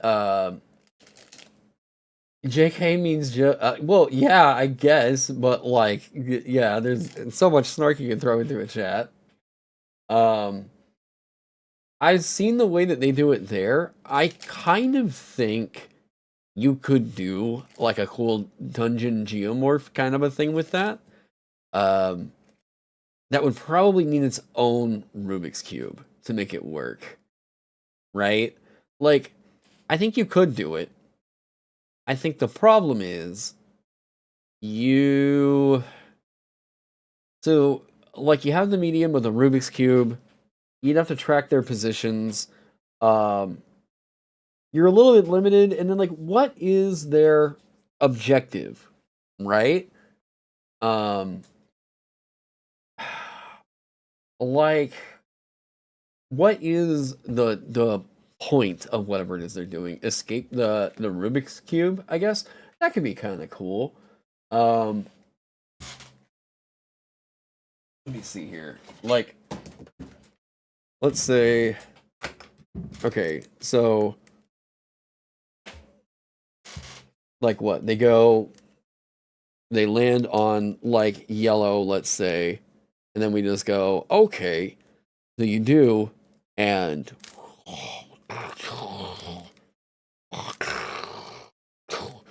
now they have to figure out like how to get the yellow side aligned again or something, right? Maybe like okay, so they have to figure out through a combination of things, and then like, so what causes the Rubik's Cube to turn? Or like, are they operating a machine? Is it, how do we keep it interesting? And then also like, oh, okay, well I should be doing like that for as many times, and that's where they are right now. I like the idea. I like the cinematic feel of like this crazy dungeon that's like on a spinning like cube of some sort. That sounds fucking sick. How do you make it work though, right?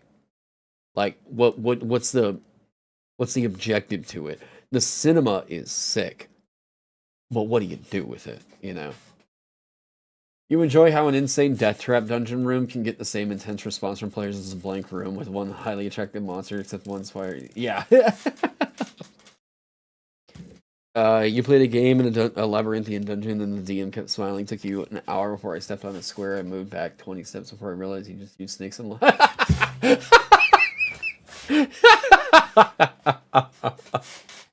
Oh, that's awesome. Yeah, the one I want to try to figure out if you could convert to tabletop. I've talked about this one I don't know how many times. Sin's Fortress. Oh shit! The Amazing Digital Circus is out. How long is it? Don't know because it's live. Fuck. Uh-oh. Hang on, sorry, one sec. It's actually not really.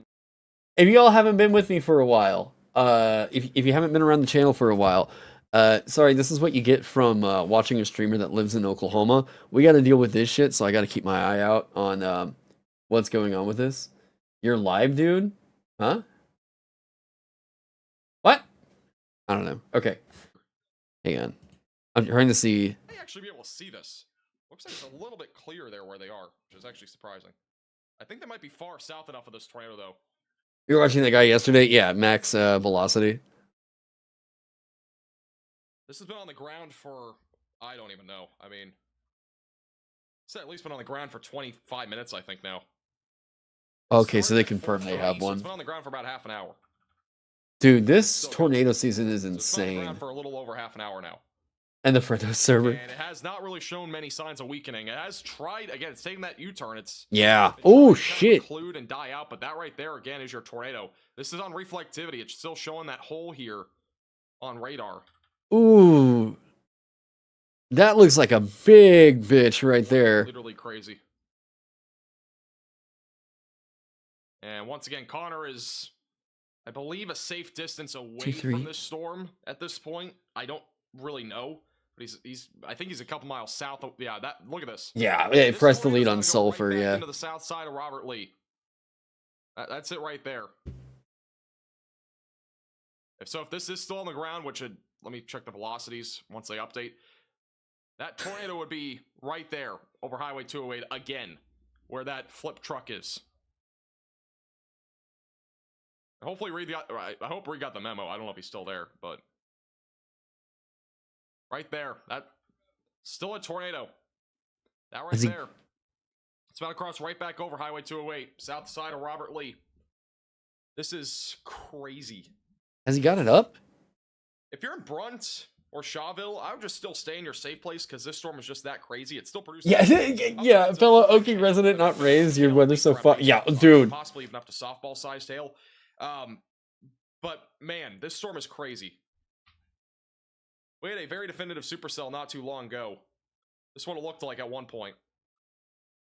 And that took a U-turn. Oh, shit. It was going backwards. I've never seen something like this. I mean, it's just crazy. That tornado's on the south side of Robert Lee now.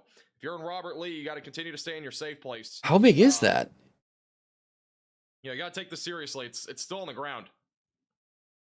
And Connor's is that a half mile wide?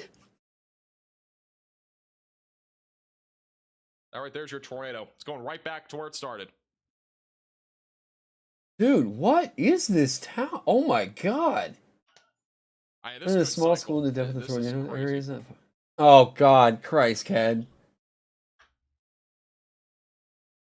Yeah, whoever that guy was in the ditch, hopefully he got out. I mean, the tornado itself, technically, was a little bit further down to the south. So, we measure this real quick.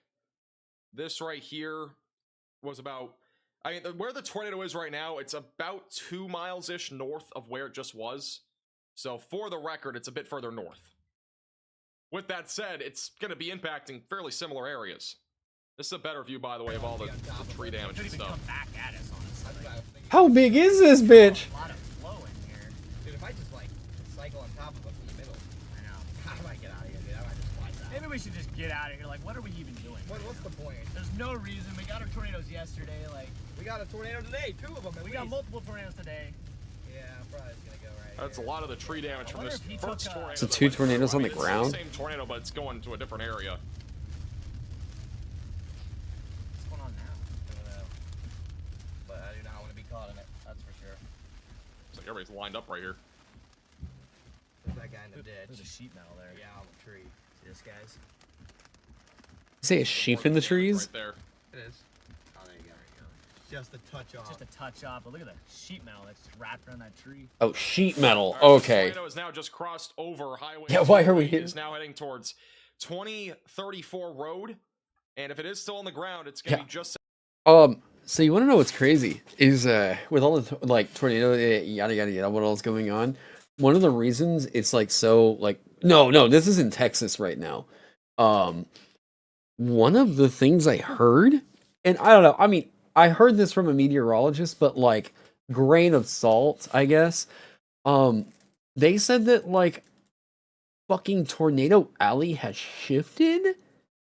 And Oklahoma is no longer, like, in the center of Tornado Alley. As, like, scary as this sounds, they said that it sounds like Tornado Alley has apparently moved, like, 300 miles east. So, like, Wisconsin getting hit by a tornado this year, like, they're saying not only has Tornado Alley moved, it has spread. Like, what the fuck? Yeah, Ohio is like 1,000 miles away, nowhere near it. Yeah. This is at the very, very south of very, very south of the U.S. And it's now going northwest. So they've gone ahead and issued But this tornado warning northwest bound. Northeast is where I'm at. Again, where the first tornado began near Silver, Texas. It's not far from it. Silver's not in it, but And it's still blue and bright is now outside. going northwest. Just to give you an idea of how crazy this storm has been. So again, They don't go northwest. Tornado warning for Robert Lee. They go That is going northeast. to again be on this storm that is PDS. It's a particularly dangerous situation. It is still a large and strong tornado that is on the ground. It just crossed over the south side here of Highway 208 near Robert Lee, and it is moving to the northwest. So again, drunk NATO, whatever you want to call it, it's still on the ground, and it's going to be moving in this direction. It's going to be going towards the southeast side of Edith again. So if you're in Edith, this is not a false alarm. It is not a different. This is the same sort of tornado that we just had. So if you're in Edith, you need to continue to stay in your safe place, away from windows and on the lowest floor possible. And once again, this tornado right now is moving northwest, but again, it could go any other direction. It could twist and turn some other direction at some point if it doesn't occlude. Yeah, do they have an F rating on this yet? And here's the latest radar scan. I don't see that signature anymore on the reflectivity. Let's see what the velocity show here.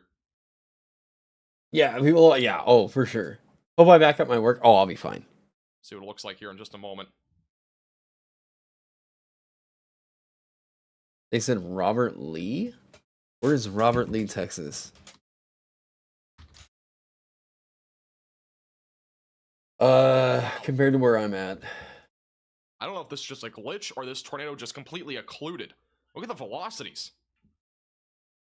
I don't know if they just died out here, but the tornado's still on the ground. It's right there, but it might have just lost its intensity entirely. This is like, I mean, if this were going northeast, I'd be a little bit more worried. But it's weird because it's not. It's right there on the south side of Robert Lee. Those velocities just died so fast right there. And we don't have that hole on the reflectivity anymore. At least it's not that large. This tornado may have weakened. It's not confirmed, but that right there, again, would be your tornado if it's still on the ground. Just Your Swedish mind is unable to comprehend this kind of shit. Holy cow. This has been such a weird storm. Oh, yeah. These are fucking wild. We haven't really had a CC drop with this at any point, so the CC's not going to do anything. It makes life exciting around here, all right? Look at the evolution of this. Just look at that evolution. That is so weird that it went this direction. I've never seen a tornado like that. I mean, we had very similar ones the last couple of days, but this is just bizarre. Wait, did it go southeast? This tornado is still on the ground, though. Again, it's on the south side of Robert Lee. I'm retweeting a photo on Twitter at MaxVelocityWX of that tornado about 2 minutes ago in Robert Lee, Texas. It was still a cone-shaped tornado as of a couple of minutes ago. It may or may not be on the ground anymore. It's hard to tell. Velocities are still strong enough where there probably is something there.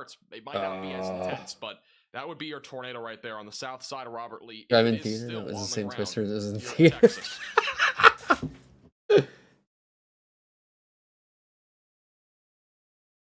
I was born in a tornado. Yep. Don't forget. I mean, we've had a lot of tornadoes that have Delivered in the eye of a hurricane. Be in play for that. Fuck to settle down in a place like that. Oh yeah. Anything else on Twitter here of any reports? You ever met a Native American? Just deviant motion. It's insane. Worst I've had is a windstorm did the amount of damage still, but nothing worth evacuating over. Nah, dude. More Oklahoma was the worst I've ever seen. 1999. The 2013 one was also bad, but like 1999 was a fucking that was like hell on earth. Deviant motion goes crazy. I keep trying to speed it up. We'll be adding a drunk NATO emoji, don't worry. At some point. Oh? If this is still on the ground, though, it's going to be right over where Robert Lee is. It's going to be on the southwest side. What is this doing? They don't... The tornado warning near Plainview, Texas is no longer ongoing. The PDS tornado warning that was going towards San Angelo has ended. And San Angelo, you're not in a tornado warning. The good news for San Angelo right now is you probably dodged a serious bullet with this storm. Because this storm, I mean, it really turned east very fast. So hopefully that continues here over the next few minutes. How weird. Okay, so typically if you're looking at a map, here's my mouse right here. Right here on his face, okay? Typically all the storms go this direction. They go north scan here in just a moment to see if there is a very strong weakening trend, which it looks like there is. This one's going northwest, and then it came back down to the southeast. South of Brunt, Texas. So now, instead of the tornado that we just had, we now have a very strong area of wind developing southeast of Robert Lee. I'm not saying this is going to turn into a tornado again, this particular area, but that is how a weird. Concern, because that's damaging winds around 60, 70, maybe even up to 80 miles per hour. That is now developing near Highway 277. So if it couldn't get any crazier, that's the new area essentially that we're looking at. Okay, so I don't need to worry about this. South of Brunt, Texas, and southeast of Robert Lee. The initial tornado that is PDS. Yeah, I'm good. I don't need to worry about all that. So just heads up there. That's all gonna stay south of me. It looks like. Hopefully that trend continues, but thank you. Bad air kindlings, yeah. Right there's a new microburst or very strong downburst wind area that's developing. We have reports right now of baseball-sized hail by hourly weather for me. Just heads up there. There's now baseball-sized hail falling on this storm. It has been for a while, but yeah, I'm not gonna get any rain out of this. Continue to stay in your safe place just in case. Kind of sucks. I mean, we've had early next week. Gotcha. Okay. So still a very significant. That was a wild-looking tornado, though. You had a roommate in college who was shocked you could read a radar map and predict how soon the storm would hit. She grew up in California and never needed to learn to read one. Yeah, everyone in, like, fucking Oklahoma is an amateur meteorologist. Like, yeah, you could, like, look at one and be able to tell, like, that's a fucking tornado. Yeah, the craziest one I've ever seen in my lifetime. 1999 tornado. Yeah, you want to see how fucking scary these can get. This big ass bitch. I think it's still on record as the biggest tornado we've had in history. Holy fucking shit. This thing, the May 3rd tornado, this is the most terrifying weather event I have ever seen. This thing destroyed more. Yeah. Is there like a good video of it? Yeah, the live coverage at KFOR. What is moving into the okay, hang on. The western sides of Newcastle. Now you guys get to relate with Oklahoman. Yeah, you think they made a movie about it? Did they? Is that what Twister was about? And far north Norman are in immediate danger of this tornado that continues to be on the ground. Okay, for the record, if you're ever thinking about moving to Oklahoma, do not move to Moore. Okay, I'm just gonna tell this to all of y'all who are on the outside of this state. Did I hear they're remaking Twister? No, I did not. 25-year anniversary. Oh shit! Wait, you're right. Oh, how weird. It's super fucking weird. Okay. Well, shit. Yeah, that's super weird. Well, so if you're ever thinking about moving to Oklahoma, this town right here, avoid. This is just known, documented. This is the town on planet Earth most devastated by tornadoes. Something about the way that, like, I guess the weather conditions work in this area makes it to where more is more. Yeah, more is more. Yeah, the devs forgot to put the randomizer on. Yes, more gets targeted by tornadoes all the fucking time. And the last time it did in 2013 was because that got hit by another F5 tornado. Do they have an image of it actually getting together? Yep, you can see. Okay, so reading a weather radar. All right, green, light rain. Right, gray, that's just the map. Yellow, probably seeing some thunderstorms and all that stuff. Red, heavy rain, heavy lightning, and everything. If we're looking at purple, this is weather extremes. These are probably extremely high winds, hail, and severe ass thunderstorms. If we start seeing storms that go like in one direction, and then we see like storms will traditionally always move from north to northeast, right? So south to northeast. Now, whenever they're doing this, if we see one that goes like, I'm moving this way, and then like, oh, wait, that right there is telling you, get the fuck into your basement, okay? This right here is like the biggest tornado in history. Classic thing that happens with these. So it came a little bit further north, and I'm in the middle of all kinds of damage here. I've got, as I'm talking to you, there's several homes here that were hit extremely hard. And This we nightmare. Just express enough to you how dangerous this is, and this is extremely dangerous. We need to express to you, if you're ahead of this, you need to find someplace as safe as you possibly can. There's the live picture from Southeast 89th and I-35. Yeah, I was 10 That's just years to the south old. of Crossroads Mall. You're looking toward the south, and there's the large Recorded tornado history. now moving. Actually, I mean, other than like, yeah, I mean, sure, we could say like back then there were probably all kinds of weather events or whatever. But yeah, as far as we know, like, we still think that this is like the hardest hitting tornado that would have been around for humans.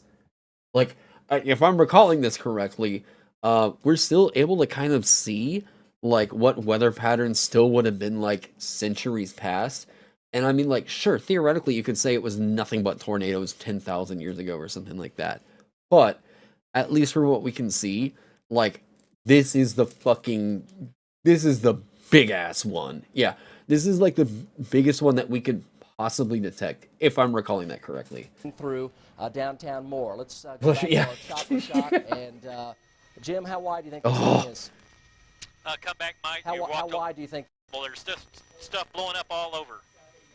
That is yeah. Okay, so you see how it's still all gray up in here, but you see some shit that's blowing up right down here.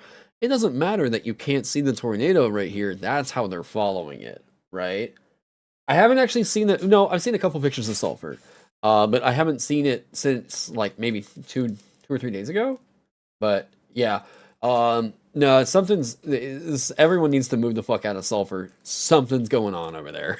Incredibly tragic. Since those like tornadoes blowing. You folks are safe.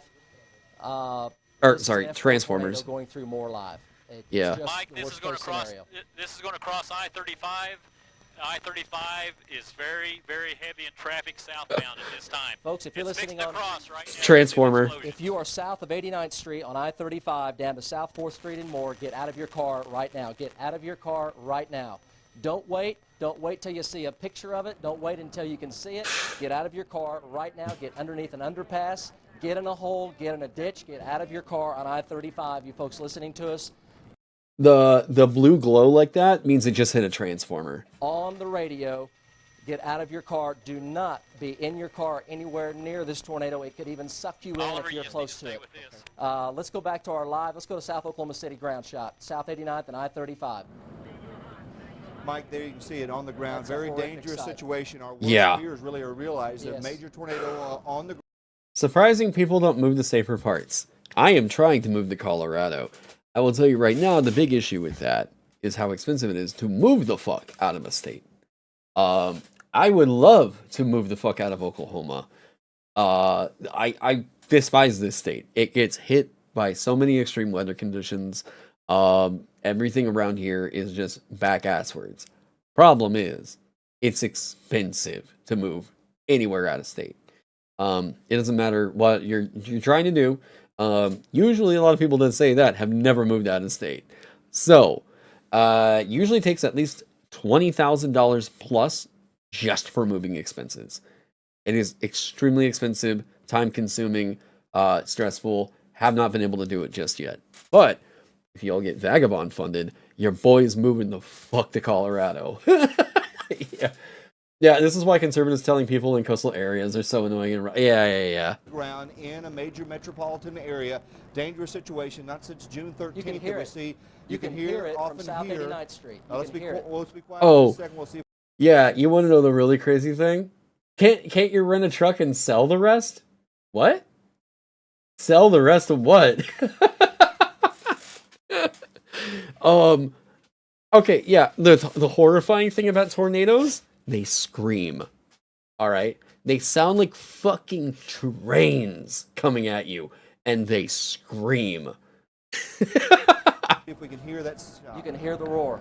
You can hear the tornado from 89th Street. You can hear the roar. Again, those listening on radio, you are going to be occasionally experiencing some power outages because these storms are moving into the metro area. We're going to have Let's stay with that some shot. Look at the debris. Look at all the debris. Look at all the debris in the air. Folks, please, we plead with you. You absolutely have got to get down. Get to the lowest level you possibly can. We plead with you. Do not take the extra minute or two. We plead with you to get below ground. Get in the interior closet or bathroom. God. Get in the bathtub. We plead with you. There it is crossing Transformer. Interstate 35. There is a tremendous amount of debris in the air. We pray and plead with Yeah, you. that's another please one. get down now. If you're I-35, get out of your car. If you're east of I-35, over to this. If you're working out in the General Motors plant, take the immediate tornado precautions. Evacuate the plant right now. Go to your designated tornado safety area at the GM plant right now. Do not Tinker Air Force Base as well. Tinker and GM both are in the direct path. What's really funny is, yeah, the 5 months of darkness, so you get up here, suddenly doesn't sound so bad anymore. That's the thing, though. Like, how's the tornado magic for Vagabond going? We just added the gust spell in there. So, like, this, honestly, to me, this doesn't really, I don't know, it's not like a terror or anything. I'm just kind of like, yeah, that happens. But like, you take your precautions and whatever. It's a tornado. You know, it's a tornado. Tornadoes are really good at fucking up like a mile long stretch, maybe like 2 or 3 miles, right? It sucks when it happens. If it happens to you, boy, that fucking sucks. You know, wow, that would be terrible. But I've been living here for 35 years now, and I mean, knock on wood, the thing is, these mostly stick around to like a few different areas. I've only seen Tulsa get hit once in my entire life. I've never seen Tahlequah get hit. I've never seen Oklahoma City specifically get hit. But I have seen more get fucking railed. I mean, this is like fucking Piper Perry surrounded by, you know, the goddamn black dudes in the meme, right? Like, more is looking tantalizing every time a tornado starts forming. Yeah, knock on wood. He's a god. Yeah. Mike, we have Tammy This Payne shit's at Tinker insane. Air Force Base. Let's go ahead and take that call right now. Tammy Payne, can you hear us? Where's like the best Backside, you're visual of looking it? Southeast, from South 89th Street and I-35. It is now traveling through Northeast Moore, approaching Sunny Lane, Sooner, and Air Depot Roads. It's near Bryant, and Southeast 89th and 104th Street in Bryant. Right now is the location. Can we go back to Jim Garden? Oh, Tammy Payne is also live on the phone. Yeah. Tammy, it is moving directly towards your location. Mike, it's obvious it is. The skies have gotten considerably darker in a short amount of time, and folks here in Midwest City who are driving are taking the dark skies, heavy rain, and quarter-sized hail very serious. Wait. I gotta do something real quick. Hang on. Hang on.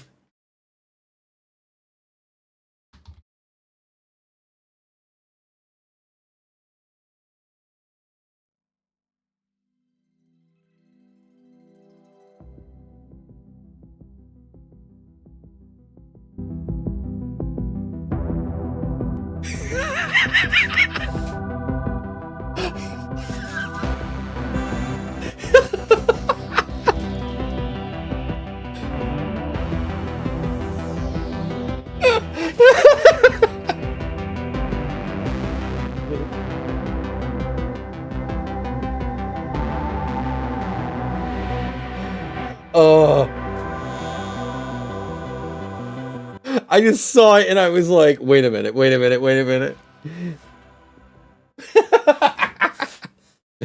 Dude, yeah, it's I mean it's crazy. You haven't thought about Stranger Things in a hot second?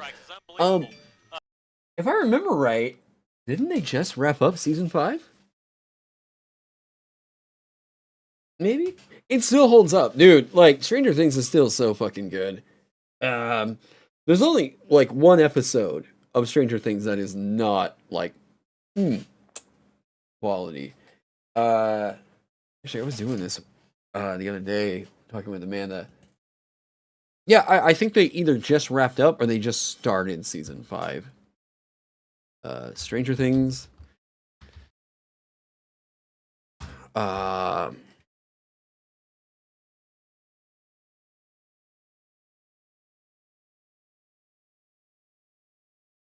What?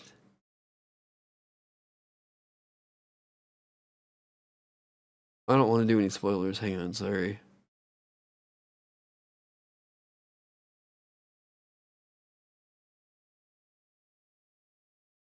Millie Bobby Brown left the project?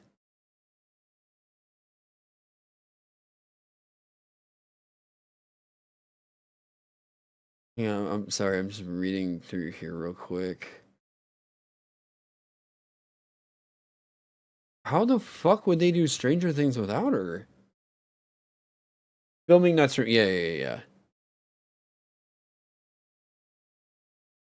Wait, Millie Bobby Brown left the show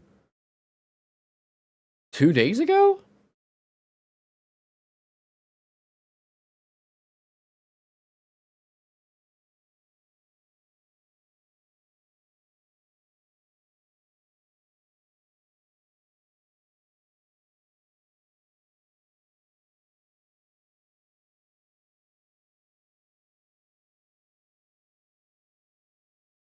Wait, what would they be doing without? Wait, I mean, because that's all that's coming up. Like Game Rants is, Inside the Magic, is saying Stranger Things 5 was reworked after Millie Bobby Brown's unannounced departure.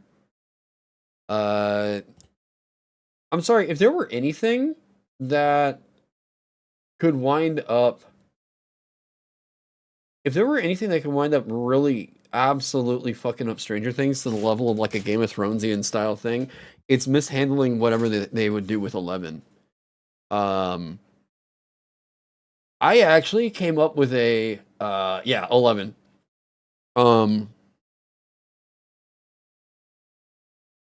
Yeah, I came up with a theory about like how I don't know why I thought this is so funny to do. How could they fuck up Stranger Things to a point of where I'd be like, I have wasted everything I ever getting into this show. I hate everything about this show now. It's terrible. About the only way they could do that to me and make me like completely regret ever getting invested in Stranger Things is if they do some kind of a goddamn like time skip or time rewrite thing, where like, because I'm terrified that this is what they're gonna do. That all of Stranger Things is just like This all existed in a timeline in which 11 used her psychic powers to go through and undo, and therein the Upside Down never released onto Hawkins. And I'm like, I would scream. I'd be like, I'm so no.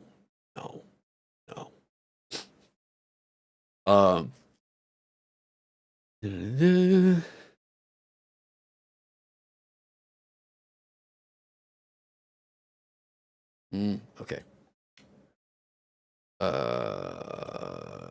Looking at something real quick, and then we can get back to it. Yeah, if they were to like actually completely fucking bungle that, I'd scream. Yeah, no, if they did anything quite like that, I would be unbelievably pissed with Netflix. I would immediately cancel my subscription. I think at that point it would just go to show like Netflix is not capable of handling any IPs anymore. I wouldn't even give a shit about what they would do with like One Piece or whatever. I'd be like, how do I want it to end? Oh, I have no idea. I just know that I don't want them to erase the experience of having gone through any of that. I think the most disrespectful thing that they could possibly do is do a rewrite like that. Yeah, Doc. Yeah. Hi, Amelia. How are you? Xenoblade 3, sure, let's just erase everything and make the story never happen. Yeah, don't, there you go. Hey, everybody, you want to know how to, like, never, get anybody to ever want to, like, play your D&D campaign again? Convince them that, like, the entire thing never happened. Make them feel like everything they just experienced is like, no, fuck that. People hate that shit. Nope.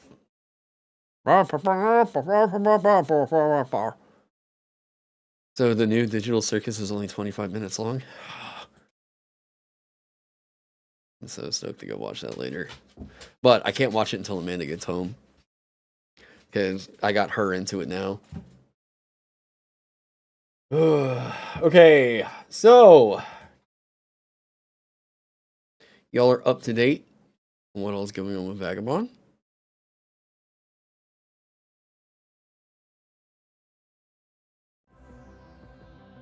No, not that. No. Yeah, Vagabond never happened. It was just a dream. What else? What else? The campaign, my first campaign almost did that way. Player had a wish, weighed down the choice of undoing the past or undoing the present, and picked to live there with their mistakes. It was dramatic, at least. Yeah, like that's all cool, you know. Like I hate the feeling that like everything I've been doing in a campaign just wasn't worth it in the end.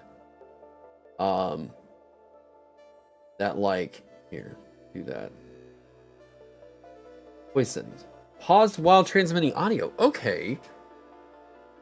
So you do that immediately, huh? And you can't turn that off.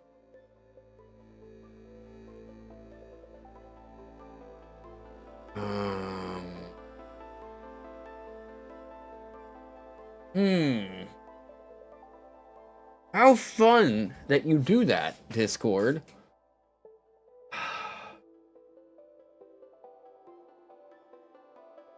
Spotify autopause. But why? If you are transmitting with your mic in voice chat for 30 seconds while Spotify is playing, Spotify will stop playing. Oh.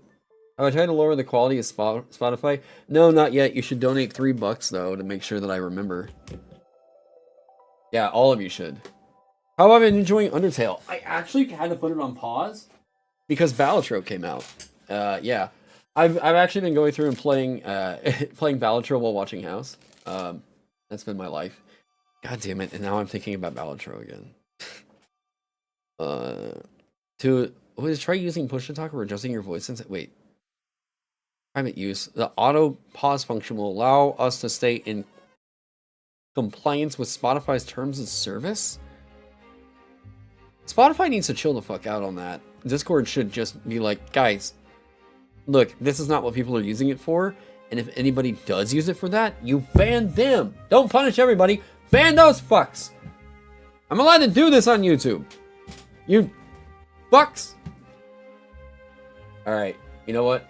Here, because Amanda's gonna be home soon, but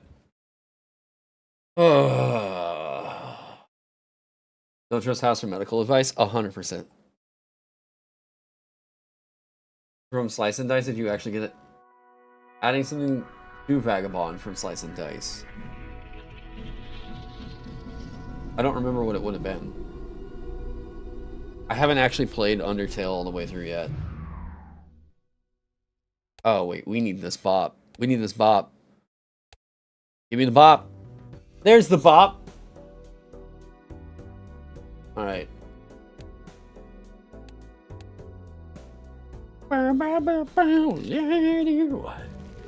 Yes. Balatro. Skip. If you guys have not been playing on the new patch, it's good. There's a lot of necessary changes now. Just play your own instruments the entire time to provide the music. Yeah, that might be the fix. Do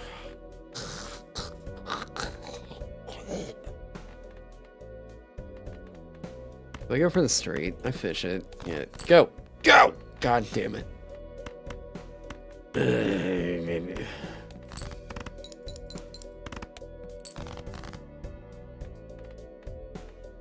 Alright.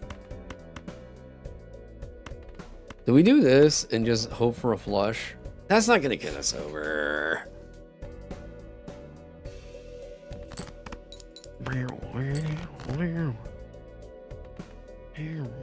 Okay, we can just look, we'll just forget that one. Yes.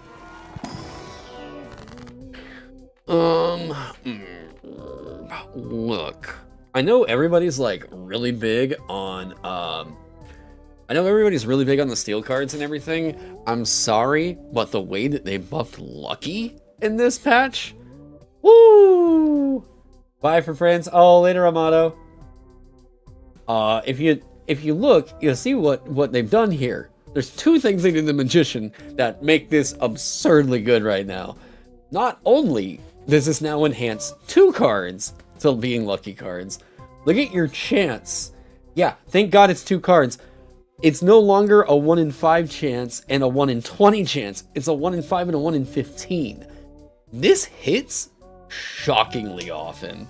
Like, I mean, I think that the 1 in 15 is more reliable than fucking Wheel of Fortune now. Yeah, let's see this. I don't know why I'm feeling the vibes. Maybe hit Fibonacci. Ooh. We want to do this. Uh-huh.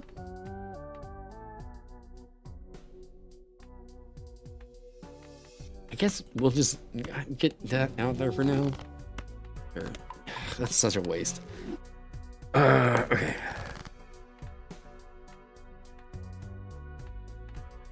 I could get you here.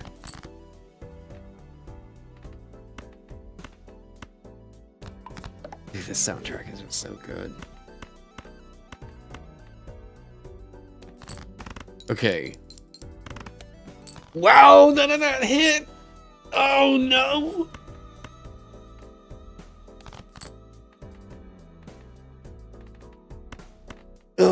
Yes. Come on. Something hit. Money. God damn it.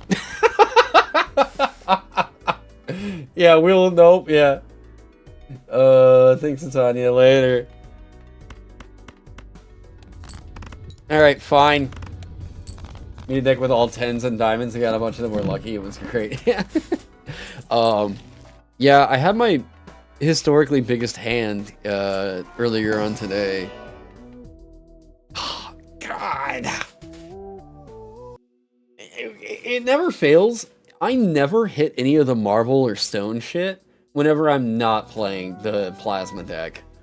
Or whenever I'm playing the plasma deck, rather. Or Wii Joker. I want to try Wii Joker with the fucking plasma deck so bad. I just never get it. I'm just gonna take this for now. Straights. Get rid of you. 9876, we need the 5. Jack 10.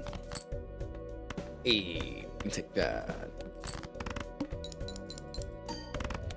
You love watching the guys that have hands but take like 20 minutes to resolve, and the special notation represent the score. Yeah, I keep trying to get that to work. My problem is getting deja vu consistently.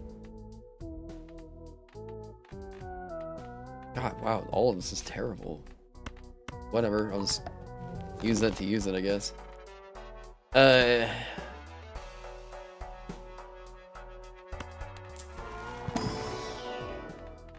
Oh, no, bad. All of that, bad.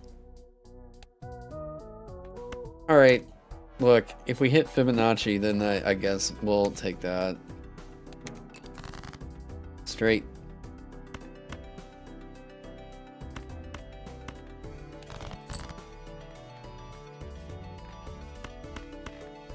Come on. You fuck.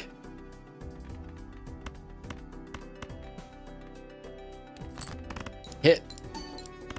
Hey, that'll kind of work. Let's just move on from there.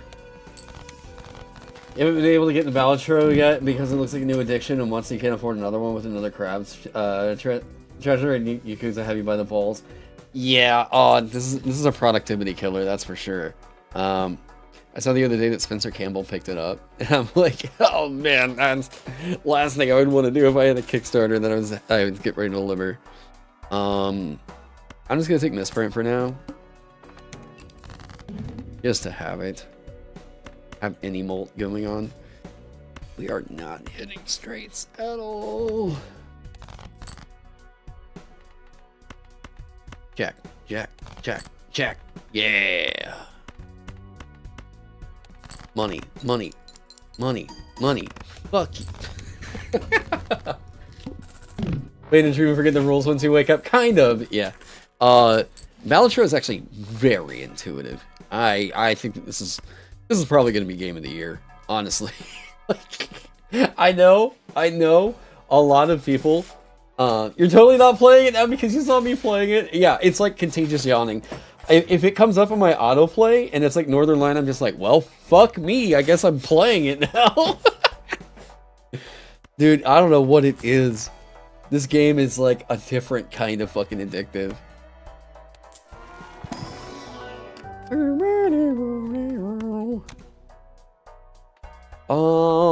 We don't really care about that.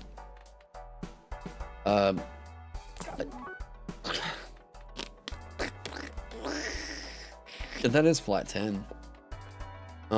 It's something to sell later. We'll just get it for now. Alright, so we really want spades, we really want straights.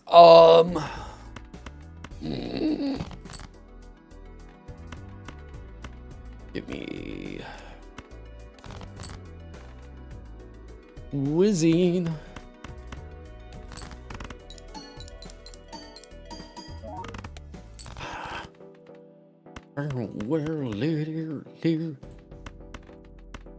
Here, we'll do that instead. Money, money, money, money, money, bitch. All right, we're good. You really did that on the perishable one. Ugh, God, and they nerfed it too. I guess it's fine to take... You know, no, wait, we can't even take it.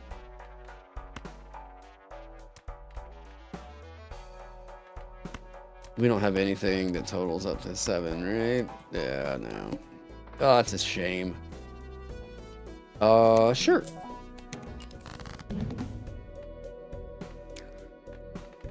All face cards drawn down. the best thing for me to do, suit. Okay.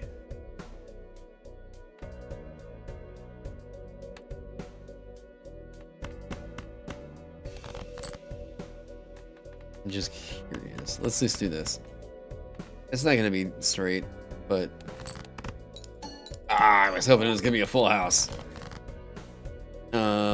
Okay. Final hand of the round. It's not 0 discards. That's Mystic. Okay.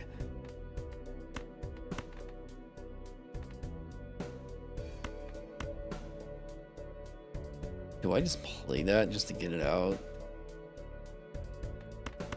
No, I don't like this setup right here. I like this a lot more.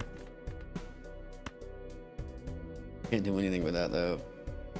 1, 2, 3. Can't go to flush. This might be a wash. This is probably a wash. Let's just get something good. That 22 molt did not look terrible.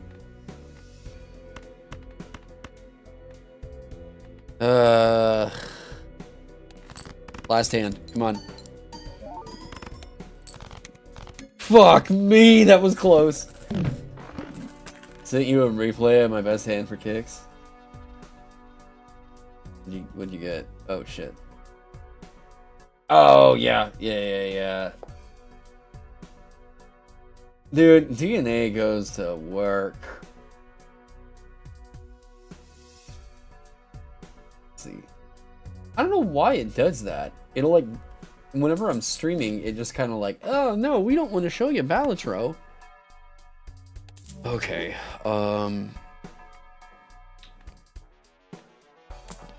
look, we need, alright, we take banana. There's that same one we just had.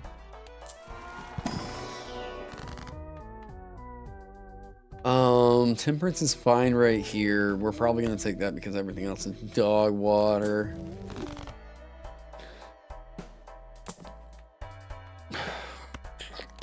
Ugh. Thank you. Oh yeah, everybody that hasn't really played just yet on the new patch. Oh boy. All the little tag things are so fucking good right now. All of them got buffed. Let's see. Wait, 7, 6, 5. Let's just do this. 5, 4, 3.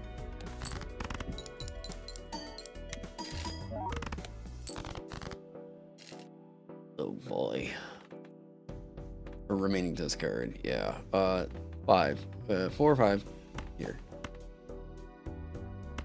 Let's just get this gone. Well, okay, so then you hit on that. 3, 4, 5. Yeah, I thought we were gonna have another spade in here somewhere. Well, we'll just play this, get this out there. Fuck. Come on.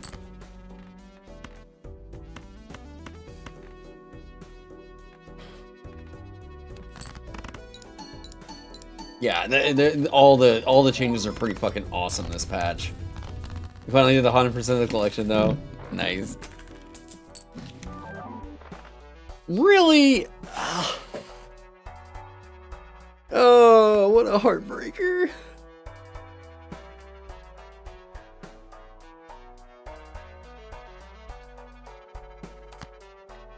Oh, fine. Alright, what else we got? Hey, you are not bad.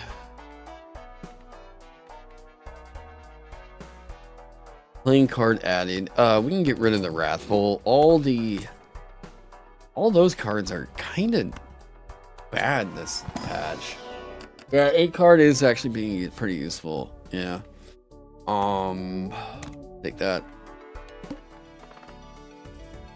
Okay, this is gonna be a slow build. 3, 4, 5, 6. Can we get that straight flush?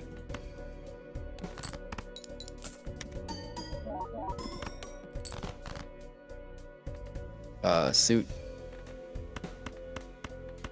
All right, Hail Mary. Hey. Not quite what I was looking for, but that's fine. I'm gonna do that. I'm gonna do this. Wait, rank? What is this? Is this Jax? How about suit? Is that 3 of a kind? Or is that just 2 pair? I'm gonna say that's 3 of a kind. There's no way that's 4 of a kind. Hey!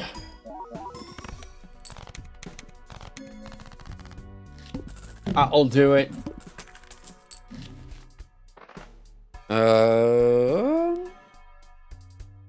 Getting a random one would be kind of meh.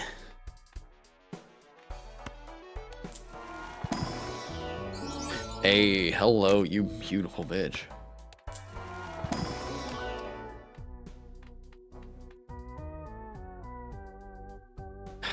Yeah, but I hate the blue seal. Oh, wait. Creates the planet card for the final... Wait! What? Gavin, did they buff this? Of the final played poker, it's not a random one anymore. Oh! That's way better. They buffed the blue seal? I always felt like that was just a complete wash of a fucking seal, man. Wow, that is way better. Free and holographic. 25k? I don't know that I get that. Wait, yes I do. Hologram.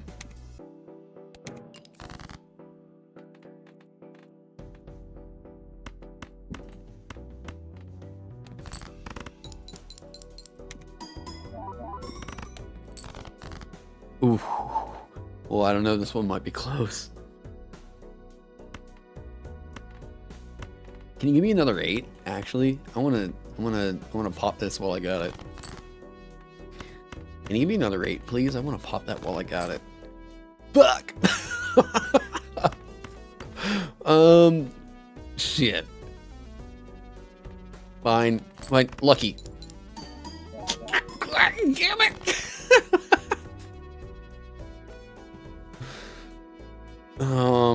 What's the move?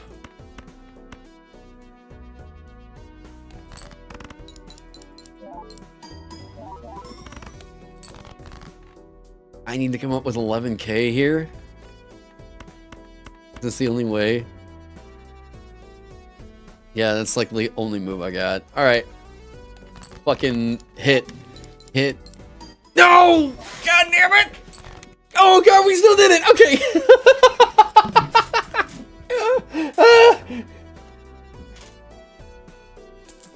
Yeah, misprint hitting for 0 is the goddamn funniest thing. Gros Michel not popping is also...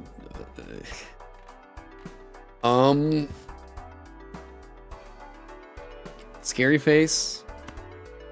Yeah, a lot of people hyped up Banner. I don't think it's worth it. I think it actually got nerfed. Let's get you to 2. Ooh! Hello! I haven't been this chromed up in a while.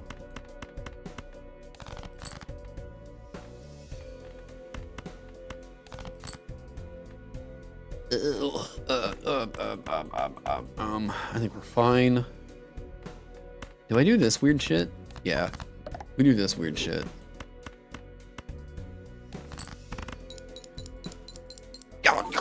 No, Luckies are hitting this time! None of them!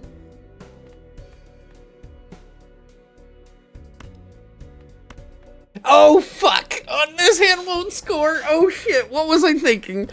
Uh-oh. Okay. Hold up. I'm in trouble. I don't even know that I can make this.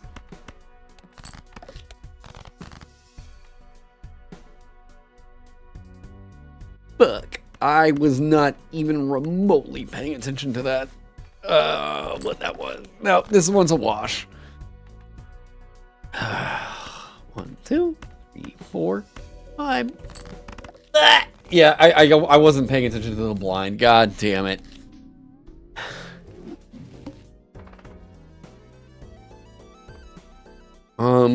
That brings it up to 9, 18. Go into this one with 18 bucks.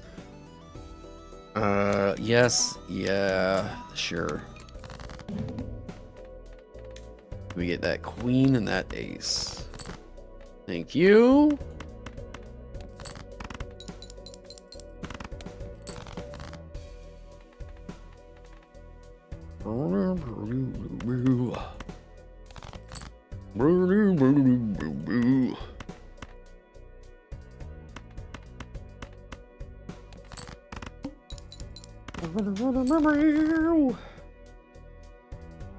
Oh no. Oh no. Come on. What's my best move here? I haven't seen a 7 or an 8 in a while. Okay, apparently I have. Shit.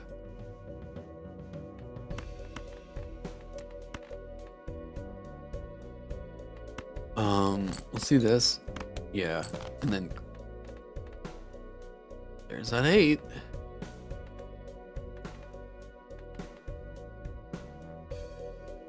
We're not even gonna acknowledge. We're just gonna move on. The first shelf always has a joker, apparently. Thank Christ. Look, I'm not gonna start this one on voucher. Look, let's be real here. Hey. Alright, what do we got? Chariot is okay here. We're gonna do that. The rest of this is actually terrible. Do we just go devil on that just to have it? No, now we can't chariot with the fool. That's right. Fuck. 3, 4, 5, 6. We don't have the 6 anywhere. We have. Fuck.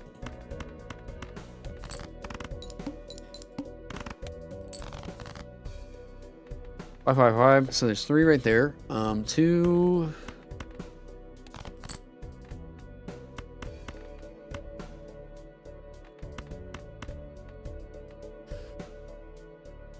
Look, we just gotta get rid of these. Come on.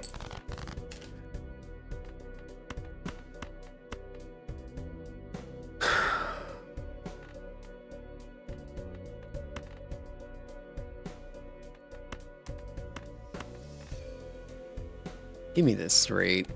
Give me the straight. Come on. Come on. God damn it.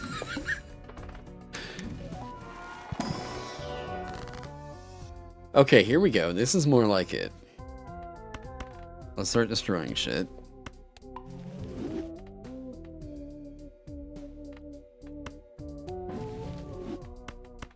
Yep, let's get rid of you.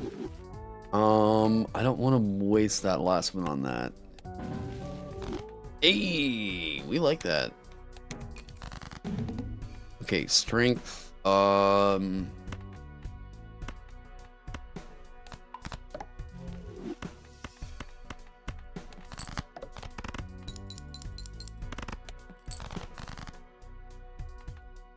10, 8, no.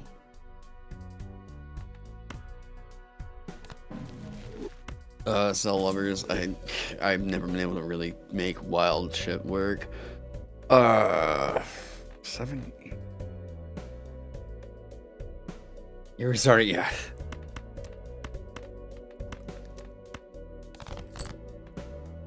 Eight, come on, come on!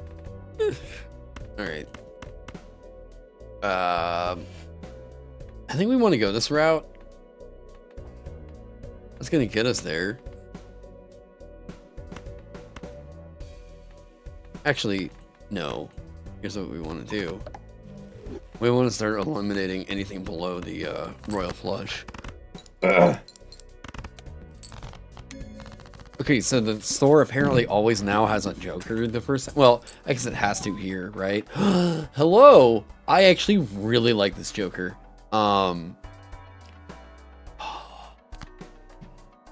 Do we want to build into that? Didn't I get rid of it too? I did. But we just strength the aces, right? Dude, Wee Joker is actually, I think, really good. It just needs the right setup for it. Okay, not that one. Whatever. Fine. Keep that one.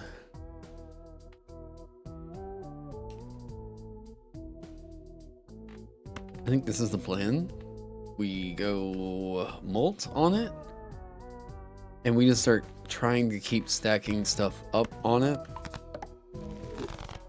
And we weirdly enough keep going for 2s and 2s and 2s. Thank you. That's not gonna last long at all. I guess, sure.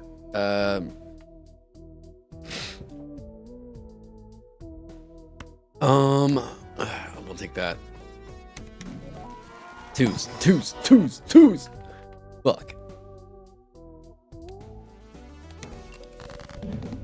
Alright, so you're gonna buff off of the skull. Okay.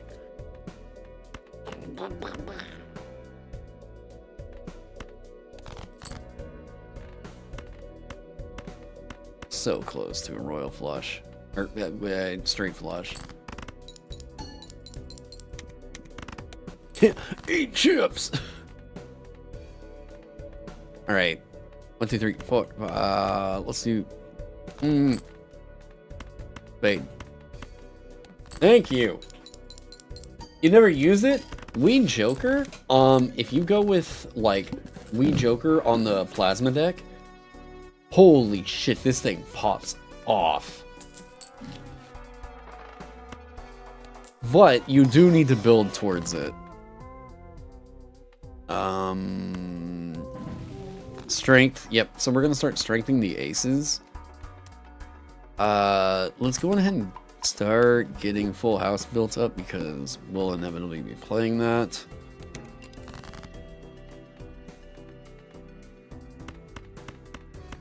There's no reason not to play this right now.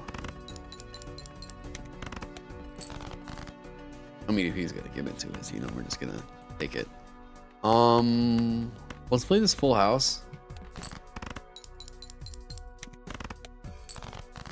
Oh man, yeah, our molt already might be a little too low to really get killer with this. You know what? We're gonna do this actually.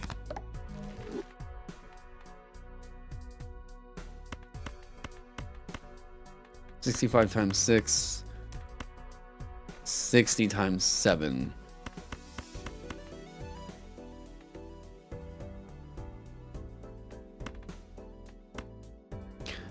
How about this? No, because we're gonna destroy that eventually. You're gonna convert, yeah. Alright, molt. Alright, that told me right there. We need to get more molt. You can see it working well with Square Joker too. Yeah, like... Yeah, if you go with that kind of just like 4 of a kind build, sure.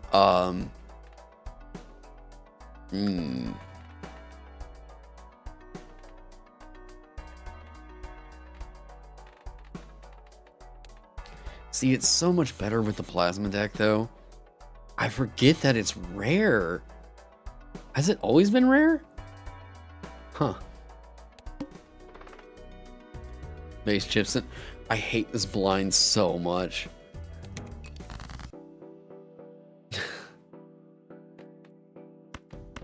And I hate getting pairs on pairs. Alright, see that? You would.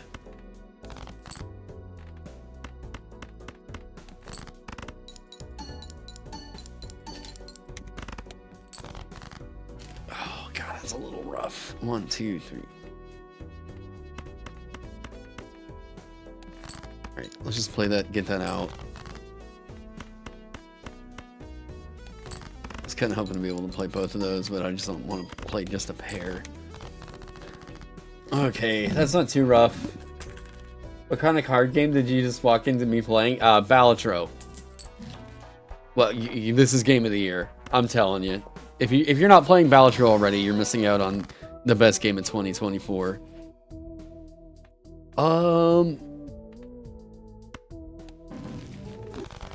Thank you.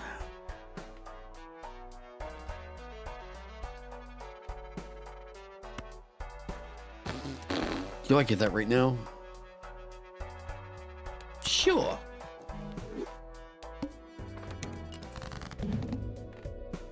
Give me those twos. Do we convert this?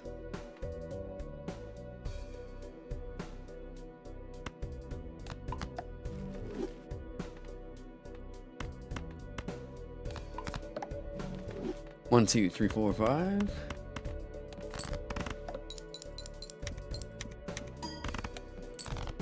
Oh, that's so nothing.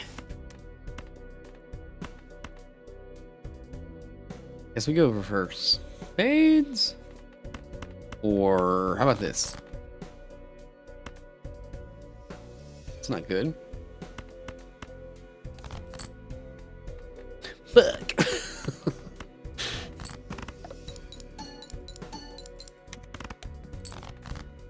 Uh-oh.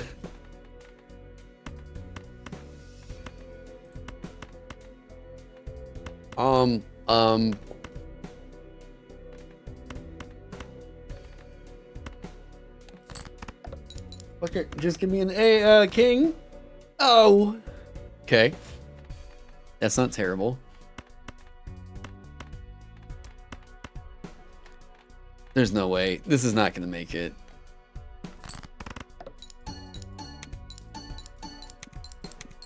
Oh, the replay. I forgot about that.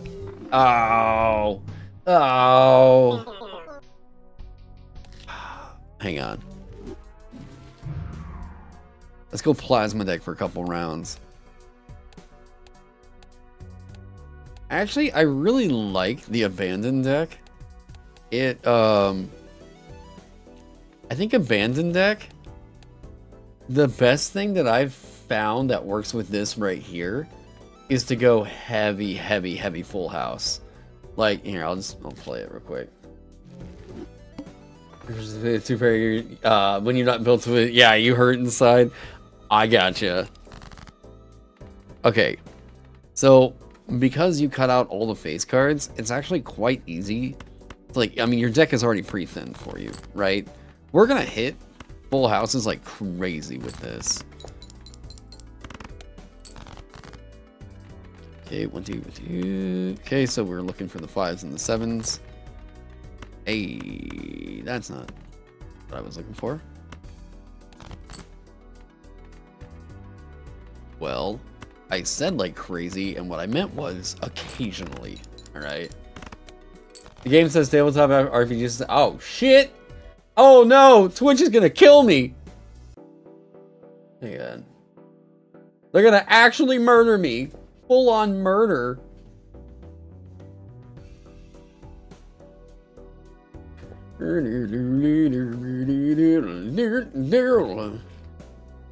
Balatro.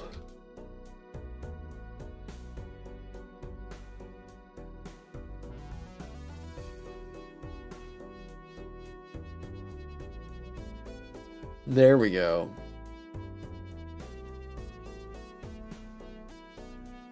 Sure. Now maybe people will stop screaming at me. Thanks for that heads up.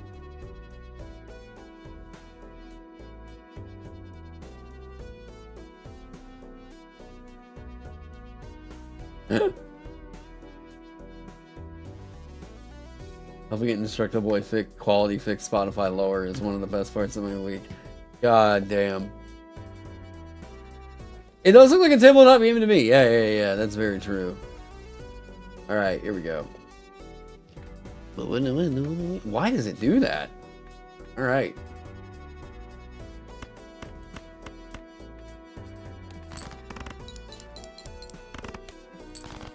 I forgot which deck I was playing for a second. All right. Really? Really? You give me fucking scary face and gift card. What a quandary.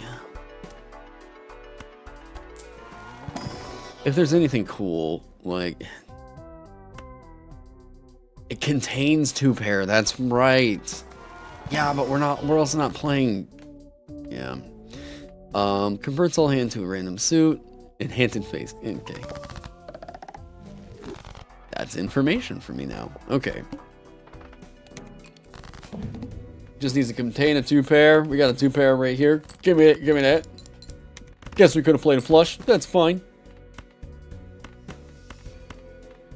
We got a full house. Hey. I know, that's the problem though, is I keep seeing Spectral Pack and I'm like, yeah, we're taking that, right?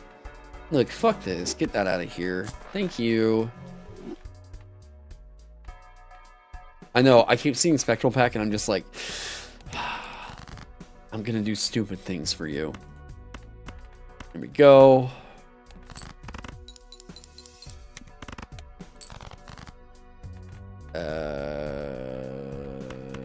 Let's do 5. Let's do here. Let's just get this out. I think this is gonna put us over anyways. Hey.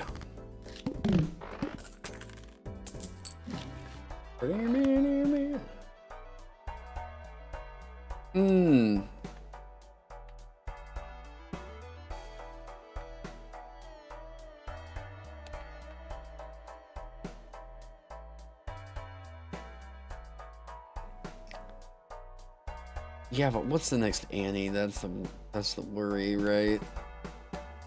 I forgot how I look at that. Oh well, fuck it.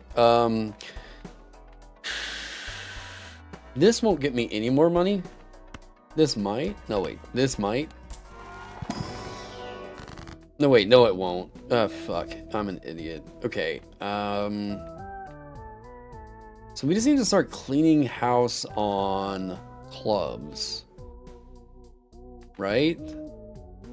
We got a lot of diamonds? Yes. Okay. So let's just start getting rid of clubs more.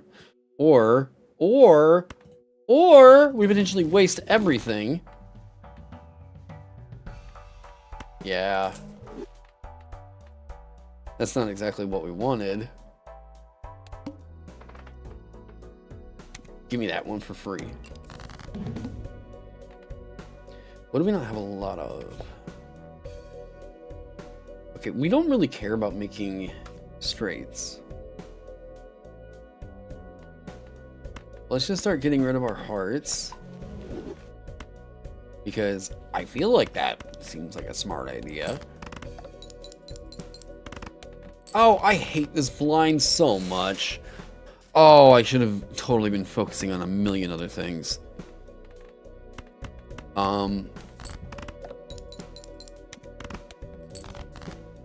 Oh no, I don't think I got this one. Nope, I don't. I fucking hate this blind. Alright.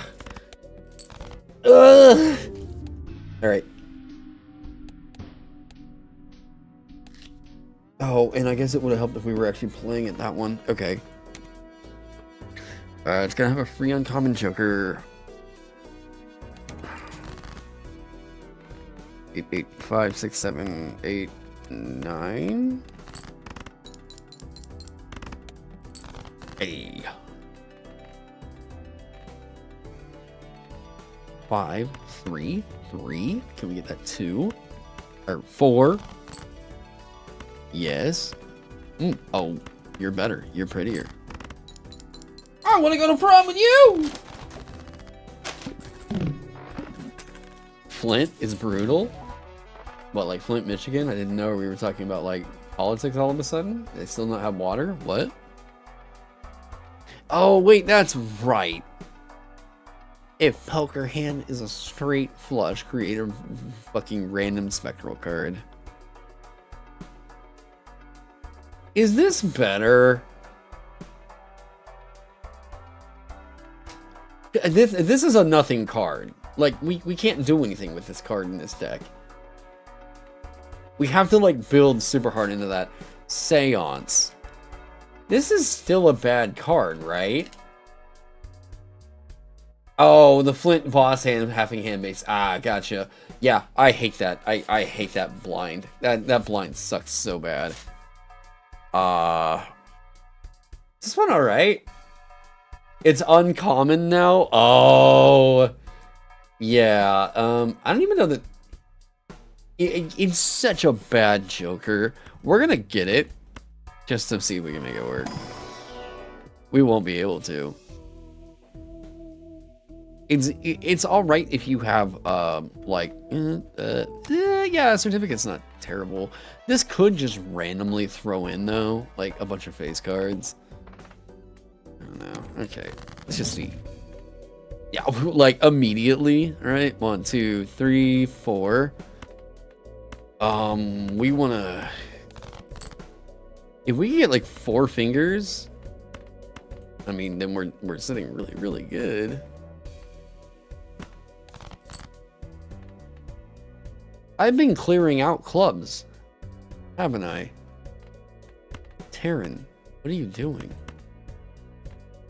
Look, let's just get the $3.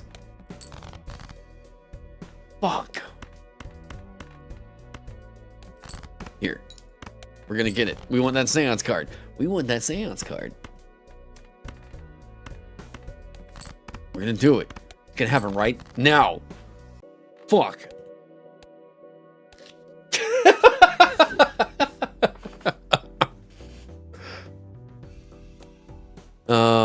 Let's go. Look, the fact of the matter is, yeah, okay, investment tag. I don't know why they buffed this. Up to $25 from $15. There's no reason to even play the game anymore.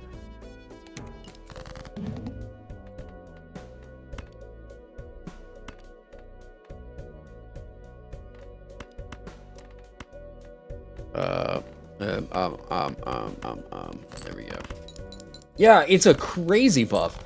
I don't know why the original was already quite good. Like, really quite good. This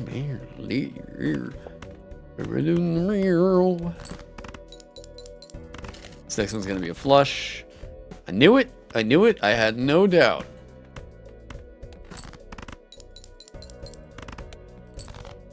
Hey! Now watch this. Watch this. You ready for this? I don't know why they buffed it that hard. I'm not gonna complain, but like, woo, I don't think it needed that buff. Hello.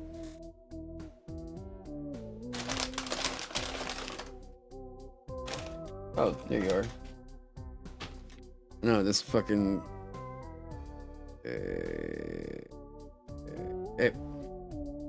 Yeah, Burn Joker's actually kind of baller. Plus 10 too.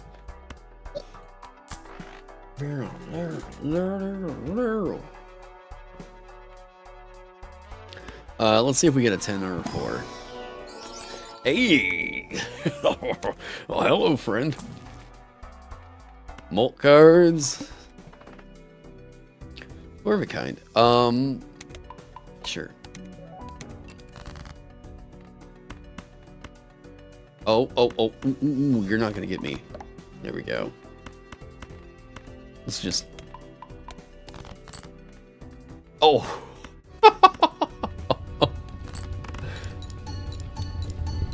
Hey! Hey!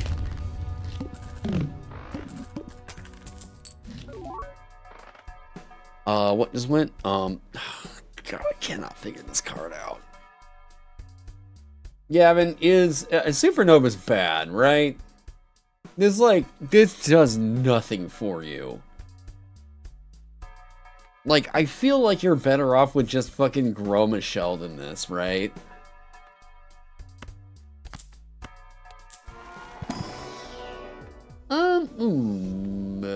We'll take a hallucination, just because. 10 or 4. 10 or 4. Neither. Supernova is fine if you're only playing one hand side forever, like flush or high card. Yeah, but like, I feel like if it's only adding 4 molt every round, it doesn't. It's like not scaling. And even if it's only adding 1 molt per round, it's fucking bad.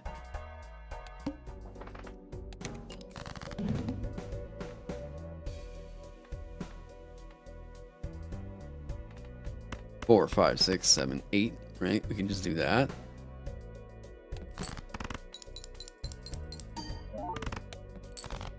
First discarded. Oh yeah, we gotta remember not to fuck that up.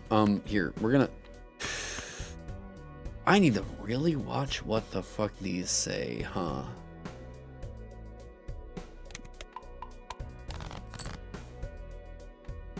It's only a straight though, right?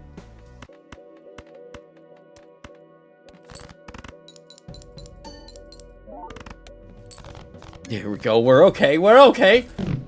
Isn't it adding molt with every hand you play?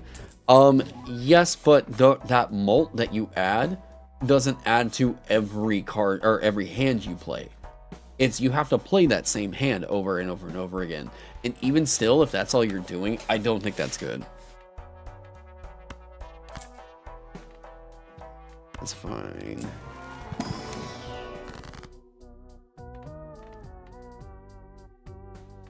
Lucky cards.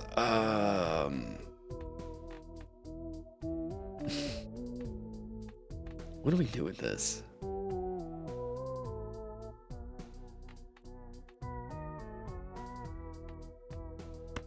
Like, oh god, I'm gonna have a weakness on this. Okay,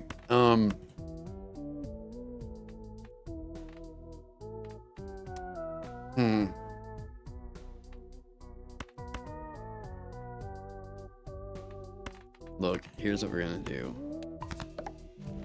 And then if I find that 4 again here in a minute, we're gonna start duping.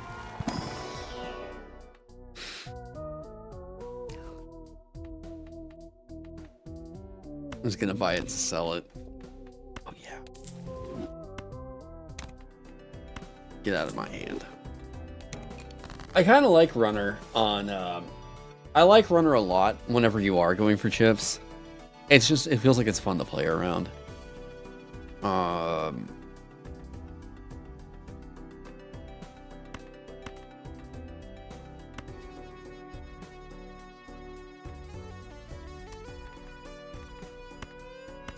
Let's just pitch these for right now.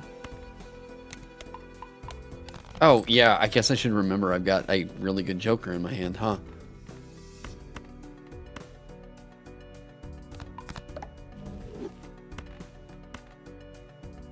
Right?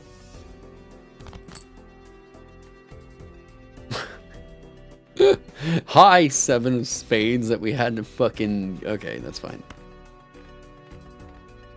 You? Full house? Yeah, you need a runner at like ENnie one. Yeah. I honestly feel that if I ever get Hiker and any kind of like replay these cards or re-trigger these cards or whatever, I feel like that's such a one run. Hey, they're square.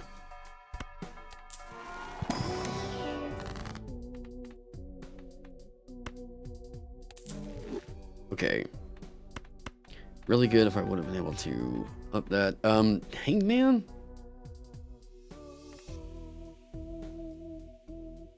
Yeah, I think improving you guys is going to be way too far out of the realm of what we're going for here. Are we really going full on into walkie-talkie? I don't think I've ever played around this card.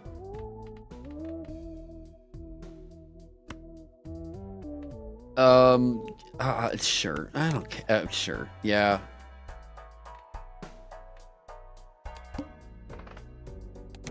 All hearts. That's not great.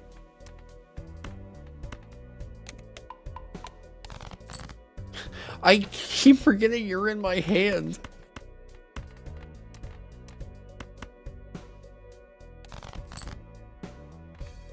Okay. Oh. No! Oh, you're debuffed. Fuck. Yeah, but I want more of you, though. Oh, that's such a heartbreaker. My mult is out here. Ace in the 2 and walkie-talkie will pop. Oh.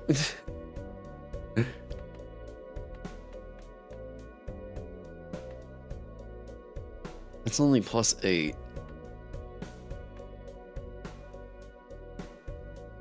You know what's not, though? And I don't know that this is worth it. This might ruin this. That would ruin it. Taron, don't do that. I was gonna try and, like, heart it to do a flush house.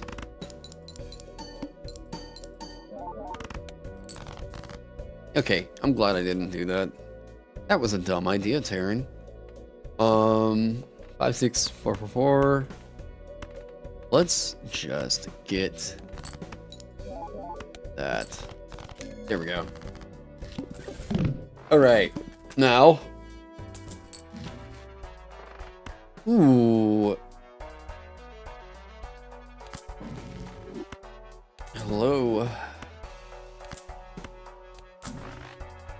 Don't put anything good in the core. Oh, you son of a bitch! Oh.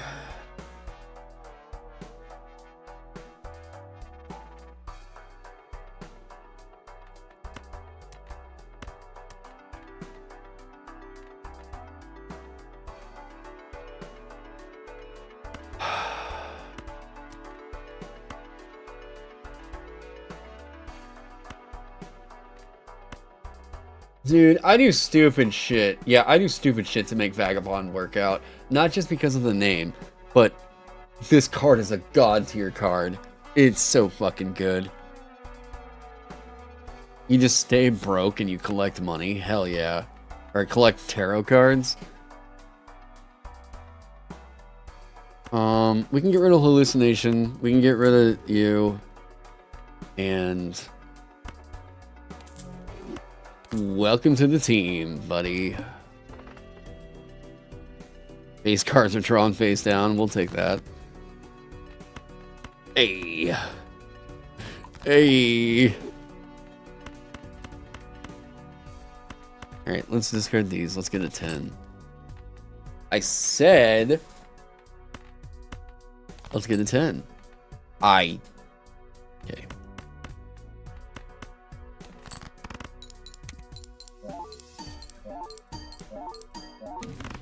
Kind of like that rhythm.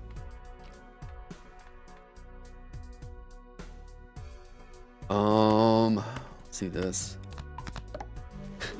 You'll get there someday, friend. All right.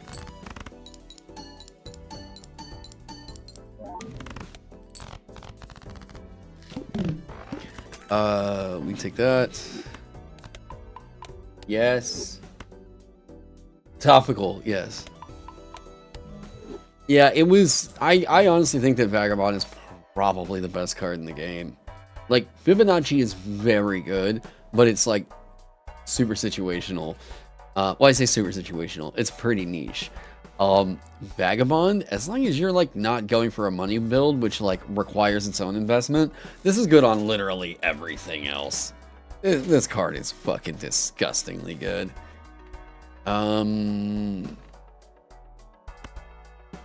Yeah, no, we don't have any econ. Okay. $25, but that's not gonna trigger Vagabond for me. See, that's what it makes you think of, is like, yeah, you know, $25 would be awesome, but like, then I don't get Vagabond. Like, that's how you know it's a good card.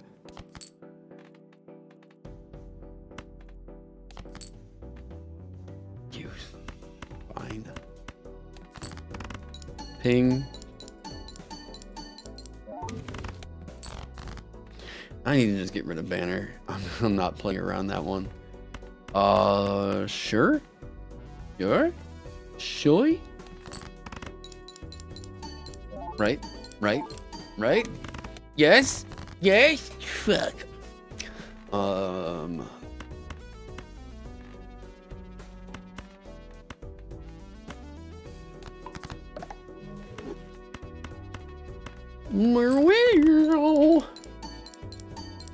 You got a soft spot for the Giga Banana? The Cavendish?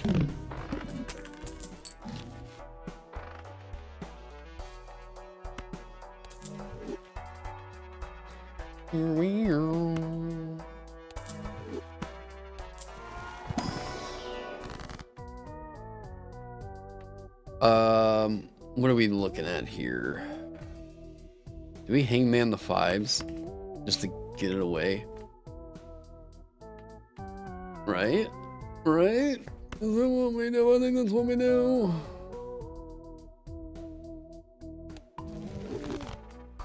What are we looking at? God, our deck is way too thin.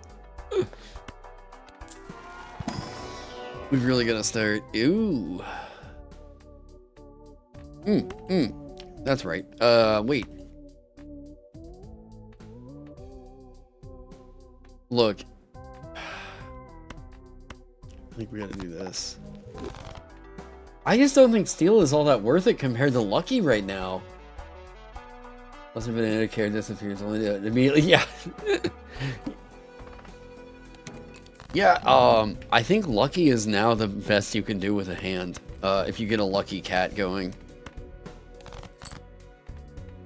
Ooh, ooh, ooh, ooh. Come on. Hey! Yes, yes, yes, yes. Hey. So it requires high base mull or it won't pop. Yeah, that's the problem. And there's plenty of ways to make lucky just go absolutely off the rails and pop pretty reliably. Yeah, because we're just not getting the money because we gotta make this beautiful bastard work. Okay.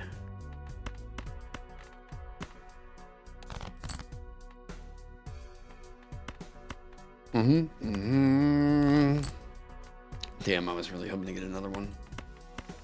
Okay, let's do that. Pop, pop, pop, pop, pop. Hey! How are you?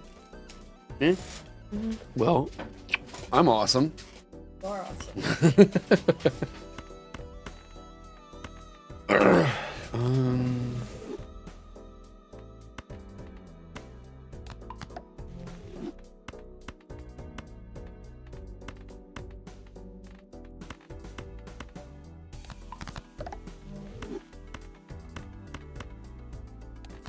Right?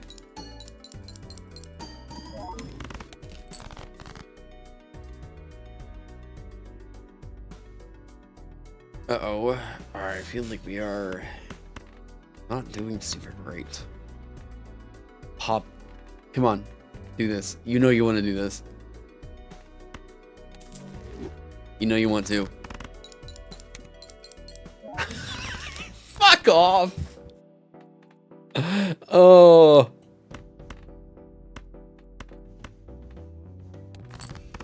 I don't know. Is this gonna do it? Hey! Oh god. This is gonna give me a fucking heart attack. Alright,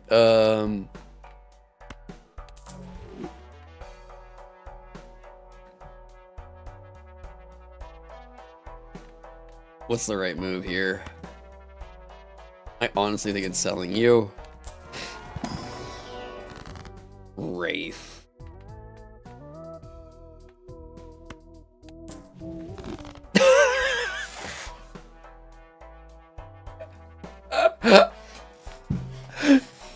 Fuck. I like you a lot, but no, not here.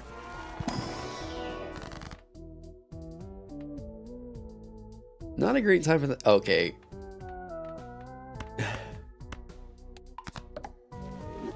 This, look. Look.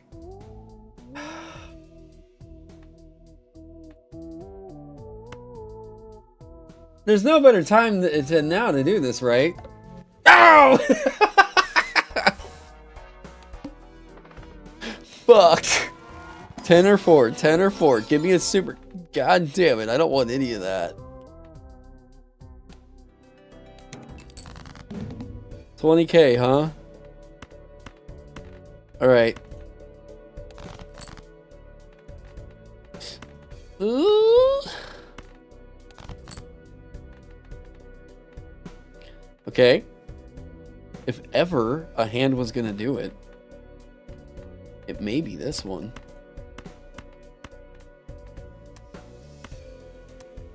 Really? No, actually,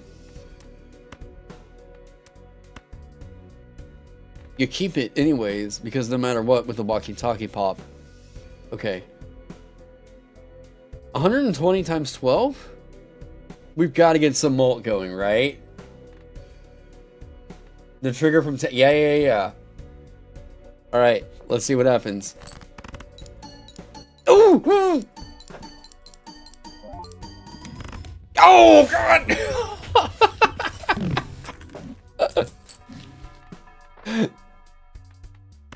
Oh, this fucking game, dude. We really need another Joker. Like, really bad.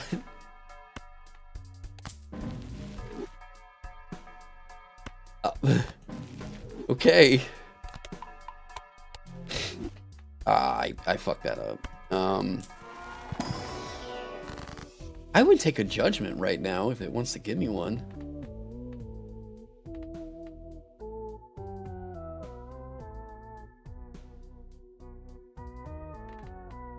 It's like the best I can do. How about this? I don't know, man.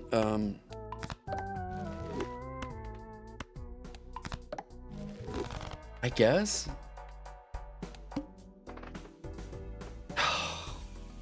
Wait, what if I do skip, and hope we get Wraith right here?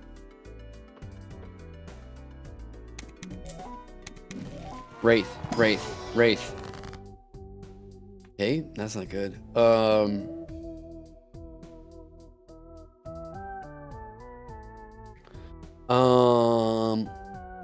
Purple seal.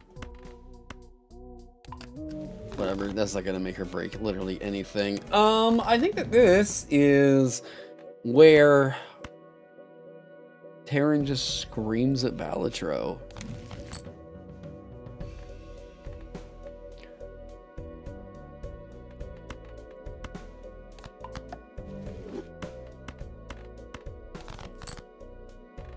Okay.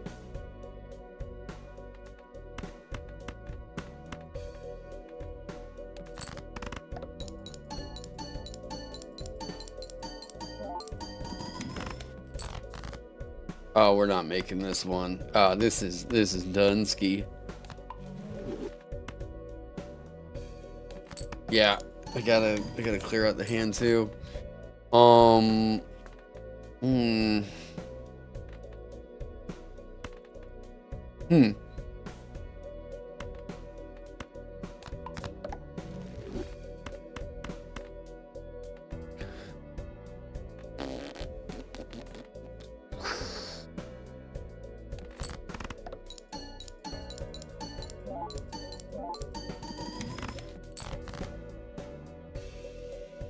Okay.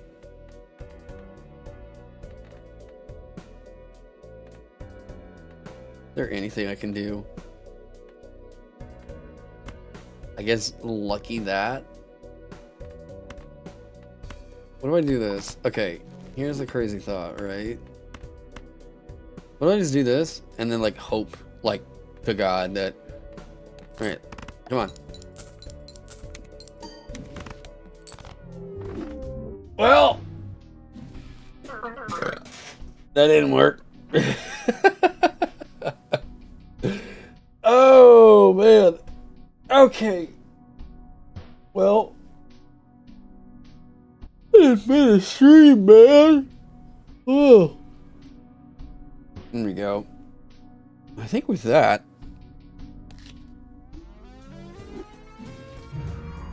think with that, I'm gonna go watch Digital Circus.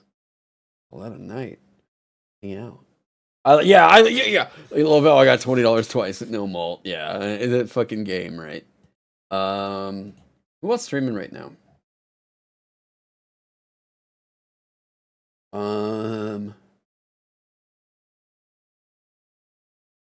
Who all is on? I just like randomly send you all to like a fucking storm chaser. That'd be so funny. Did we just get raided?